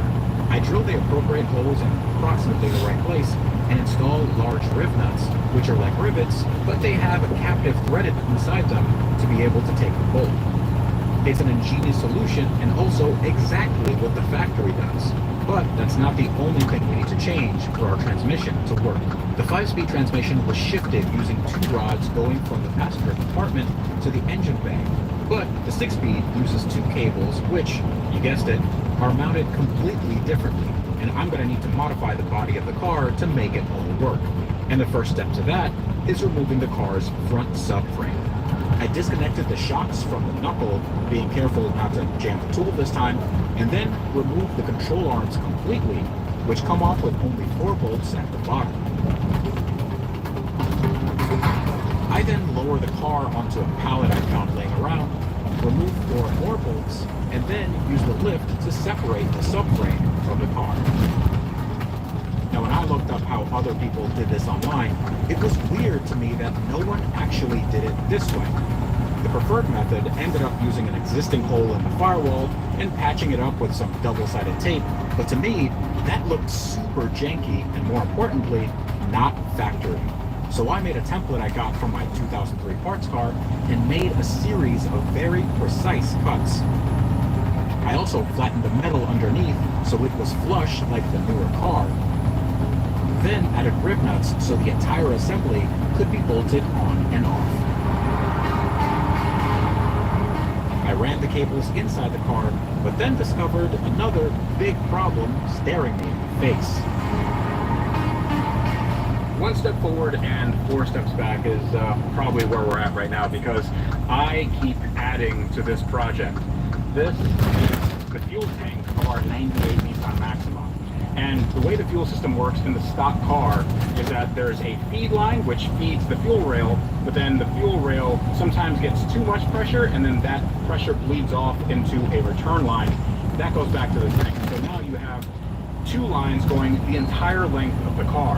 On the 2003, on our parts car, they simplified that system and made it returnless. So basically, it just has a feed line, and whatever excess pressure there is, that actually gets put back in the tank, like at the fuel pump. So it's a more efficient system. I thought, why not just take out the entire fuel tank, because we know that the fuel tank is returnless, and then we can run the fuel line, and then we can eliminate our return line, and we can have everything as OEM as possible. Now, the 03 and the 98, they're different generation cars. I don't know if this is going to work, but it's only like 2 bolts and 3 hoses, and I feel like we could probably test it out. And if it doesn't work, it doesn't work. I'm excited to just see if it works. Although full of big, angry, exploding fluid, are actually whole thing are or whole.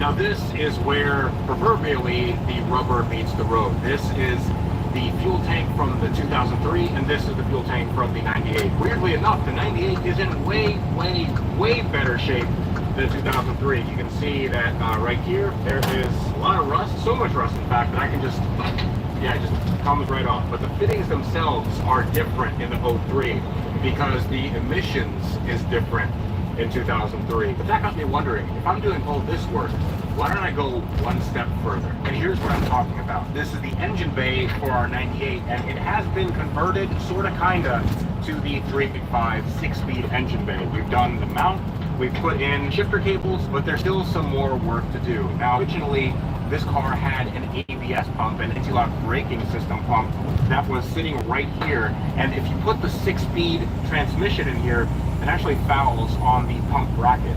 So I figured instead of modifying the pump bracket and making it kind of left from the 2003, which rotates it in the correct position, all the 98 brake stuff. The problem with that is you have to make custom brake lines for every single one of these 6 ports. And then I figured, hey, if we're going to be doing this, plus we're going to be doing all the wiring for the engine and integrating that into the 98 and doing all the work for the hoses and wiring in the back for the fuel tank, why don't I just take every single wire from the 2003 and put it in here and change some stuff around like headlights and stuff like that. That would be really easy to wire up. And then in theory, I should have a car that runs, drives exactly like stock, because wiring wise, it is. So now I have two options. Option number one is stay the course and kind of jerry-rig stuff together and hopefully it all works. Or option number two is take everything out of this car, take everything out of the other car, swap them together, and then I'll have an OEM solution that literally no one has done before.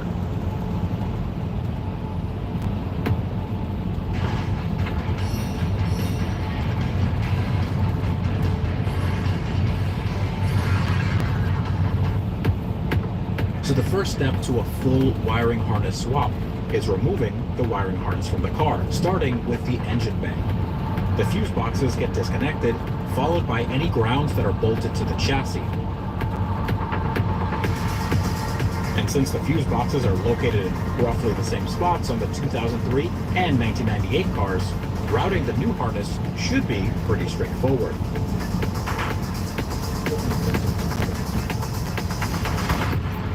And the same process is repeated on the 2003, but the amount of rust on this chassis made things even quicker, since bolts simply broke off when I tried to undo them.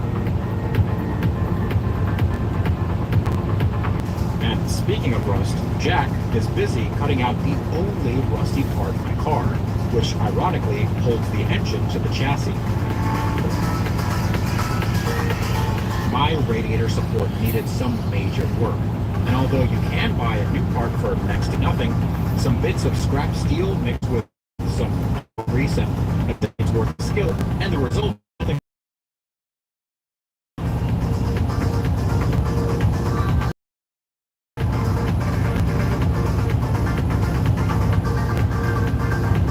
with a new radiator support installed, rev nutted, and painted with rust proofing, I went to work putting together the new, but still 22-year-old wiring harness.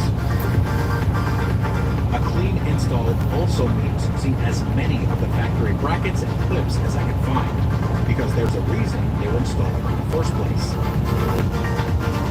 Using all the factory hardware also allows for parts to be removed easily in case I ever want to put the car back to stock to sell it for a whopping $2,500.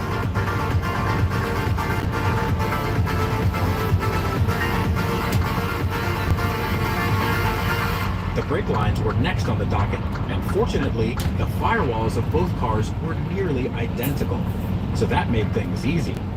I chased the brake and fuel lines all the way down the car and made sure they were bolted and secure.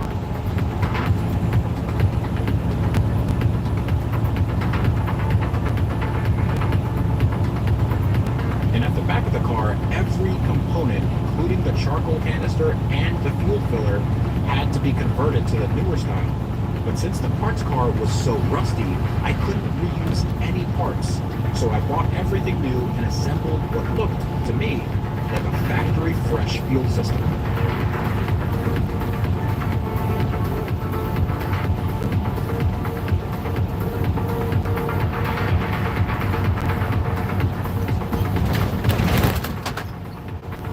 And while progress was steady, it was abundantly clear that this project was a monumental task and way more work than I could have ever imagined. Let me tell you something about how I planned this project, because in my mind, in my stupid head, I said that we would be done with this car in like 3 days. I was like, when I was 17 or 18, I would do this in a couple of days in my mom's driveway. And that was true. However, the standards of 17-year-old Freddie are not the same as standards of however old I am now. How old am I, Tommy? 21. Because we did everything as OEM as possible, and we took every single thing out of the donor car and put it in here, we're still not done doing that. This entire process to get to this point took 1 month. It took a month working on this Nissan Maxima that I got for $1,000.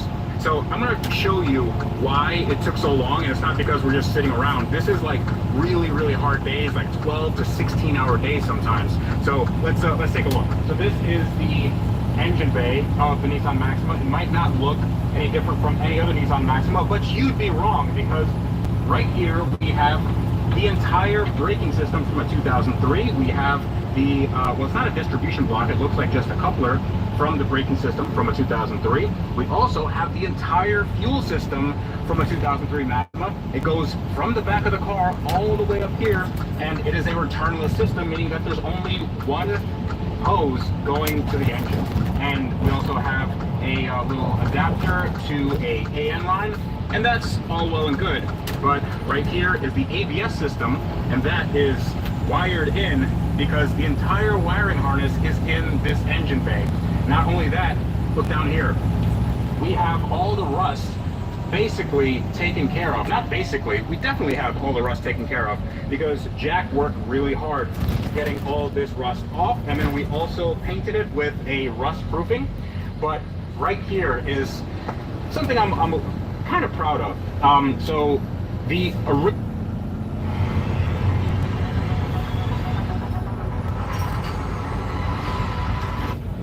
original 1998 Nissan Maxima did not have any airbag sensors in the front of the car. The way that the airbag system works is that there's an airbag module in the middle of the car, and that has like accelerometers and stuff like that. So in case the car gets in an accident, the accelerometer tells it, hey, you've been in an accident, and it blows all the airbags. The 2003 is different in that it has sensors in the front and sides and rear, and this was from the 2003, and we had to adapt it to the 1998. Now this was actually in really bad shape. I'll show you. So from the 2003, this is what we had. This guy, and I'm not going to use this as an airbag sensor because I think as soon as I connect this, the airbags will explode in my face. So I wanted to get a new sensor, and you want to know how much these sensors are from Nissan? How much do you think, Tommy? Over $100. It's $557. So half of what I spent on the car is just on this sensor, except I went on eBay and I found the sensor for 40 bucks. So now we have a sensor, we have everything wired in. We also have the horns, which needed modification because the 98 has one horn here and one horn right here, but the 2003 has both horns right here. So I had to make brackets, I had to paint them because why wouldn't you? Also, in terms of brackets, we painted this bracket. We also painted this bracket because this was completely rusty, so we had to clean this off, de-rustify it, then we had to treat the rust, then we had to paint it because God forbid I have anything on this car that looks bad. We also did the modification for the 6-speed shifter mount, and not only did we put riv nuts through the frame, but we made sure that we welded them and then we ground them down just to make sure that there weren't any weird mounting points. In addition, one of the hardest things to do in this car was this, the 6-speed shifter, because we had to take off the subframe and then we had to do some metal work to the structure of the car, and then we had to riv nut it and then make it as OEM as possible. And now nobody can tell that anything was done, which is kind of a good thing, but also it's taken days and days and weeks and weeks. And in addition, this is a 6-speed shifter underneath the car. I wanted to make sure that it was completely bolt-on from inside the car like it was in the 2003. Unfortunately, everybody who does this 6-speed shifter does not do that. They just end up like cutting parts of the shifter apart, and it just doesn't seem like it's an OEM fit to me. So what I did is I took this, I put riv nuts in it, and then I put bolts through it. That way you can remove everything from the inside of the car just like it would be from the factory, and we have everything as close to factory as possible. So now I can finally get to putting the transmission on the engine, and we have this piece, which was $11 from Nissan, and it has some Loctite in here, and this essentially has the clutch fork riding on it, and this was broken in the transmission when I got it, and now we're going to install a brand new piece.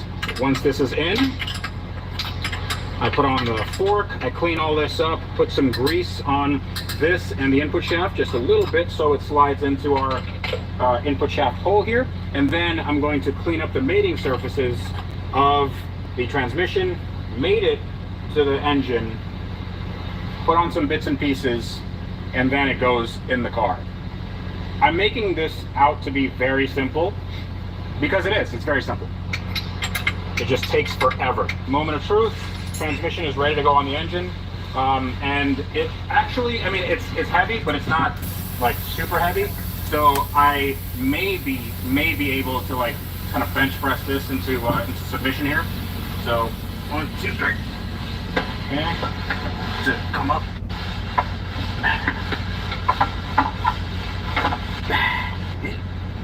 There we go. Aha. Oh, I missed it. Can you do it over again?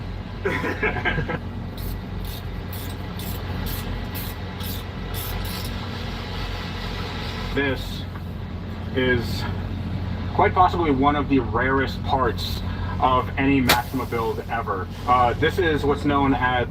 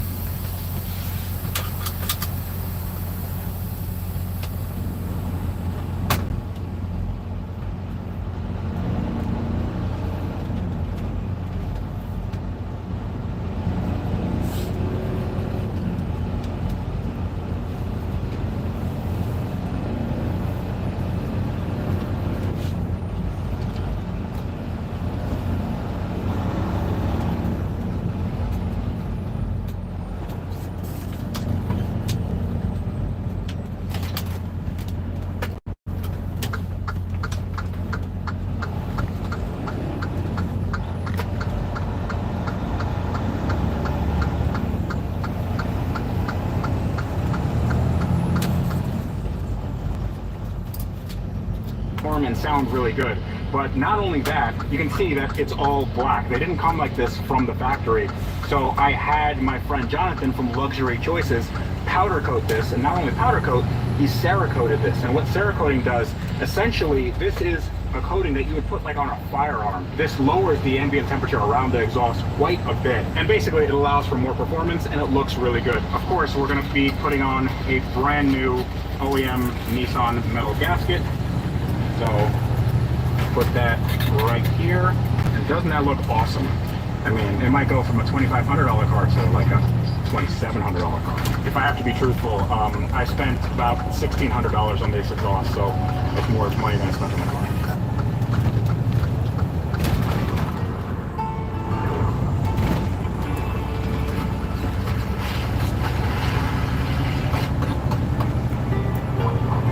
This exhaust, so it's more money than I spent on the car.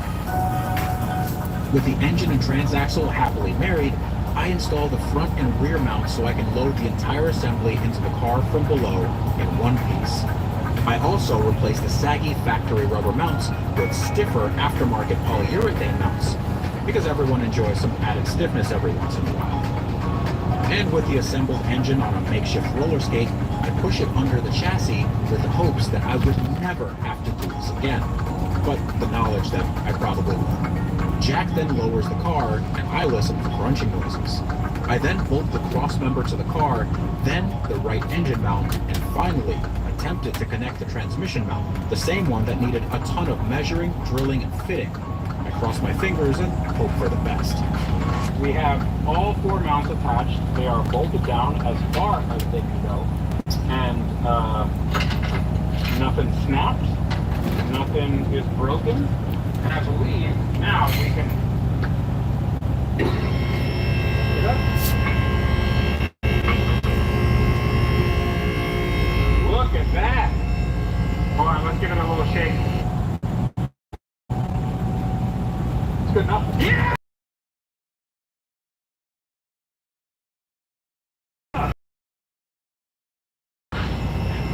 This was a month of work. Tell you how big of a deal this is. Pretty epic. 17-year-old Freddie would have done this in 3 days.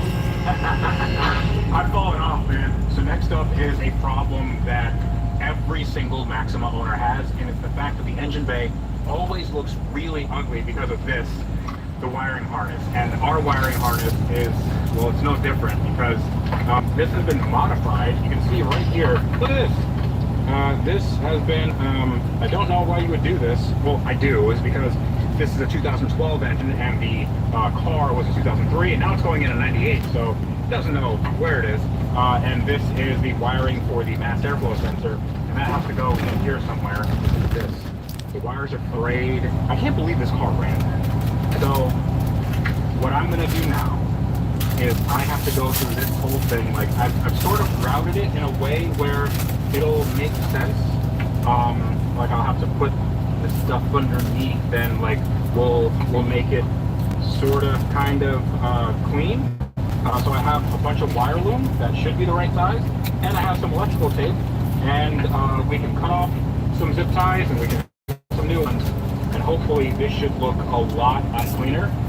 Cleaning up wiring, my favorite. You know what they need? Some carbon fiber. It's light enough. It doesn't need carbon fiber. This is pre-carbon fiber.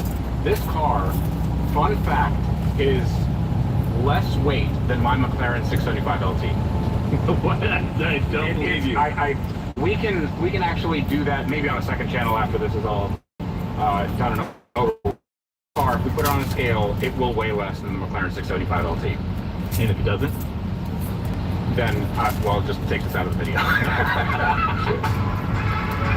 The most exciting part of any car build is the wiring, because it's easy and you can clearly tell what's happening on camera, and neither of those two things are true. It took way too long to fix and modify this wiring harness because it was hacked to bits by its previous owner. That, and this engine was never intended to fit in this car, and the wiring harness was one step removed from that. So I repurposed brackets, made my own, and wrapped the entire thing in cloth tape to prevent chafing. Now, the 2012 engine needed harness modifications, and while the previous owner had them done, they were done in such a way that in order to remove the harness, you had to physically cut wires. Not to mention, it looked like a ground over crap. So I used the factory service manual and a few spare connectors to make my own sub-harness. So if the harness ever needed to come out, it could simply be disconnected. I even made a wiring diagram for my sub-harness so I can map out the wire colors and functions. Now this is thankless work, but knowing that everything is done right will pay dividends later, which is also the reason why I got the best, most expensive, and rarest exhaust ever made for this car. So fitment should be perfect. Guess what happened?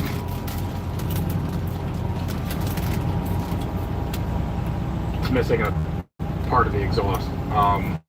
I thought that we had everything we needed for the exhaust to go on, and this exhaust, it's a 3-inch exhaust, basically all the way back, which is going to make the car sound really good. It has this nice resonated section up here. It has a very good fitting set of headers in the front, and it has a back box at the back. And right here, we're just missing this piece. I guess this is like a foot of exhaust. I don't know why I'm missing this part of my exhaust. Maybe my car is just too long. It's not, it's a standard size. So instead of worrying about this exhaust right now, I'll have it welded up tomorrow, but I have to do probably the biggest job of this entire project, and that is ripping out the entire interior in this car. So I think this is going to be pretty easy. And when I say easy, I don't mean that this is going to be a small amount of work. It's actually going to be a lot of work, but it should be plug and play. You know what? I'm not gonna make any proclamations. Let's do it. The next morning, an angel from heaven, also known as Derek from Trizza Auto, came to the shop and welded up a section of my exhaust in no time at all. Even though it was unclear what it would sound like, the fitment was actually on point and exactly what I needed to button everything up underneath the car. But up top was the biggest challenge yet, the interior. I had to remove the seats, dashboard,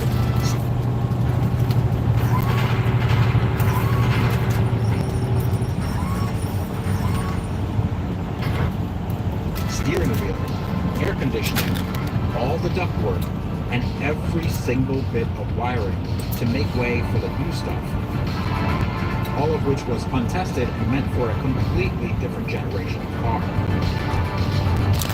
And the first difference in harnesses comes through in the passenger wheel though. There's a hole in the 2003 that isn't present in the 98, so a hole saw makes short work of the metal bulkhead.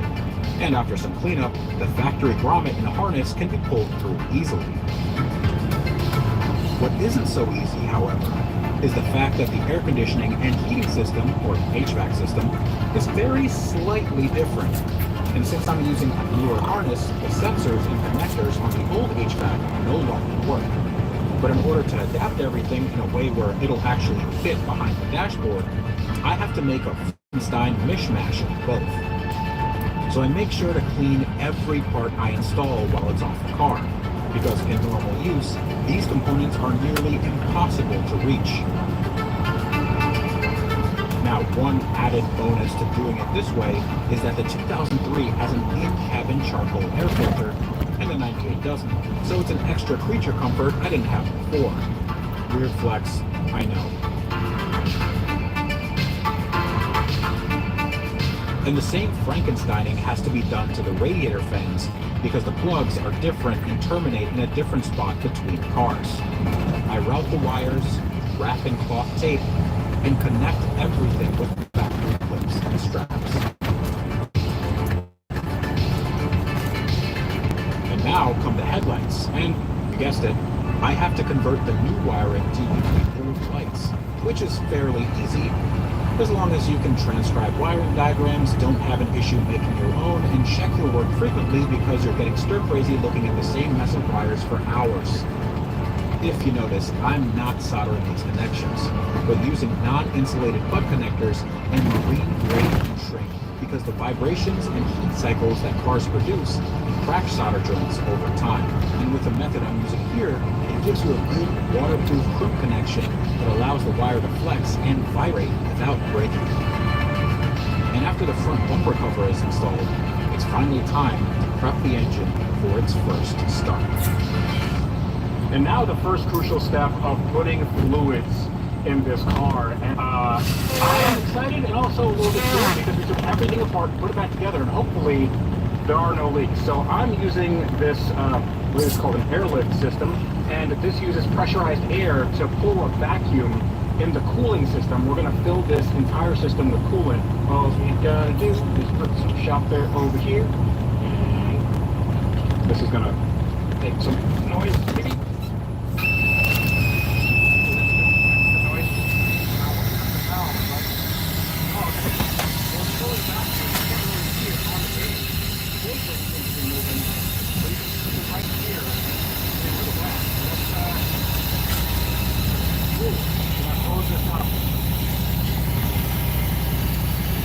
So the idea is that you close this valve and there's a vacuum on the system, and honestly the vacuum seems pretty good.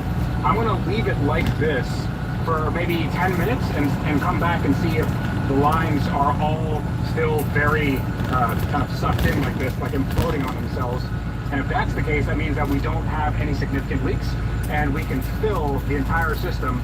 And since we have a vacuum, it fills the entire system, so there are no air bubbles left. It's actually pretty ingenious, and it's not that expensive to buy one of these systems. I think this was maybe like 50 bucks, but you know that your system is filled 100%. All right, I didn't see any leaks. We have some Xerox, and it's made for Asian vehicles.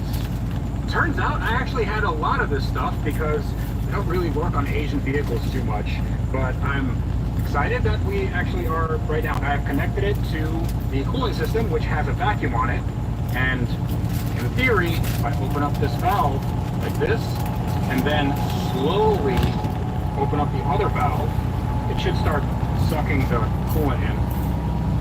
Ooh, look at that. And immediately it just sucks it up. And I have to be very aware of how much fluid is going in. And Valvoline has provided a little site right here. So it tells me how much fluid is in. Now you want to make sure it doesn't run low, because if it does, then you're literally just putting air in your system. And I don't know how many. Ooh, that's going really fast. That's going fast.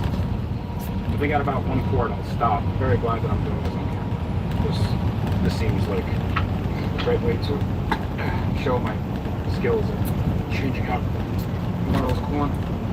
Please stay there. Please, little loan guy, just stay there. Don't spill. Okay. All right. We just put a little bit of air in the system. I'll just edit that out. Now we close this valve, close that valve, take this off and make a mess.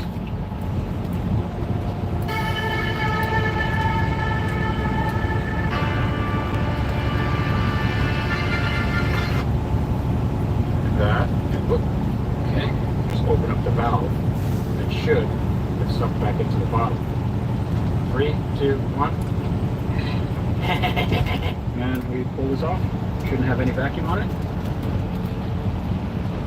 And all we gotta do is top that off, and we are good to go. With only minimal spillage under the car again, and I figured out another issue. So this is the old oil pan and the old lower oil pan, and well, I can't take the oil out because the drain plug actually fouls against the skid plate of the new header system. So I found out that there's actually a difference between this, the 2003 lower oil pan, and the 98. And you can see right here, it fits the same way, except for the 98 has the drain hole right here, which is where we need it. So let's just change it. The old dented lower oil pan is removed, and not a moment too soon, because I would have lost sleep knowing that that was still on my car after the work we've done. The cleaned up old oil pan has more gasket makers squeezed onto it, ready for install. And while the 98 oil pan will physically fit, it's shaped slightly differently, making it a little bit shorter, which means I'll have to use the oil pickup tube from the older car. Now I do quite enjoy these parts being completely bolt-on and interchangeable, despite having more than a decade of production between them. And with the oil pan on, The only thing left to do was to fill it. Okay, now we give the engine its oil, and I'm using Valvoline's new Restore and Protect. This stuff is a game changer, and they just released this not too long ago. It's the first and only motor oil that can remove up to 100% of deposits. And I don't know the history of this engine, but I do know that we're giving it some really good oil. And unlike a Ferrari or Lamborghini or McLaren that we usually work on here, this only takes about 4.5 quarts because it's not a dry sump, it's a regular old car. I'm gonna put these in, I'm gonna check the dipstick, and we'll have oil and coolant. And also I used some Valvoline Max Life ATF for the power steering. So this is getting real. I feel like this is gonna happen. I installed the Maxima's brand new lower control arms, along with the sway bar end links and outer tie rod ends. Essentially, every component of the suspension is new, because handling is just as important as straight line speed. And while a stock Maxima isn't running circles around any purpose-built supercar, it's a nice feeling to know everything making the car perform is as sorted as it can possibly be. I then fill a transmission with Valvoline's 75W90 full synthetic gear oil, and I use the Flex Fill bottle, which eliminates the need for funnels or fluid transfer pumps because you can just squeeze everything out yourself and it conforms to tight and awkward spaces really easily. But once all fluids are filled, the next step is the moment of truth. I've been at this for just about 6 weeks.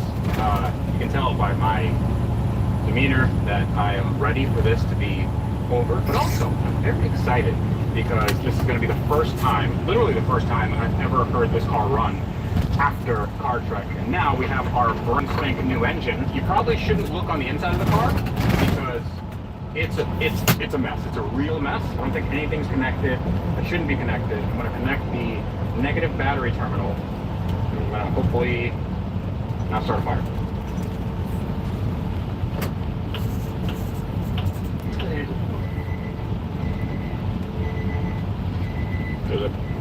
There's a beep. Looking at this, there is a method to the madness, I believe. So we have both harnesses kind of laid out everywhere, and I think we have enough connected. Now the key is in the ignition. This is the old steering column, or rather the new steering column from 2003. I took that out, but I don't know if that needs to be grounded to the actual body of the car. So what if we just kind of like put it right here so it's laying on top? Okay. How about we just put it right on top of here? So it'll maybe. Okay. Oh. Okay. That works.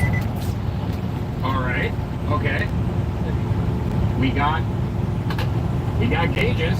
161,000 miles. That seems like a lot. Okay. All right. 3, 2. Before moving on, though, this video is kindly sponsored by Final War Frozen Defense, an RTS tower defense game that may look same old at first, but it's actually very unique in its own way. Basically, you have to defend your throne from enemies, and you... All right. 3, 2, 1. Whoa! Whoa! Yeah! Hold on! I'm so nervous. I'm so nervous.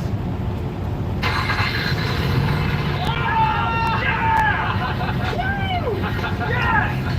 Oh! Yeah! Hell yeah, man! Oh, feels so good, bro! Come on! Yeah! Okay, yeah! Woo! Oh my goodness! Look how smooth that looks! It is so smooth right now? Yeah! Oh, that's wild. Anything underneath it? It's gonna smoke a little bit because there's stuff here. I do have to put some power steering fluid in there. Dude, that runs really smoothly. Idle's really nice. Idle's nice. I really thought this wasn't gonna run. He have no face, huh? The way he did it, I mean, look at the inside of it right now. She's a little bit cold, but let me just hear what that exhaust sounds like. Oh, dude! Dude! Oh.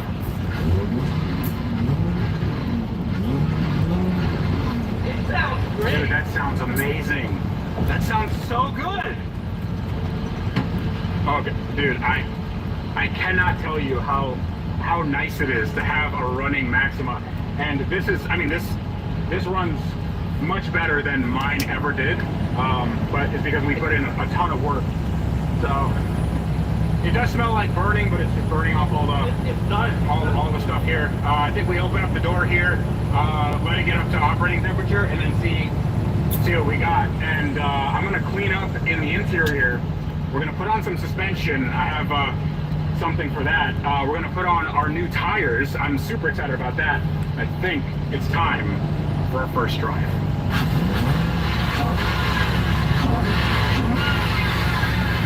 That sounds so good. That thing sounds so rad, dude. That thing sounds brutal. So good.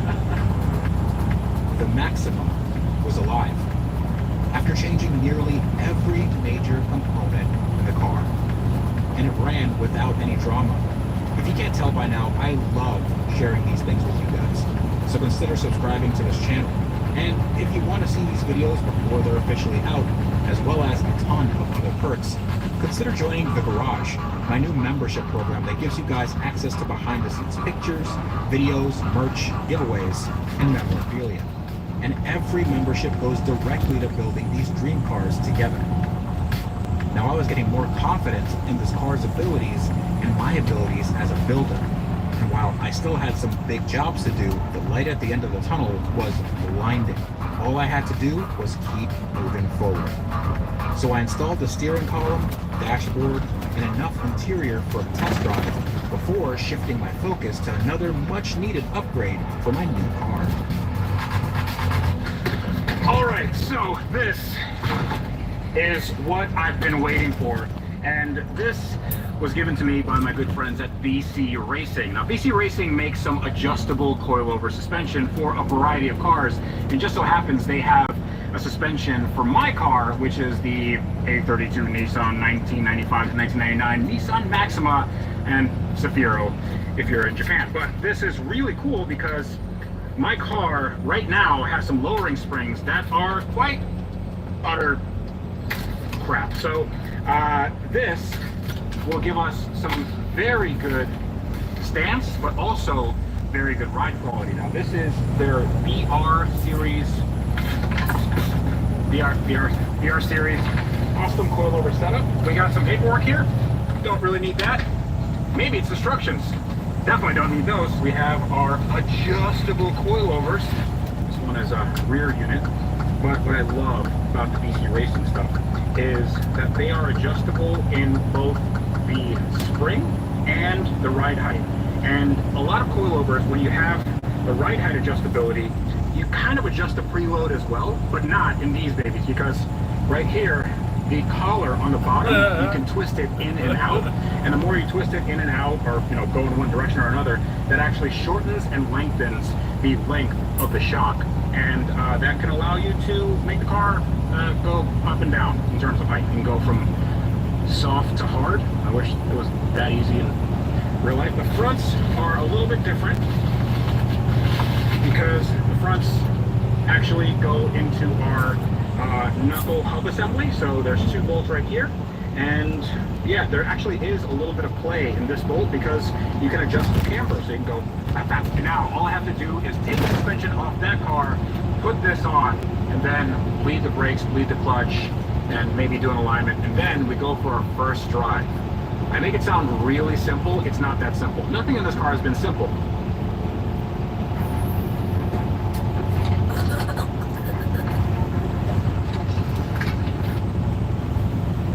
I think that's going to be simple. Having a good adjustable coilover suspension setup on this car was something I could have never afforded 20 years ago. But having it as an option now is mind-blowing. And the installation is quite easy. There are 3 bolts holding each of the rear shocks in. 1 on the bottom connected to the rear beam, and 2 inside the car through the trunk. Then the shock is removed, and the new one replaces it after you adjust the ride height a bit. Lowering a ride height in a car means it has a lower center of gravity, better handling, and it just plain looks better. Now, speed bumps can suck a lot more, but it's a fair trade-off if I'm honest. The final are hydraulic lines that transfer pressure via fluid from the pedal to the brakes. Fluid isn't compressible, but air is. So getting all the air out of the system, filling it correctly, is super important to eliminate a mushy pedal. We're using a vacuum-assisted bleeder to force the air out of the line, and we're filling the system with clean, new fluid. Brake fluid is hygroscopic, which means that if you leave it open to the elements over time, it takes moisture from the air and can corrode the lines and components from the inside. So anytime you do a brake job like this, use a new bottle of fluid. And with both systems bled properly, the Maxima was ready for the road.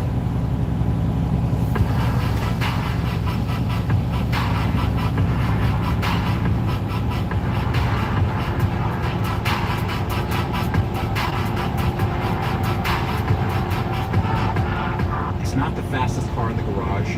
It's not the most exclusive or the most expensive, but it's exactly what I wanted as my first car.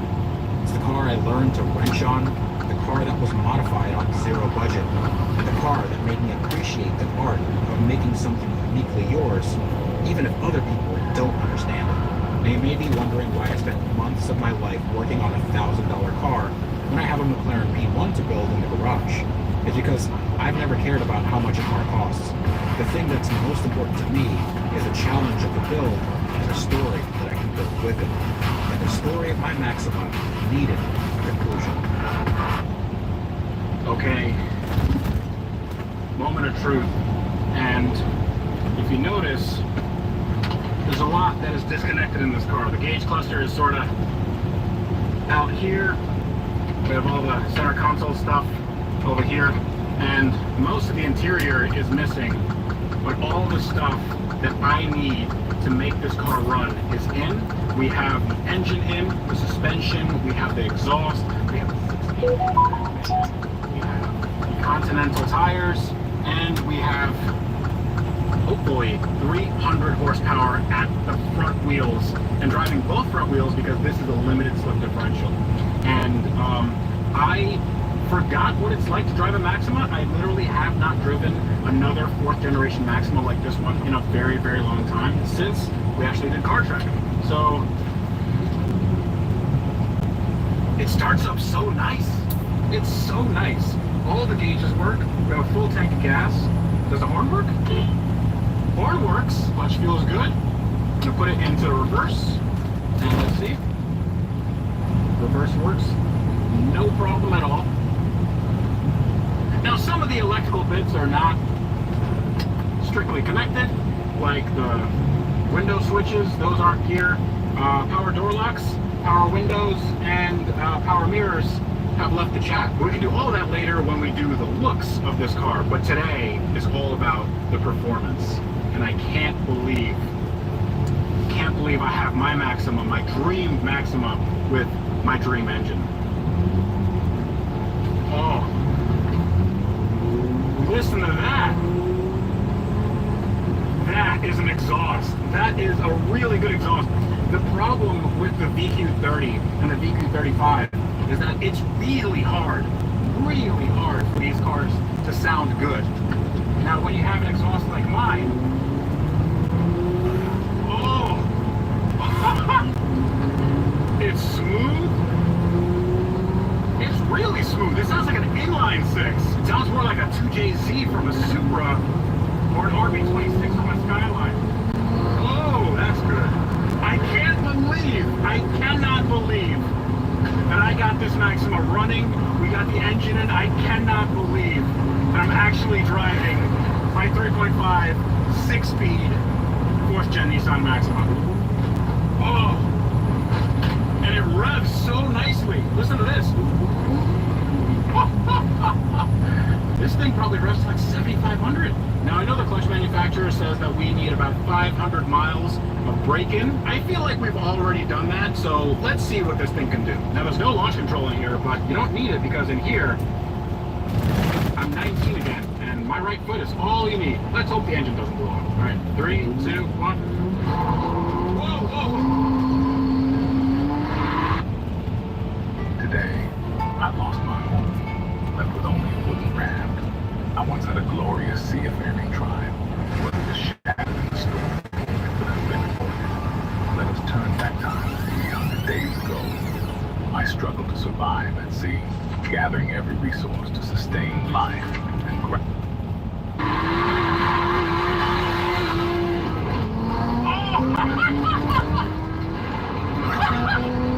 Yeah! Yes!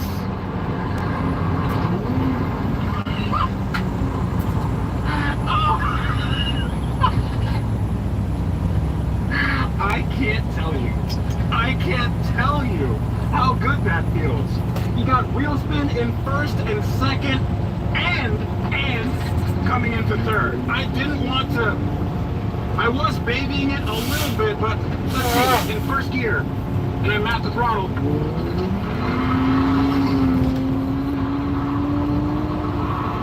Now, these were not the best handling cars, as you can imagine. Being front-wheel drive, having a rear beam. But this one, with the BC coilovers, it doesn't feel floaty. It's not like a couch in here. I'm sorry about the wind noise. Both windows are down. I can't put them back up.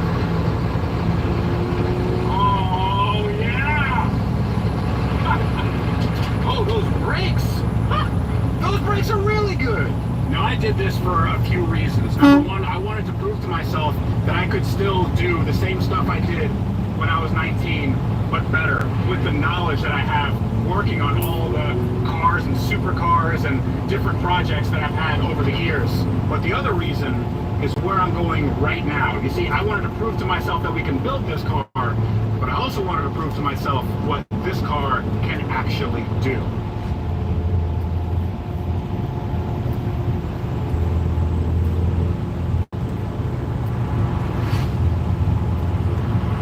So ahead of me is a mile-long runway.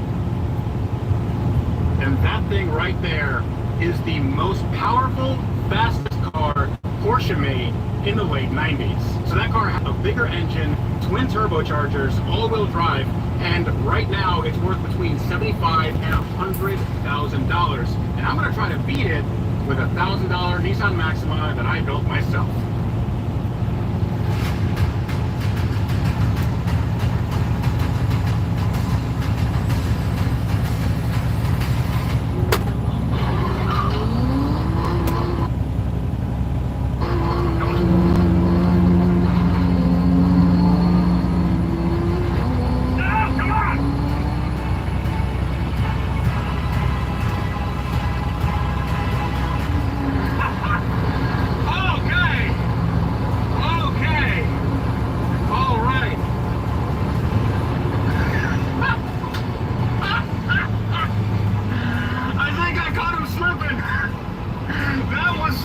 This car is way faster than I thought. Oh my goodness. Oh my goodness.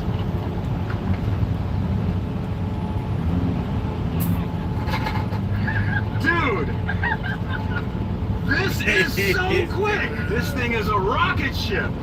And I will say, officially, beat a Porsche 911 Turbo. All right. I think the fact that this is still running, engine's fine, everything's good. This is a massive, massive win. But let's try that again.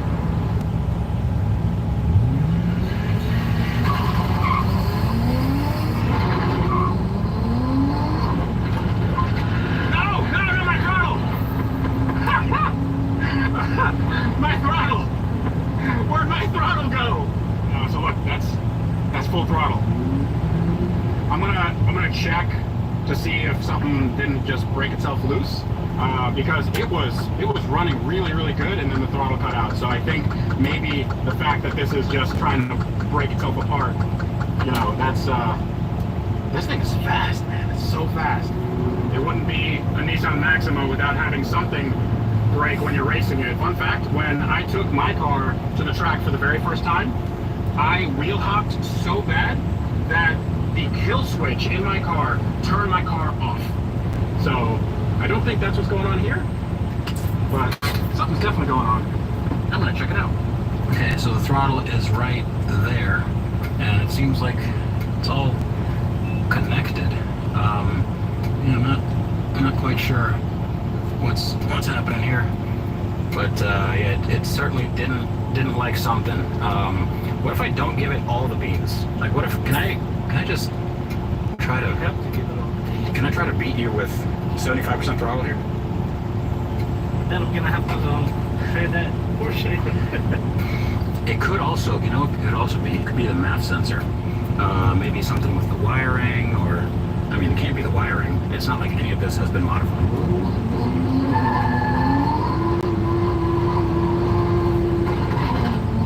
Yeah. There we go. Okay, so the car may be a little bit broken, but it's okay because we can fix it. It only cost me $1,000 plus or minus another parts car, but I am super happy with this outcome. This was my first car, and now I had legitimately beat a supercar. And yes, I know the supercar was 25 years old, but it doesn't matter because the Nissan Maxima beat a Porsche 911 Turbo. I can't tell you how big of a deal that is. And thank you guys for watching. Thank everybody for egging me on. And yes, we will have more McLaren P1 content. We will have Aventador and R8 and everything you guys want to see. But this one was special to me. And thank you so much for letting me share it with you. It means a lot. All right, subscribe to the channel, and let's do more of this. Let's do more of this.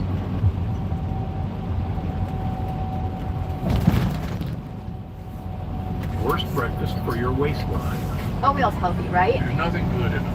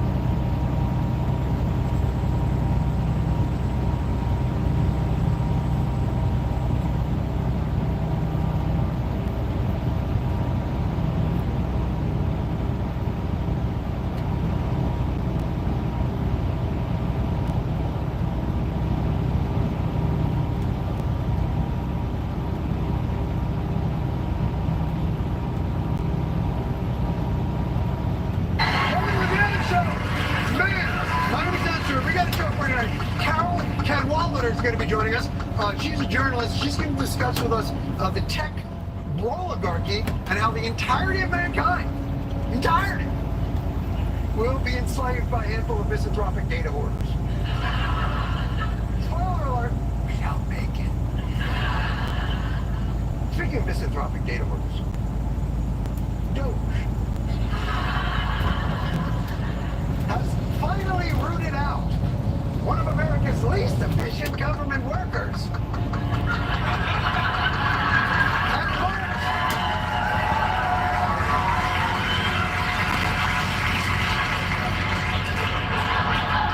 And march him for dismissal.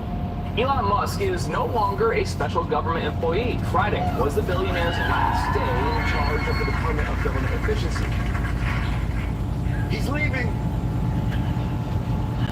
He's leaving his job to make more family with his time.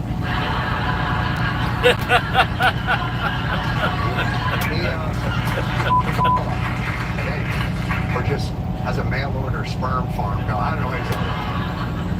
I'm starting to feel bad for this guy. He's been there 4 months. Look, 4 months. It only took 4 months to go from this to this. Oh. Look at this f***ing guy. He went from tech titan, given a mandate to move fast and crush the deep state to guy who had a bad night in Nashville. Boy, you can't remember, will ya? He's got that look like, has anyone seen my shoes? He's look beaten down. He's got that look on his face that I imagine his employees normally have. Black eye, 1,000-yard stare. This dude has seen some shit. I'd like to know at least how that happened. Is your eye okay? What happened to you with your eye? This was a bruise thing. No, I just wasn't around with Lex, and I said, go ahead and punch me in the face, and he did.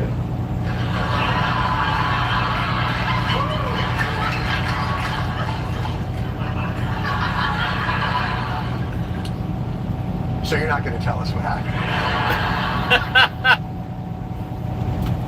It was a totally different world when I was a kid. And you're not going to tell us what happened? Do you need a safe place to stay? Look, I believe sometimes you happen when you're roughhousing with your kids, but I'm also sure the one sentence no parent has ever uttered to their child is, go ahead, punch me in the face.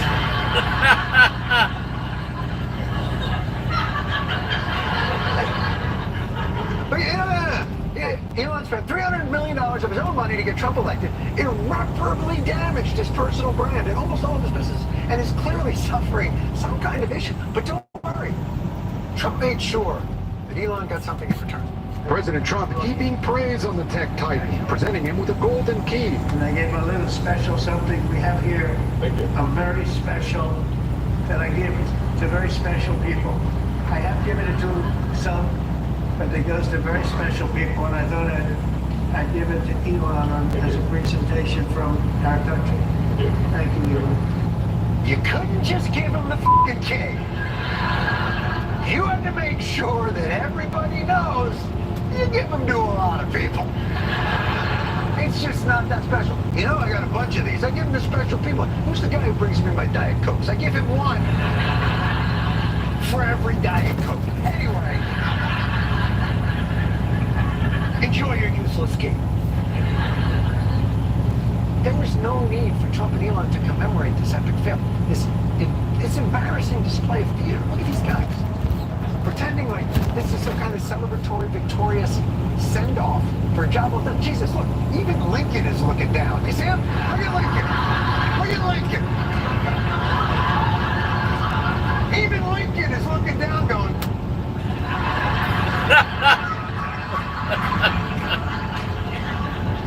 this is the most tedious performance I've ever had to sit through. This is... Even Lincoln can't take it. Oh, somebody booth me. I don't like this.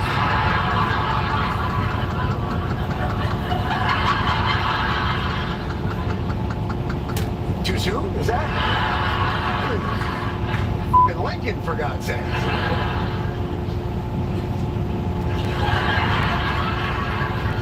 With all the shit going on in the world, I was not expecting the audience to be like, oh, Lincoln.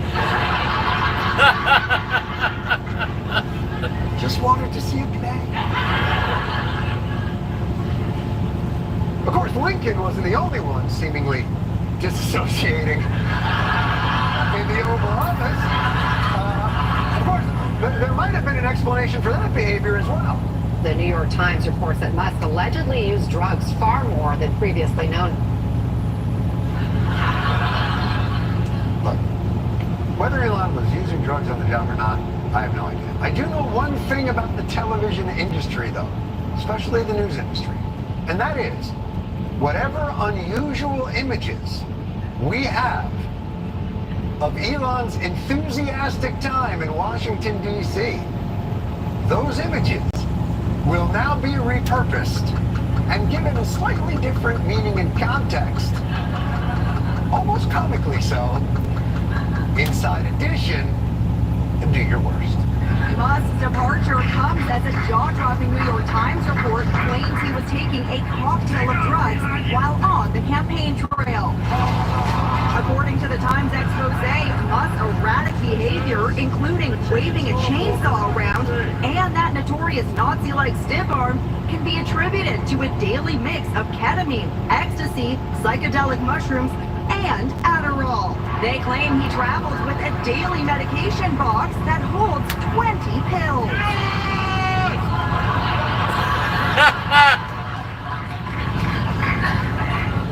Why you want to do a brother dirty? That way you do it. Come on, Inside Edition. Inauguration party enthusiasm or reefer madness? And you might be saying, well, look, who amongst us hasn't unwound sometimes with a little mixture of ecstasy, mushrooms, ketamine, and Adderall? What could be the harm? He told people he was taking so much ketamine that it was affecting his bladder.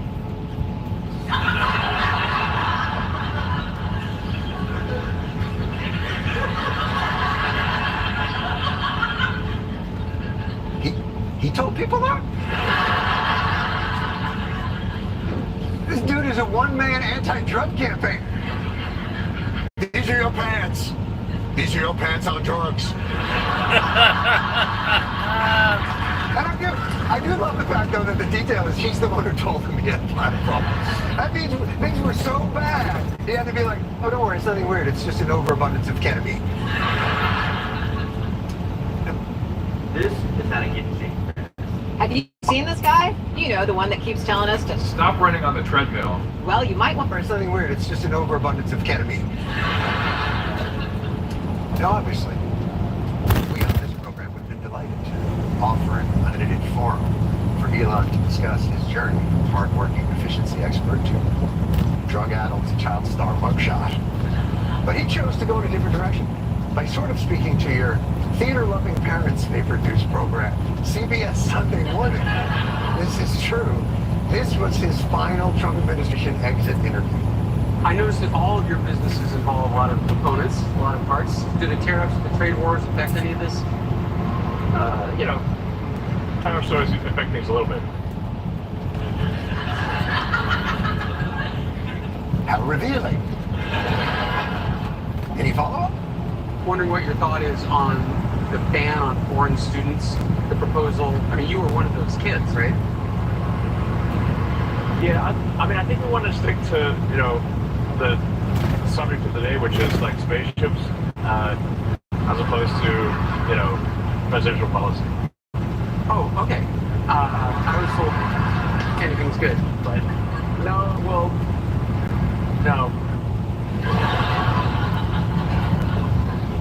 Look what Trump has reduced this man to. He has broken this poor man to just in an interview. Can't we just talk about spaceships? I was told we would both be wearing helmets and talking about it. Just a simple boy with a set of Star Wars sheets and pillows, and we would just like to talk about this. I mean, you can't blame him. This whole project was cutting money from the government, trying to find efficiencies, and sneaking a Trojan horse in the back door and stealing all our data. But Trump is spending $200 billion more than the previous administration did in this amount of time, and creating a deficit exploding big beautiful bill that is the antithesis of everything Musk said he was trying to do.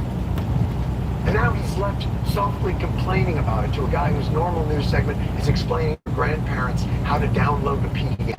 I was like disappointed to see the massive spending move, frankly, which increases the budget deficit, not just decrease it, and undermines the work that the Doge team is doing. I think a vote could be big or it could be beautiful, but I don't know if it could be both. My personal opinion. Dominique, how is your driving going this evening? Good night.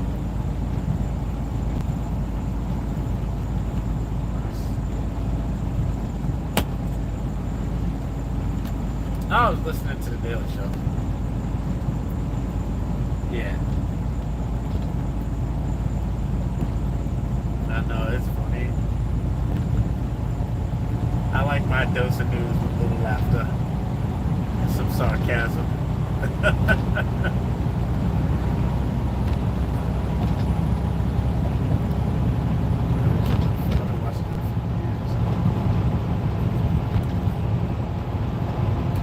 Yeah. I remember when he did his first correspondence. Yep.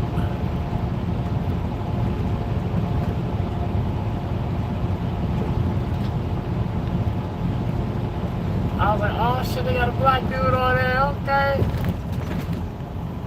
And then I was like, nah, he's not black, he's African. And they got a melanated brother up there. Here we go. Close enough. And then they had Roy Wood Jr. on there. He's funny too. I like when he do the CP time.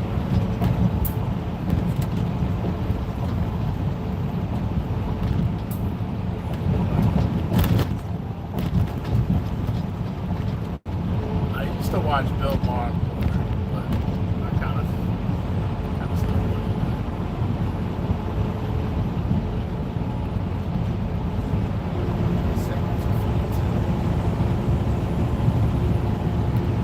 Yeah, I watched some of his stand-ups. They're pretty good.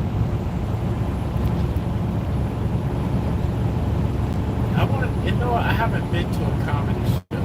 I've always wanted to go to a comedy show.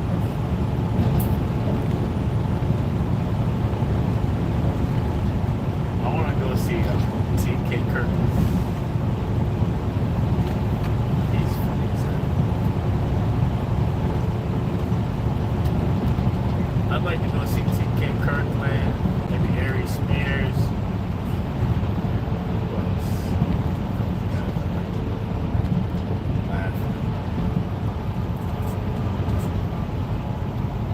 I don't know about the big ones, but they're like, oh, Godfrey too.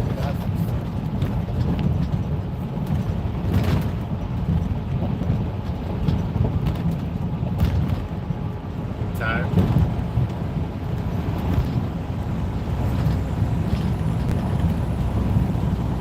Yeah, I'm almost. I sure do.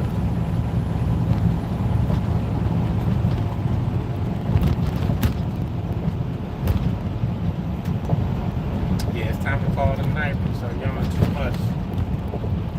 Because when everybody ready to go to sleep, it just goes to sleep. Yep, lay in the bed. A nice safe place. Let the TV watch you after you done watched it.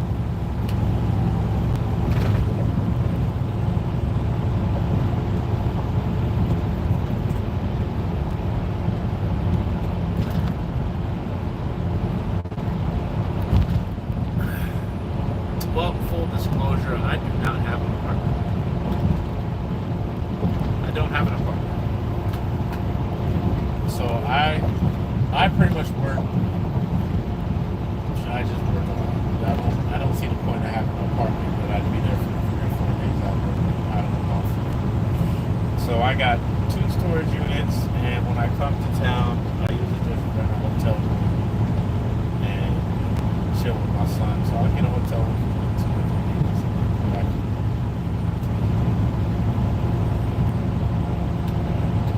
Yeah, it's just, I don't have no family to worry about anymore. So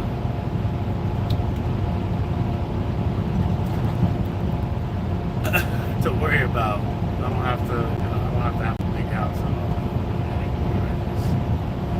I just go to work, come and go freely. Park my car in my parking spot where I park my truck at when I come switch out. Yeah, keep my money in my pocket. And it works very nicely for me.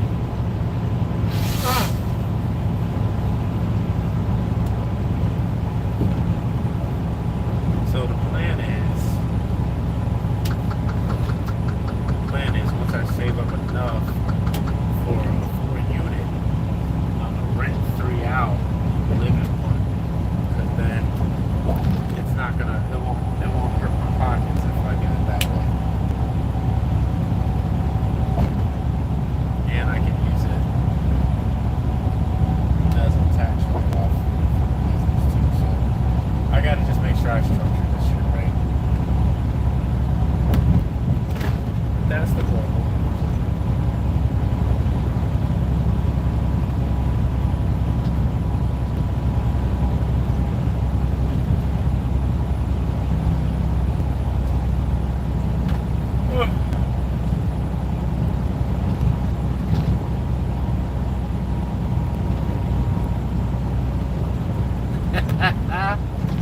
Gotcha.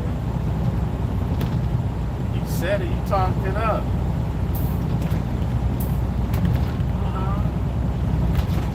Well, you still talking it up. It's like, I've been yawning. I haven't yawned once until you said it. Wasn't even thinking about it. It was bound to happen sooner or later. It's almost 12 o'clock.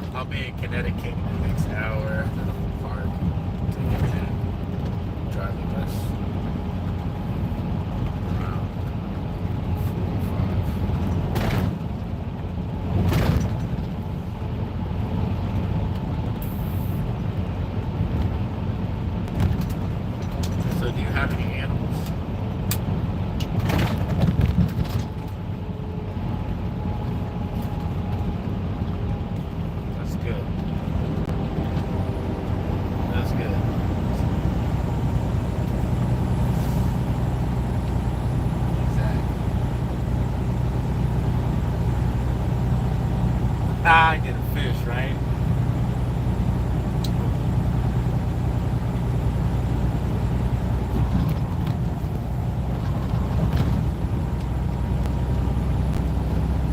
Used to have a dog. I used to have a doggy. I gave him for adoption after he stayed with me in the truck for like a year. I wanted him to have a home. Riding around. He was a French Mastiff, so he's kind of big. Riding around all the time, he would get stir crazy. You get the zoomies. The zoomies. Yeah, he just needs to rip. So I found a nice home for Poconos.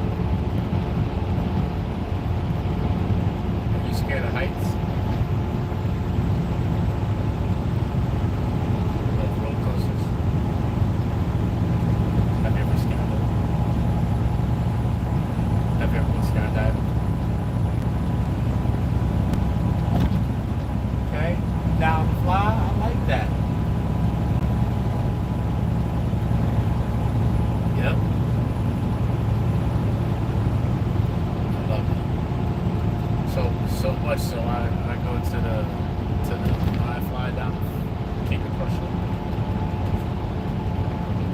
Taking my son. It's fun. Expensive, but it's very physically taxing. I'm trying to get good at it.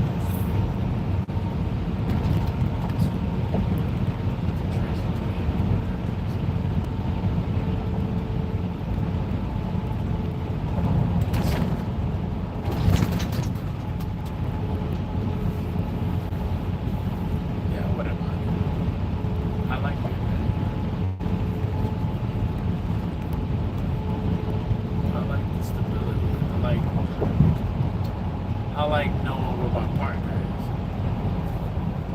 That we have an understanding.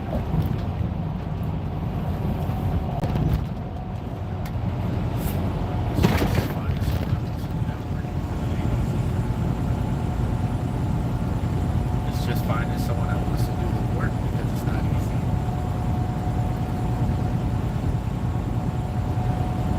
Some people just want to listen whatever. They market.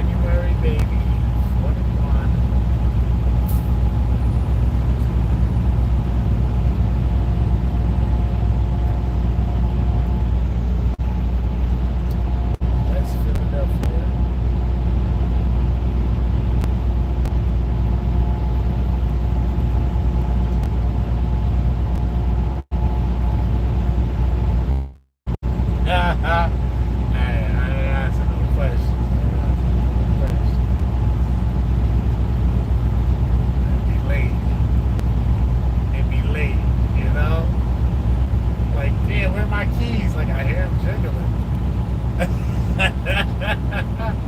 On your forehead.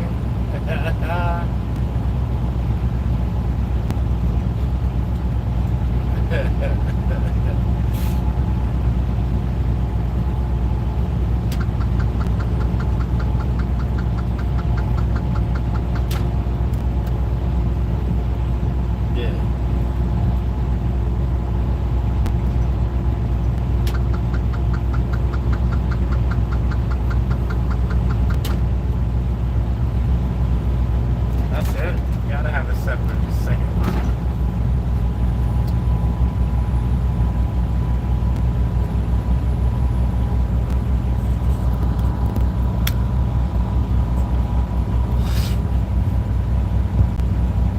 Listen, I got an Android myself. Yeah, I like an Android phone. Stay with you. Green text all the way, baby. Green bubble gang. And my pictures come out better.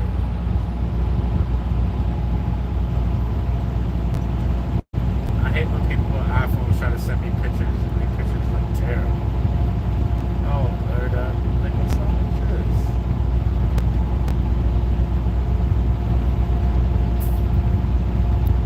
And you have to accept every notification or whatever from the iPhone.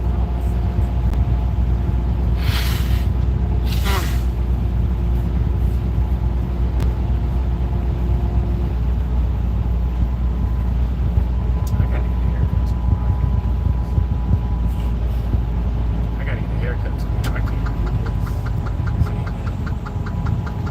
This ain't it. I'm like an old truck driver. Looking like I drive trucks out this way. That's not the look I'm going for. That's not the look I'm going for. This is just a job. This ain't me.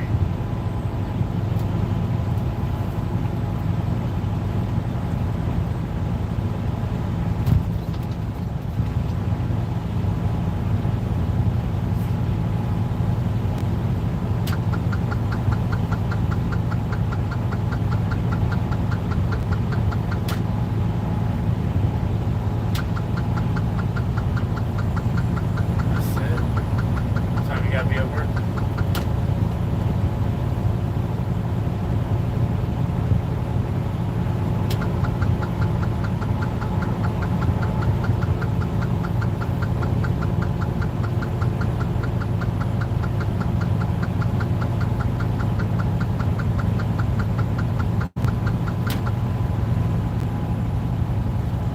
Oh, that's lovely. You have options.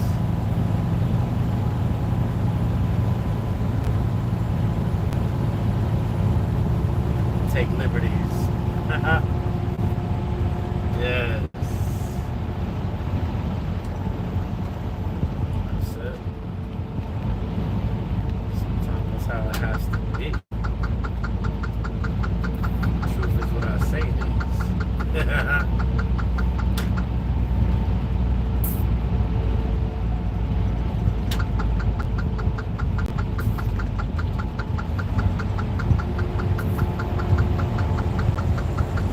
I can't stand when people go so slow. When people drive under the speed limit in the third lane, in the middle lane, and they see me coming up on them, and they don't move over, and there's plenty of room. I hate that. Like, get out the way. You're holding up everybody's traffic. If I was ever a cop, I think those are the only people I'd give tickets. Yep, the people that are holding up traffic. Well, get your slow ass out of the way. You see traffic going 65 and you want to go 59. Whole team. See you in court and I'm showing up.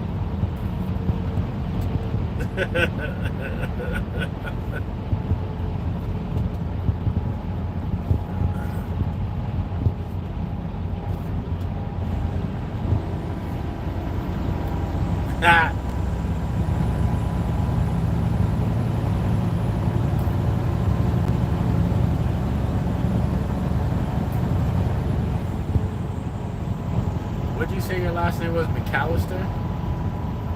McFadden. McFadden. I said McAllister. No. I was close. I got the Mick right.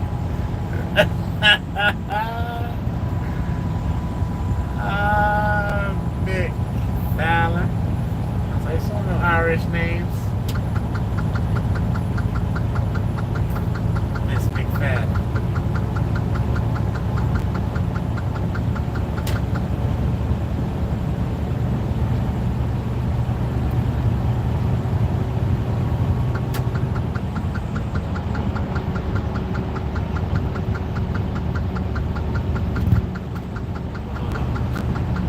Hey, are you a coffee drinker? What's your brand? Lipton or Tetley?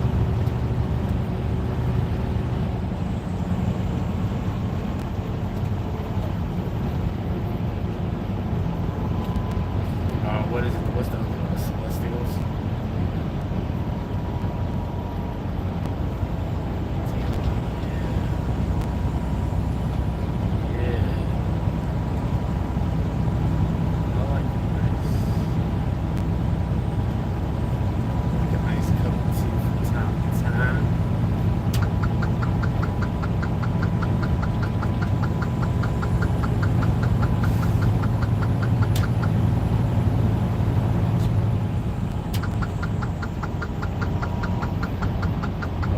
Goodness. Move out the way.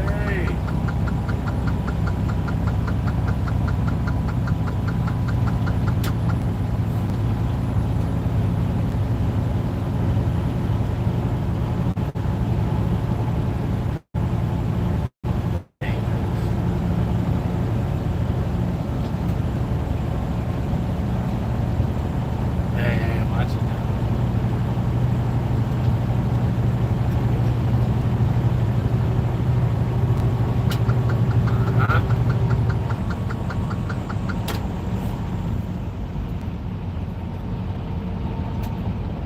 Find out you can't drive.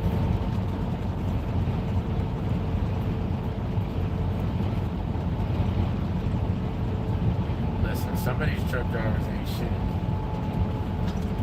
I ain't gonna lie.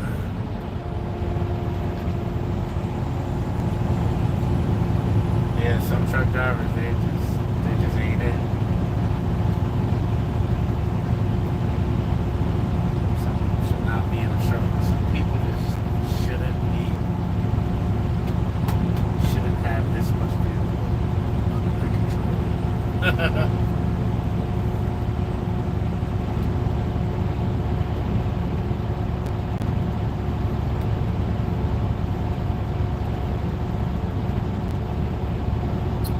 That's right. It's not a vehicle. It's a lot of weight. Pushing in heavy joints.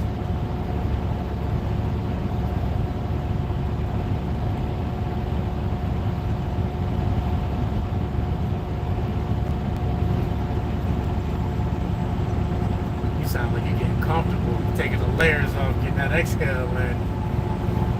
That under booby scratch, like, oh Lord.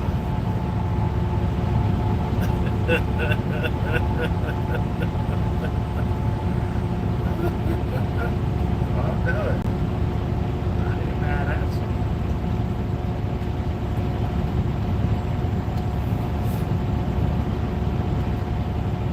I'm jealous right now. I'm trying to do the same thing. I'm trying to take these ankle socks off.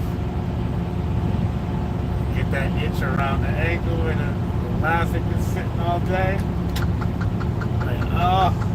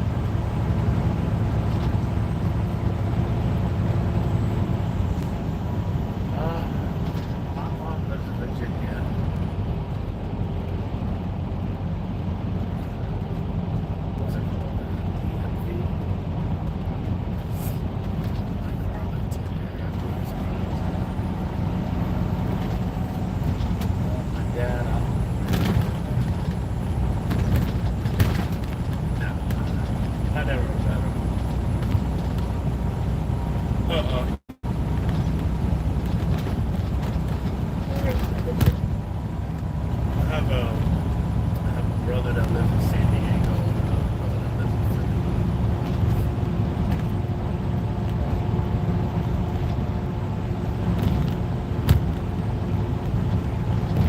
Yeah.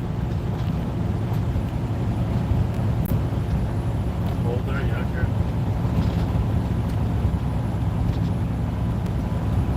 Oh, rough life. They live in a fast life.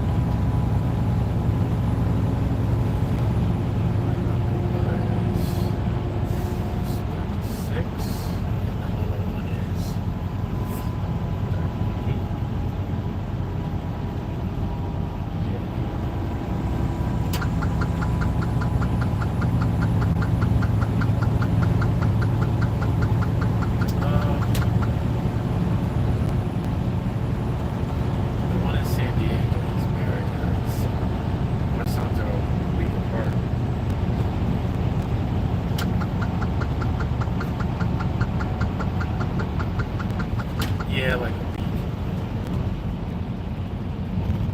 And my other brother, he's not married, but he got 6 kids, 3 boys and 3 girls.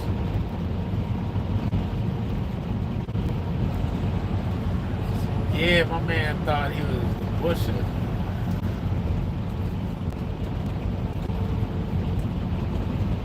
Putting me in the back. The butcher.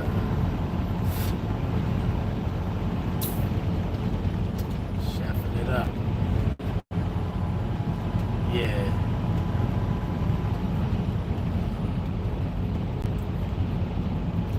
I was like, bruh, what's up with your pull-out game, my boy? You terrible. He just started laughing.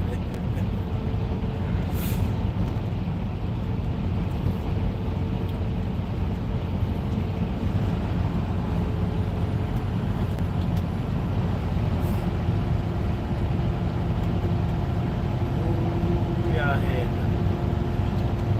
The cat skills.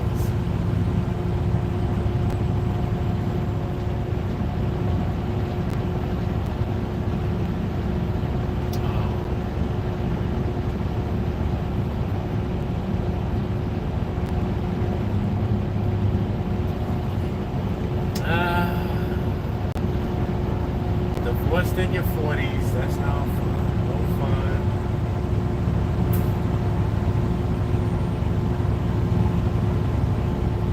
I know I got gray hair now and shit. I feel. No.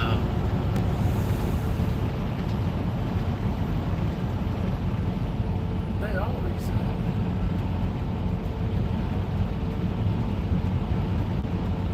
There's gray hair in all of them. Because that picture, that one picture is black and white. I think that was.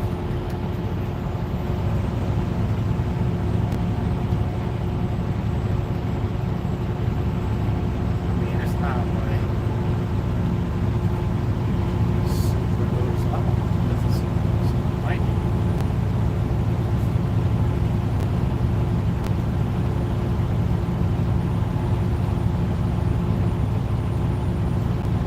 See this.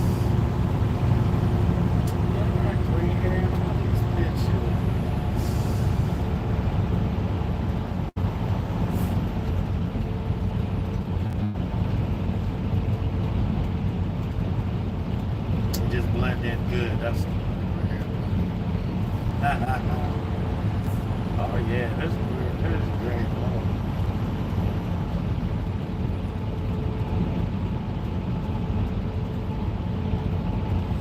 It's time for me to probably because I need a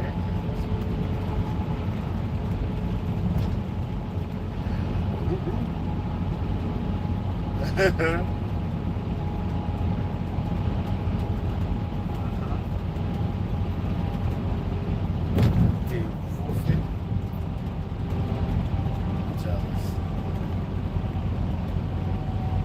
Okay. I want to go to bed too, damn it. He's parked his truck.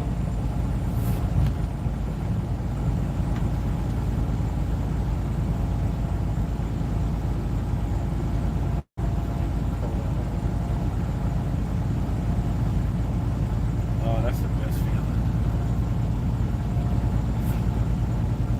Yeah.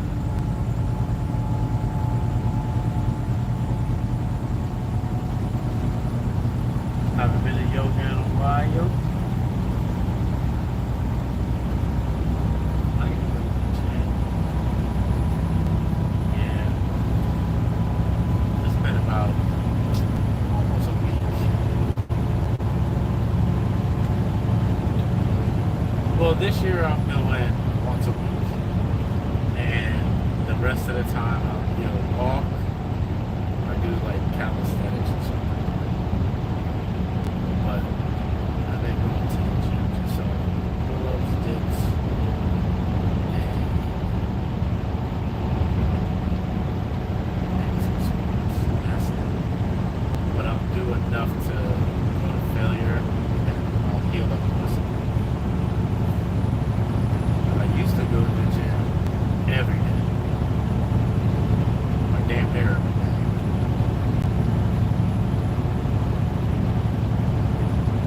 Fitness all over the country.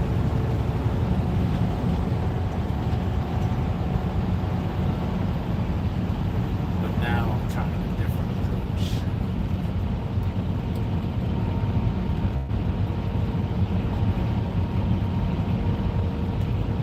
Gotta walk off this. Gotta get these steps in to stay lean.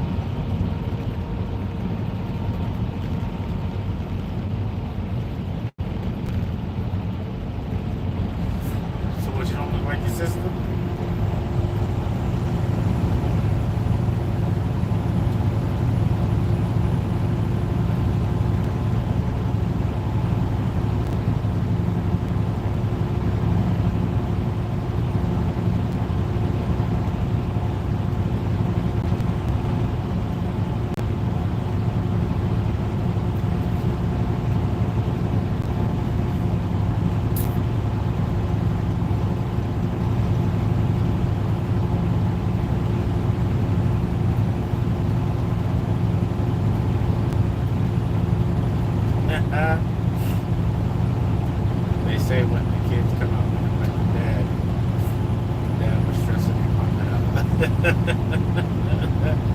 The dad was stressing the mom out.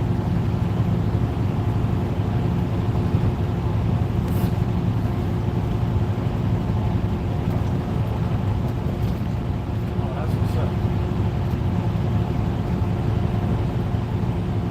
You got to enjoy the young parents. All of you.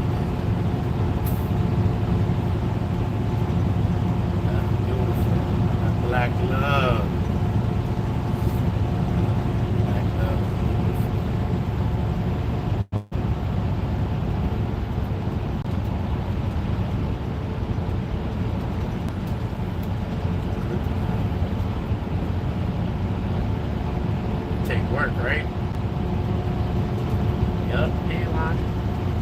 He ain't lying. Listen to that man. That was what it takes.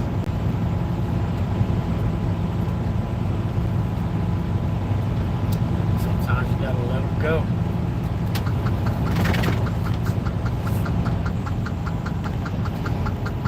But a handful of things that you can mess up.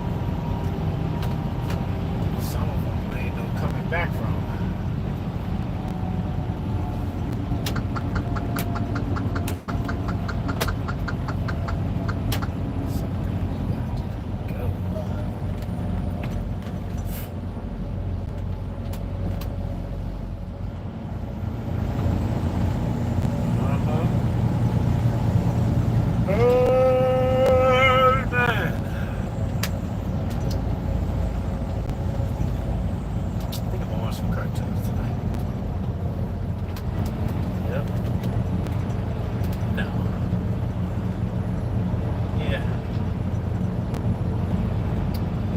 Yeah, there's everything in this truck besides the bathroom. Bed, fridge, TV, games, closets. So got bunk beds in here. Something's gonna come with me for the summer. Yeah, I'm gonna go pick him up in like a day or so. He's gonna come with me for as long as he wants to stay.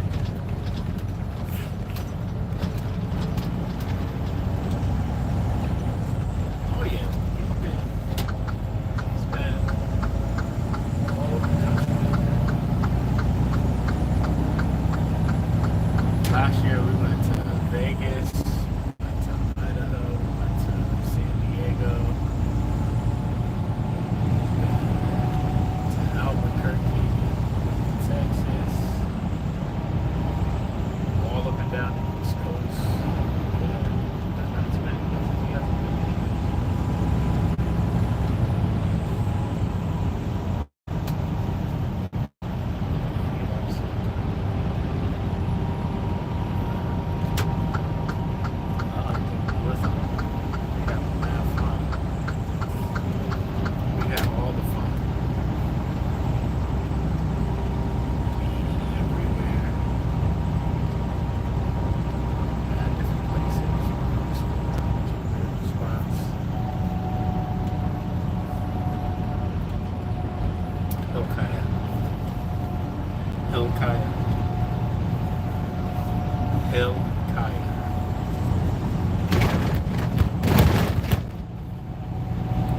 That's my boy.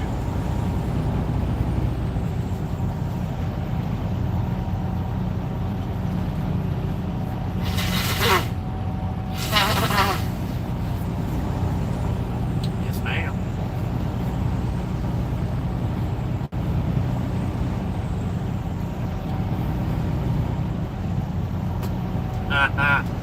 Sound like a whole pack of derm.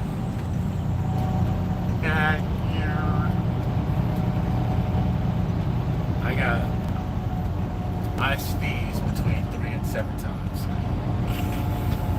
You too?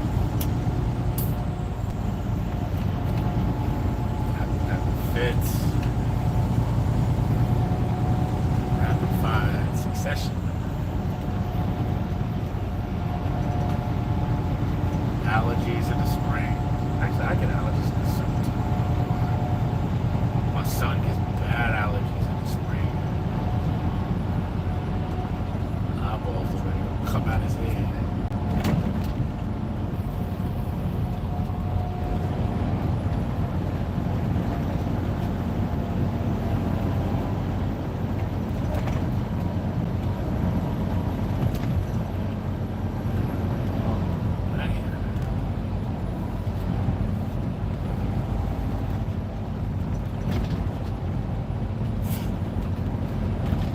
No, go ahead and get that rest. I'm not gonna have you sit here sleeping with the phone making me tired.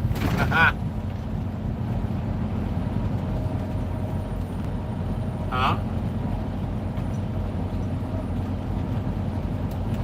Oh, I'll be up. up. I gotta be at this place. Get nap and then get back up. Alright, sweetie, you have a good night.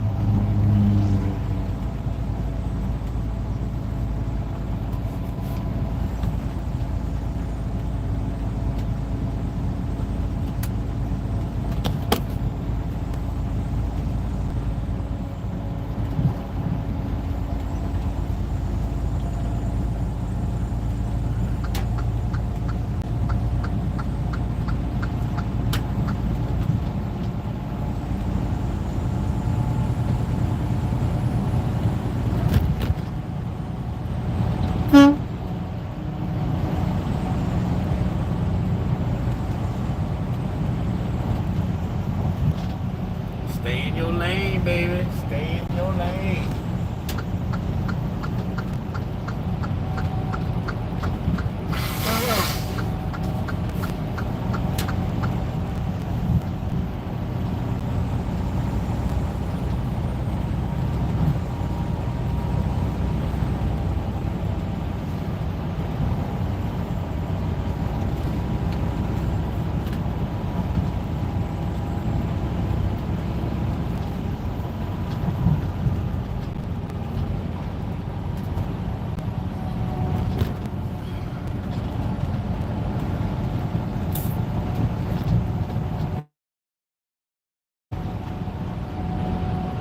Man, they get rid of that whole toll booth and go on now.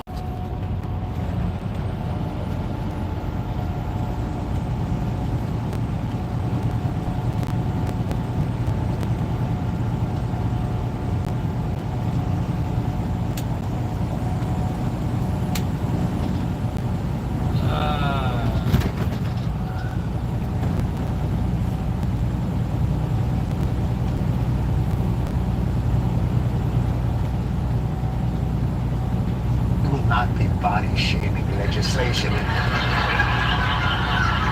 I'm going to tell you something, and I speak for all the legislation out there, that in this country, a bill can be big and beautiful and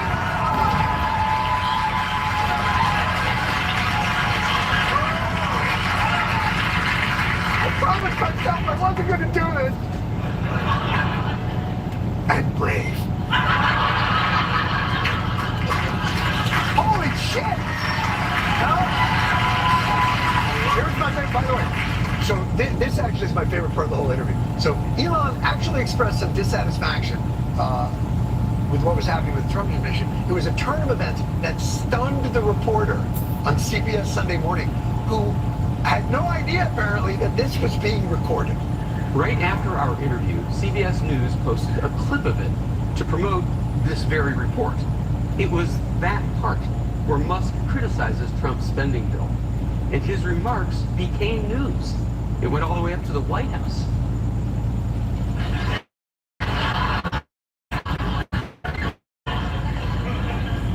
Yeah. That's what it does. Like, so am I in trouble? I thought we were just killing time until we got another Patty Lupone to pilot. I don't like any of this.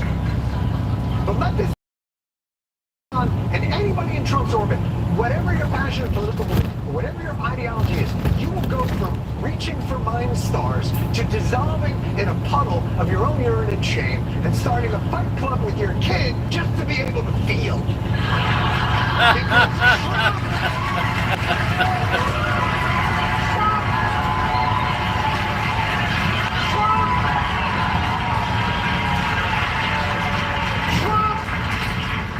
Trump doesn't believe in anything, man.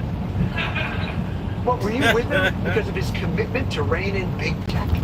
They use big tech to censor you. They use the deep state to spy on you. We have to make sure that we are protecting the American people's privacy and data rights. When I'm president, big tech will pay. Welcome to Planet Cola! I'm president, big tech will pay. iTunes will have to agree to your terms and conditions. When I'm president, traffic lights will have to click on boxes containing pictures of you.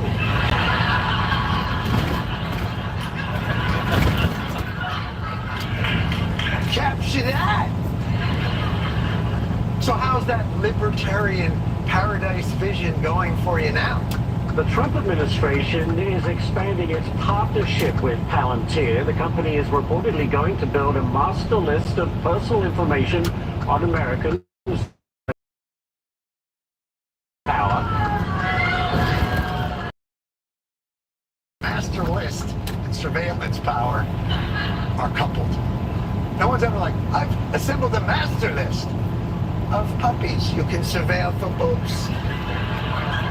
But hey, how evil can Palantir be? You got Pal, right? Well, look, it's not like they're handing all of our data over to some crackpot CEO.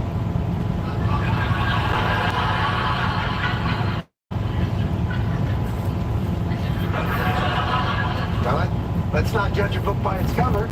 The most effective way for social change is humiliate your enemy and make them poor. I don't think in win-lose. I think in domination. I love the idea of getting a drone and having light fentanyl-laced urine spraying on analysts who tried to screw us.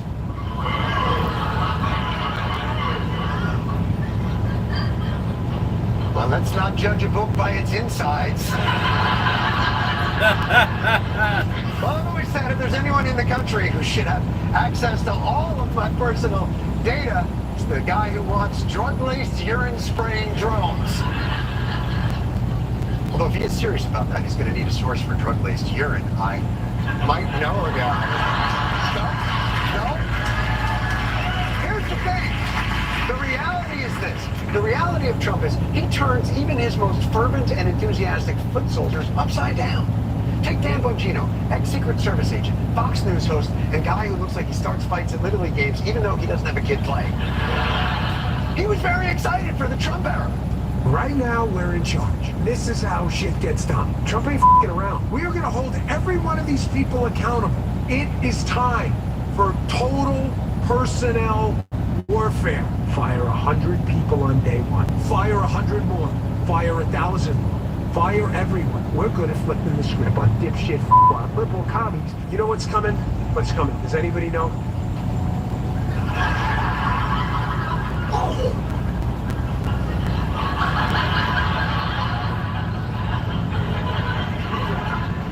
Well, that last part's going to make for some good B-roll for an Inside Edition story one day.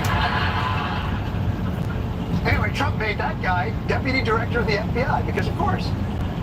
But look what his only 3 months on the job have done to him. I gave up everything for this. I mean, Cash is there all day. We share it, our offices are linked. He turns on the faucet, I hear it. He's there he gets to like 6 o'clock in the morning. He doesn't leave till 7 at night. You know, I'm in there at 7:30 in the morning. He uses the gym. I work out in my apartment. But I stare at these 4 walls all day in D.C. Yeah, that's called a job. You have a job.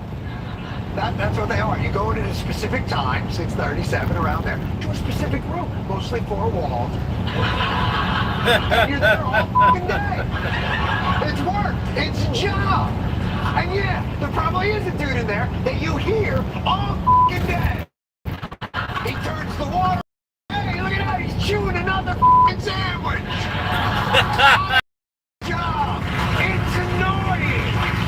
Yeah, it sucks. How do you not know that? For God's sakes, you're on the right. Haven't you even read Dilbert? For f***'s sake. Work sucks. And how are you just finding about this now? How is having a job now suddenly destroying everything? But I stare at these 4 walls all day in D.C. You know, by myself, divorced from my wife. Not divorced, but I mean separated, divorced. And it's hard. I mean, you know, we love each other, and it's hard to be apart.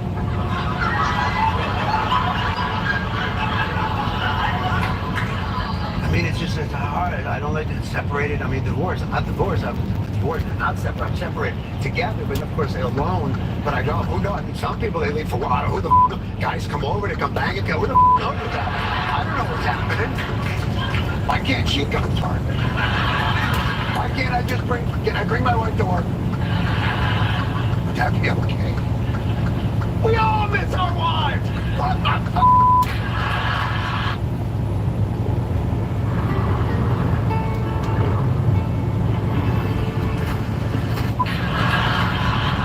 The only one who's going to come out of there unscathed is Press Secretary Caroline Leavitt, because I don't think she got any principles in there left to die. President Trump is truly the most transparent and accessible president in American history. We have truth on our side at this White House. I think everybody, the American public, believe it's absurd for anyone to insinuate that this president is profiting off of the presidency. It's frankly ridiculous that anyone in this room would even suggest that President Trump is doing anything for his own benefit. That's all he's doing! By the way, I think the more she lies, the bigger her cross gets. Is that possible? It's like some sort of weird Pinocchio cross. The president can't be bought. I'm not even upset with this lady, because just rolling with the punches is clearly the only strategy for happiness when you're working for Trump. Trump's very open secret has always been he doesn't believe in or care about any policy issue at all. He wants attention, he wants his ego stroked, and he wants money. He wants wads and wads of money. Remember his 90 deals in 90 days? He made them, but only for his family. Those are the only deals he made. Meanwhile, the world he said he was going to fix is burning, like so many nuclear-capable planes in Siberia. And don't bother trying to call him on it, because before you can, he's already moved on, pulling some new crazy thing out of his ass to distract us.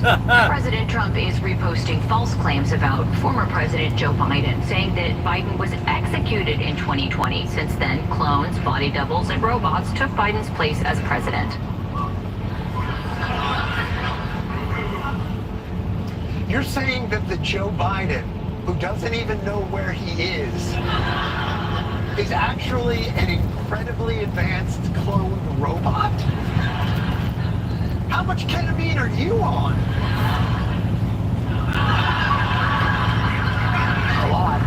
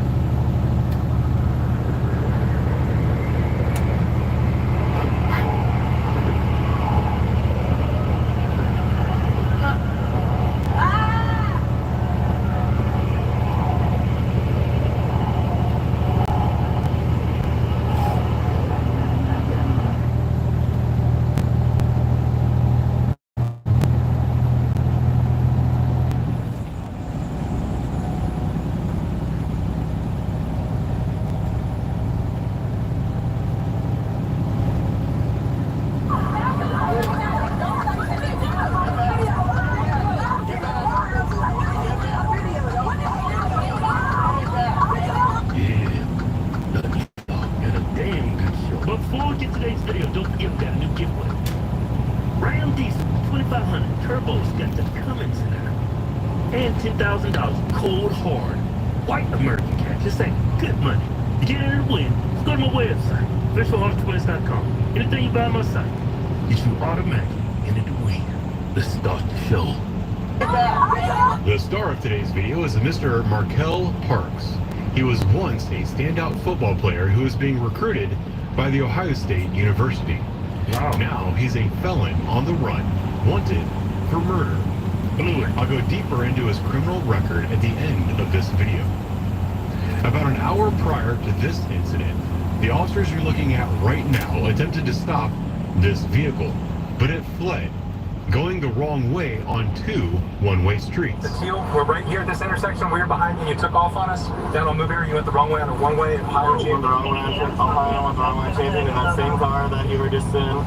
No, it's not me. All right, man. The Columbus Police directives do not allow officers to pursue vehicles under those circumstances, so they were forced to let it go and notified the rest of the units in the area of the vehicle. A short time later, I think that's a dumb policy, but yeah. I mean, once this policy gets out, the cops pull you over, just run. Drive crazy, they'll just let you go. Yeah. Driving outside the road, they won't chase you. Yeah. Walking crews, also known as bike cops, found the vehicle and attempted another stop.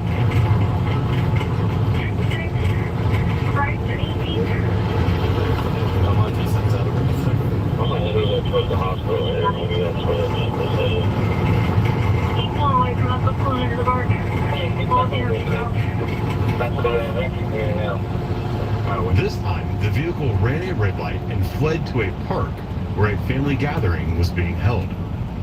As the officers approached the vehicle, the crowd at the park began swarming the officers, trying to prevent them from doing their jobs.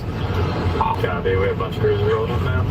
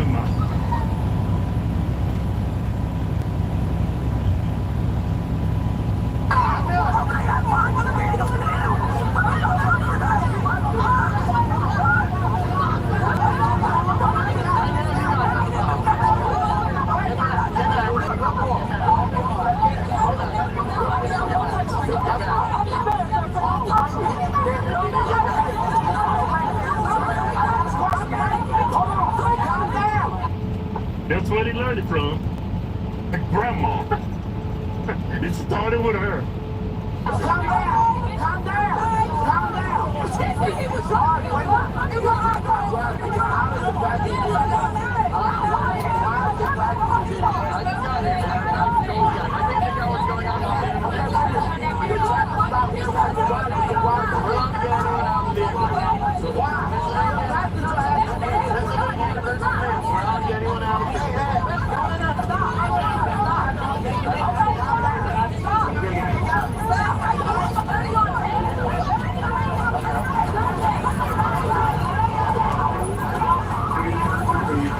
For your safety, we're getting away from that scene right now. Yes, sir.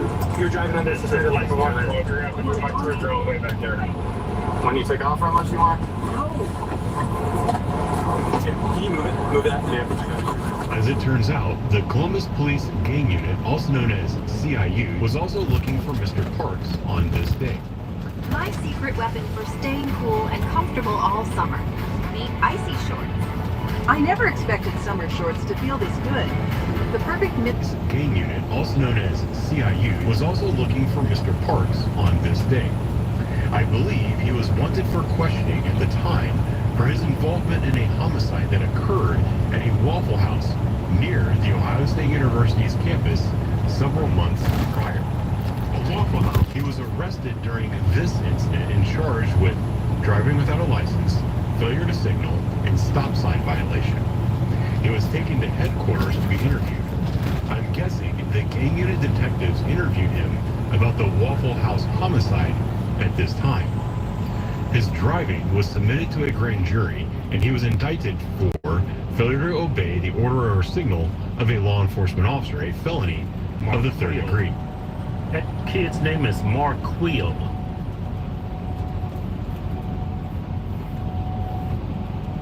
Marquil. Or signal of a law enforcement officer, a felony of the third degree. Homicide detectives later submitted their case to the grand jury, and he was later indicted for murder. He hasn't shown up to court on either of the cases, so he's either dead or still on the run somewhere.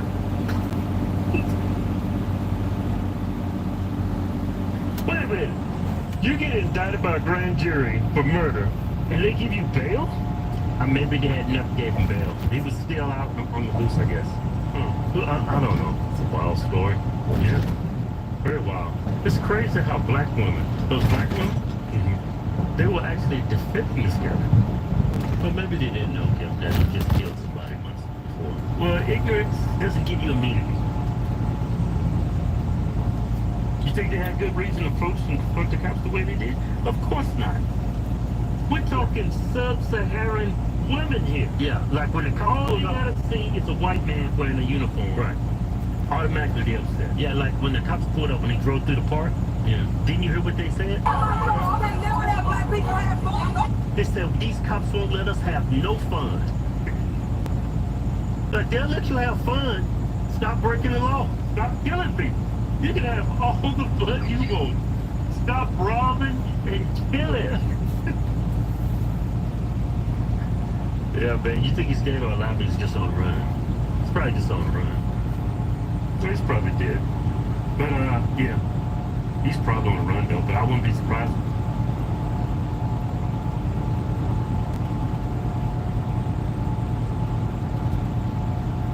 It is official. The Treasury has confirmed it.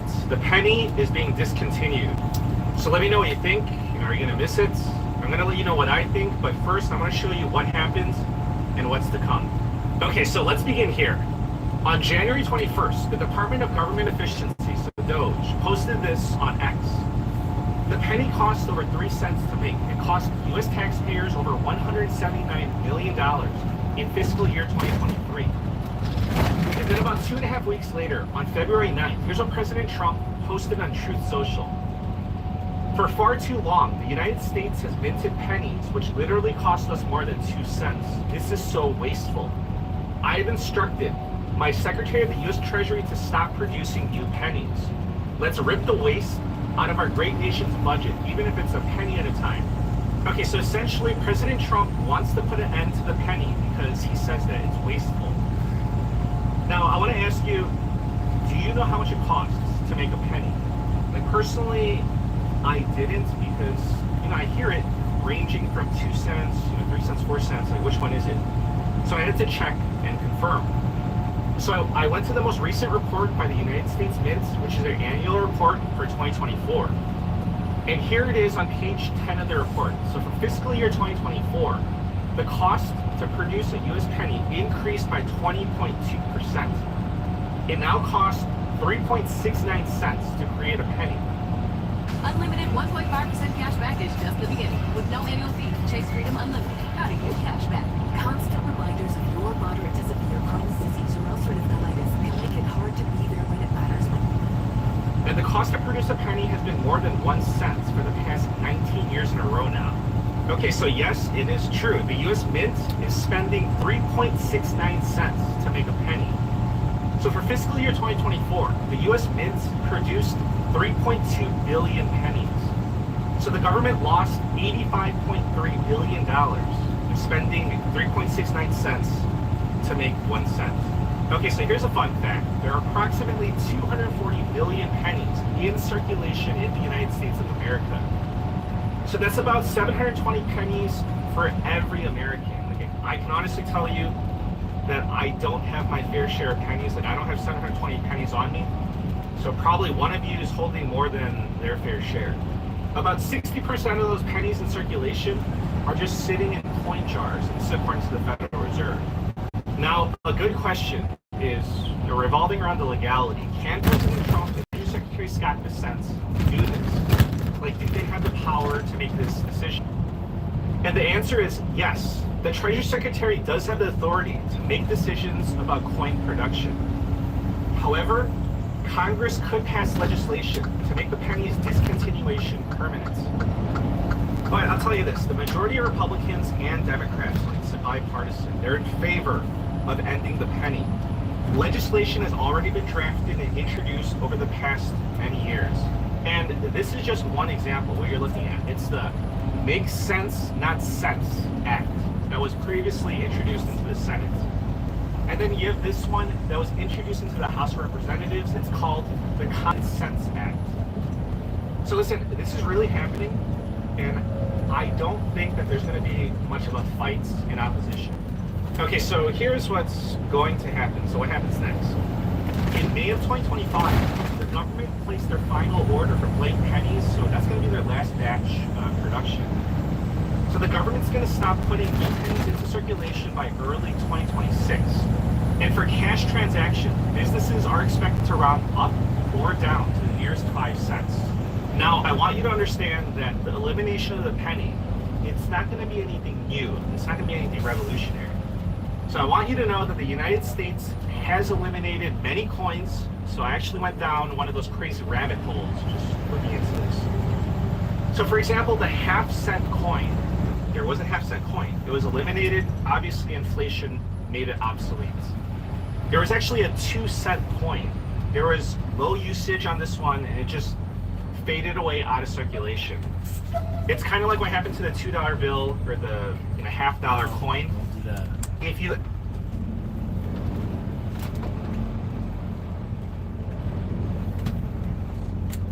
the 3-cent coin that got eliminated because it just simply caused too much confusion, like mathematically speaking, because apparently people have more difficulty counting by 3s than by counting by 1s or 2s or 5s or 10s, which makes sense.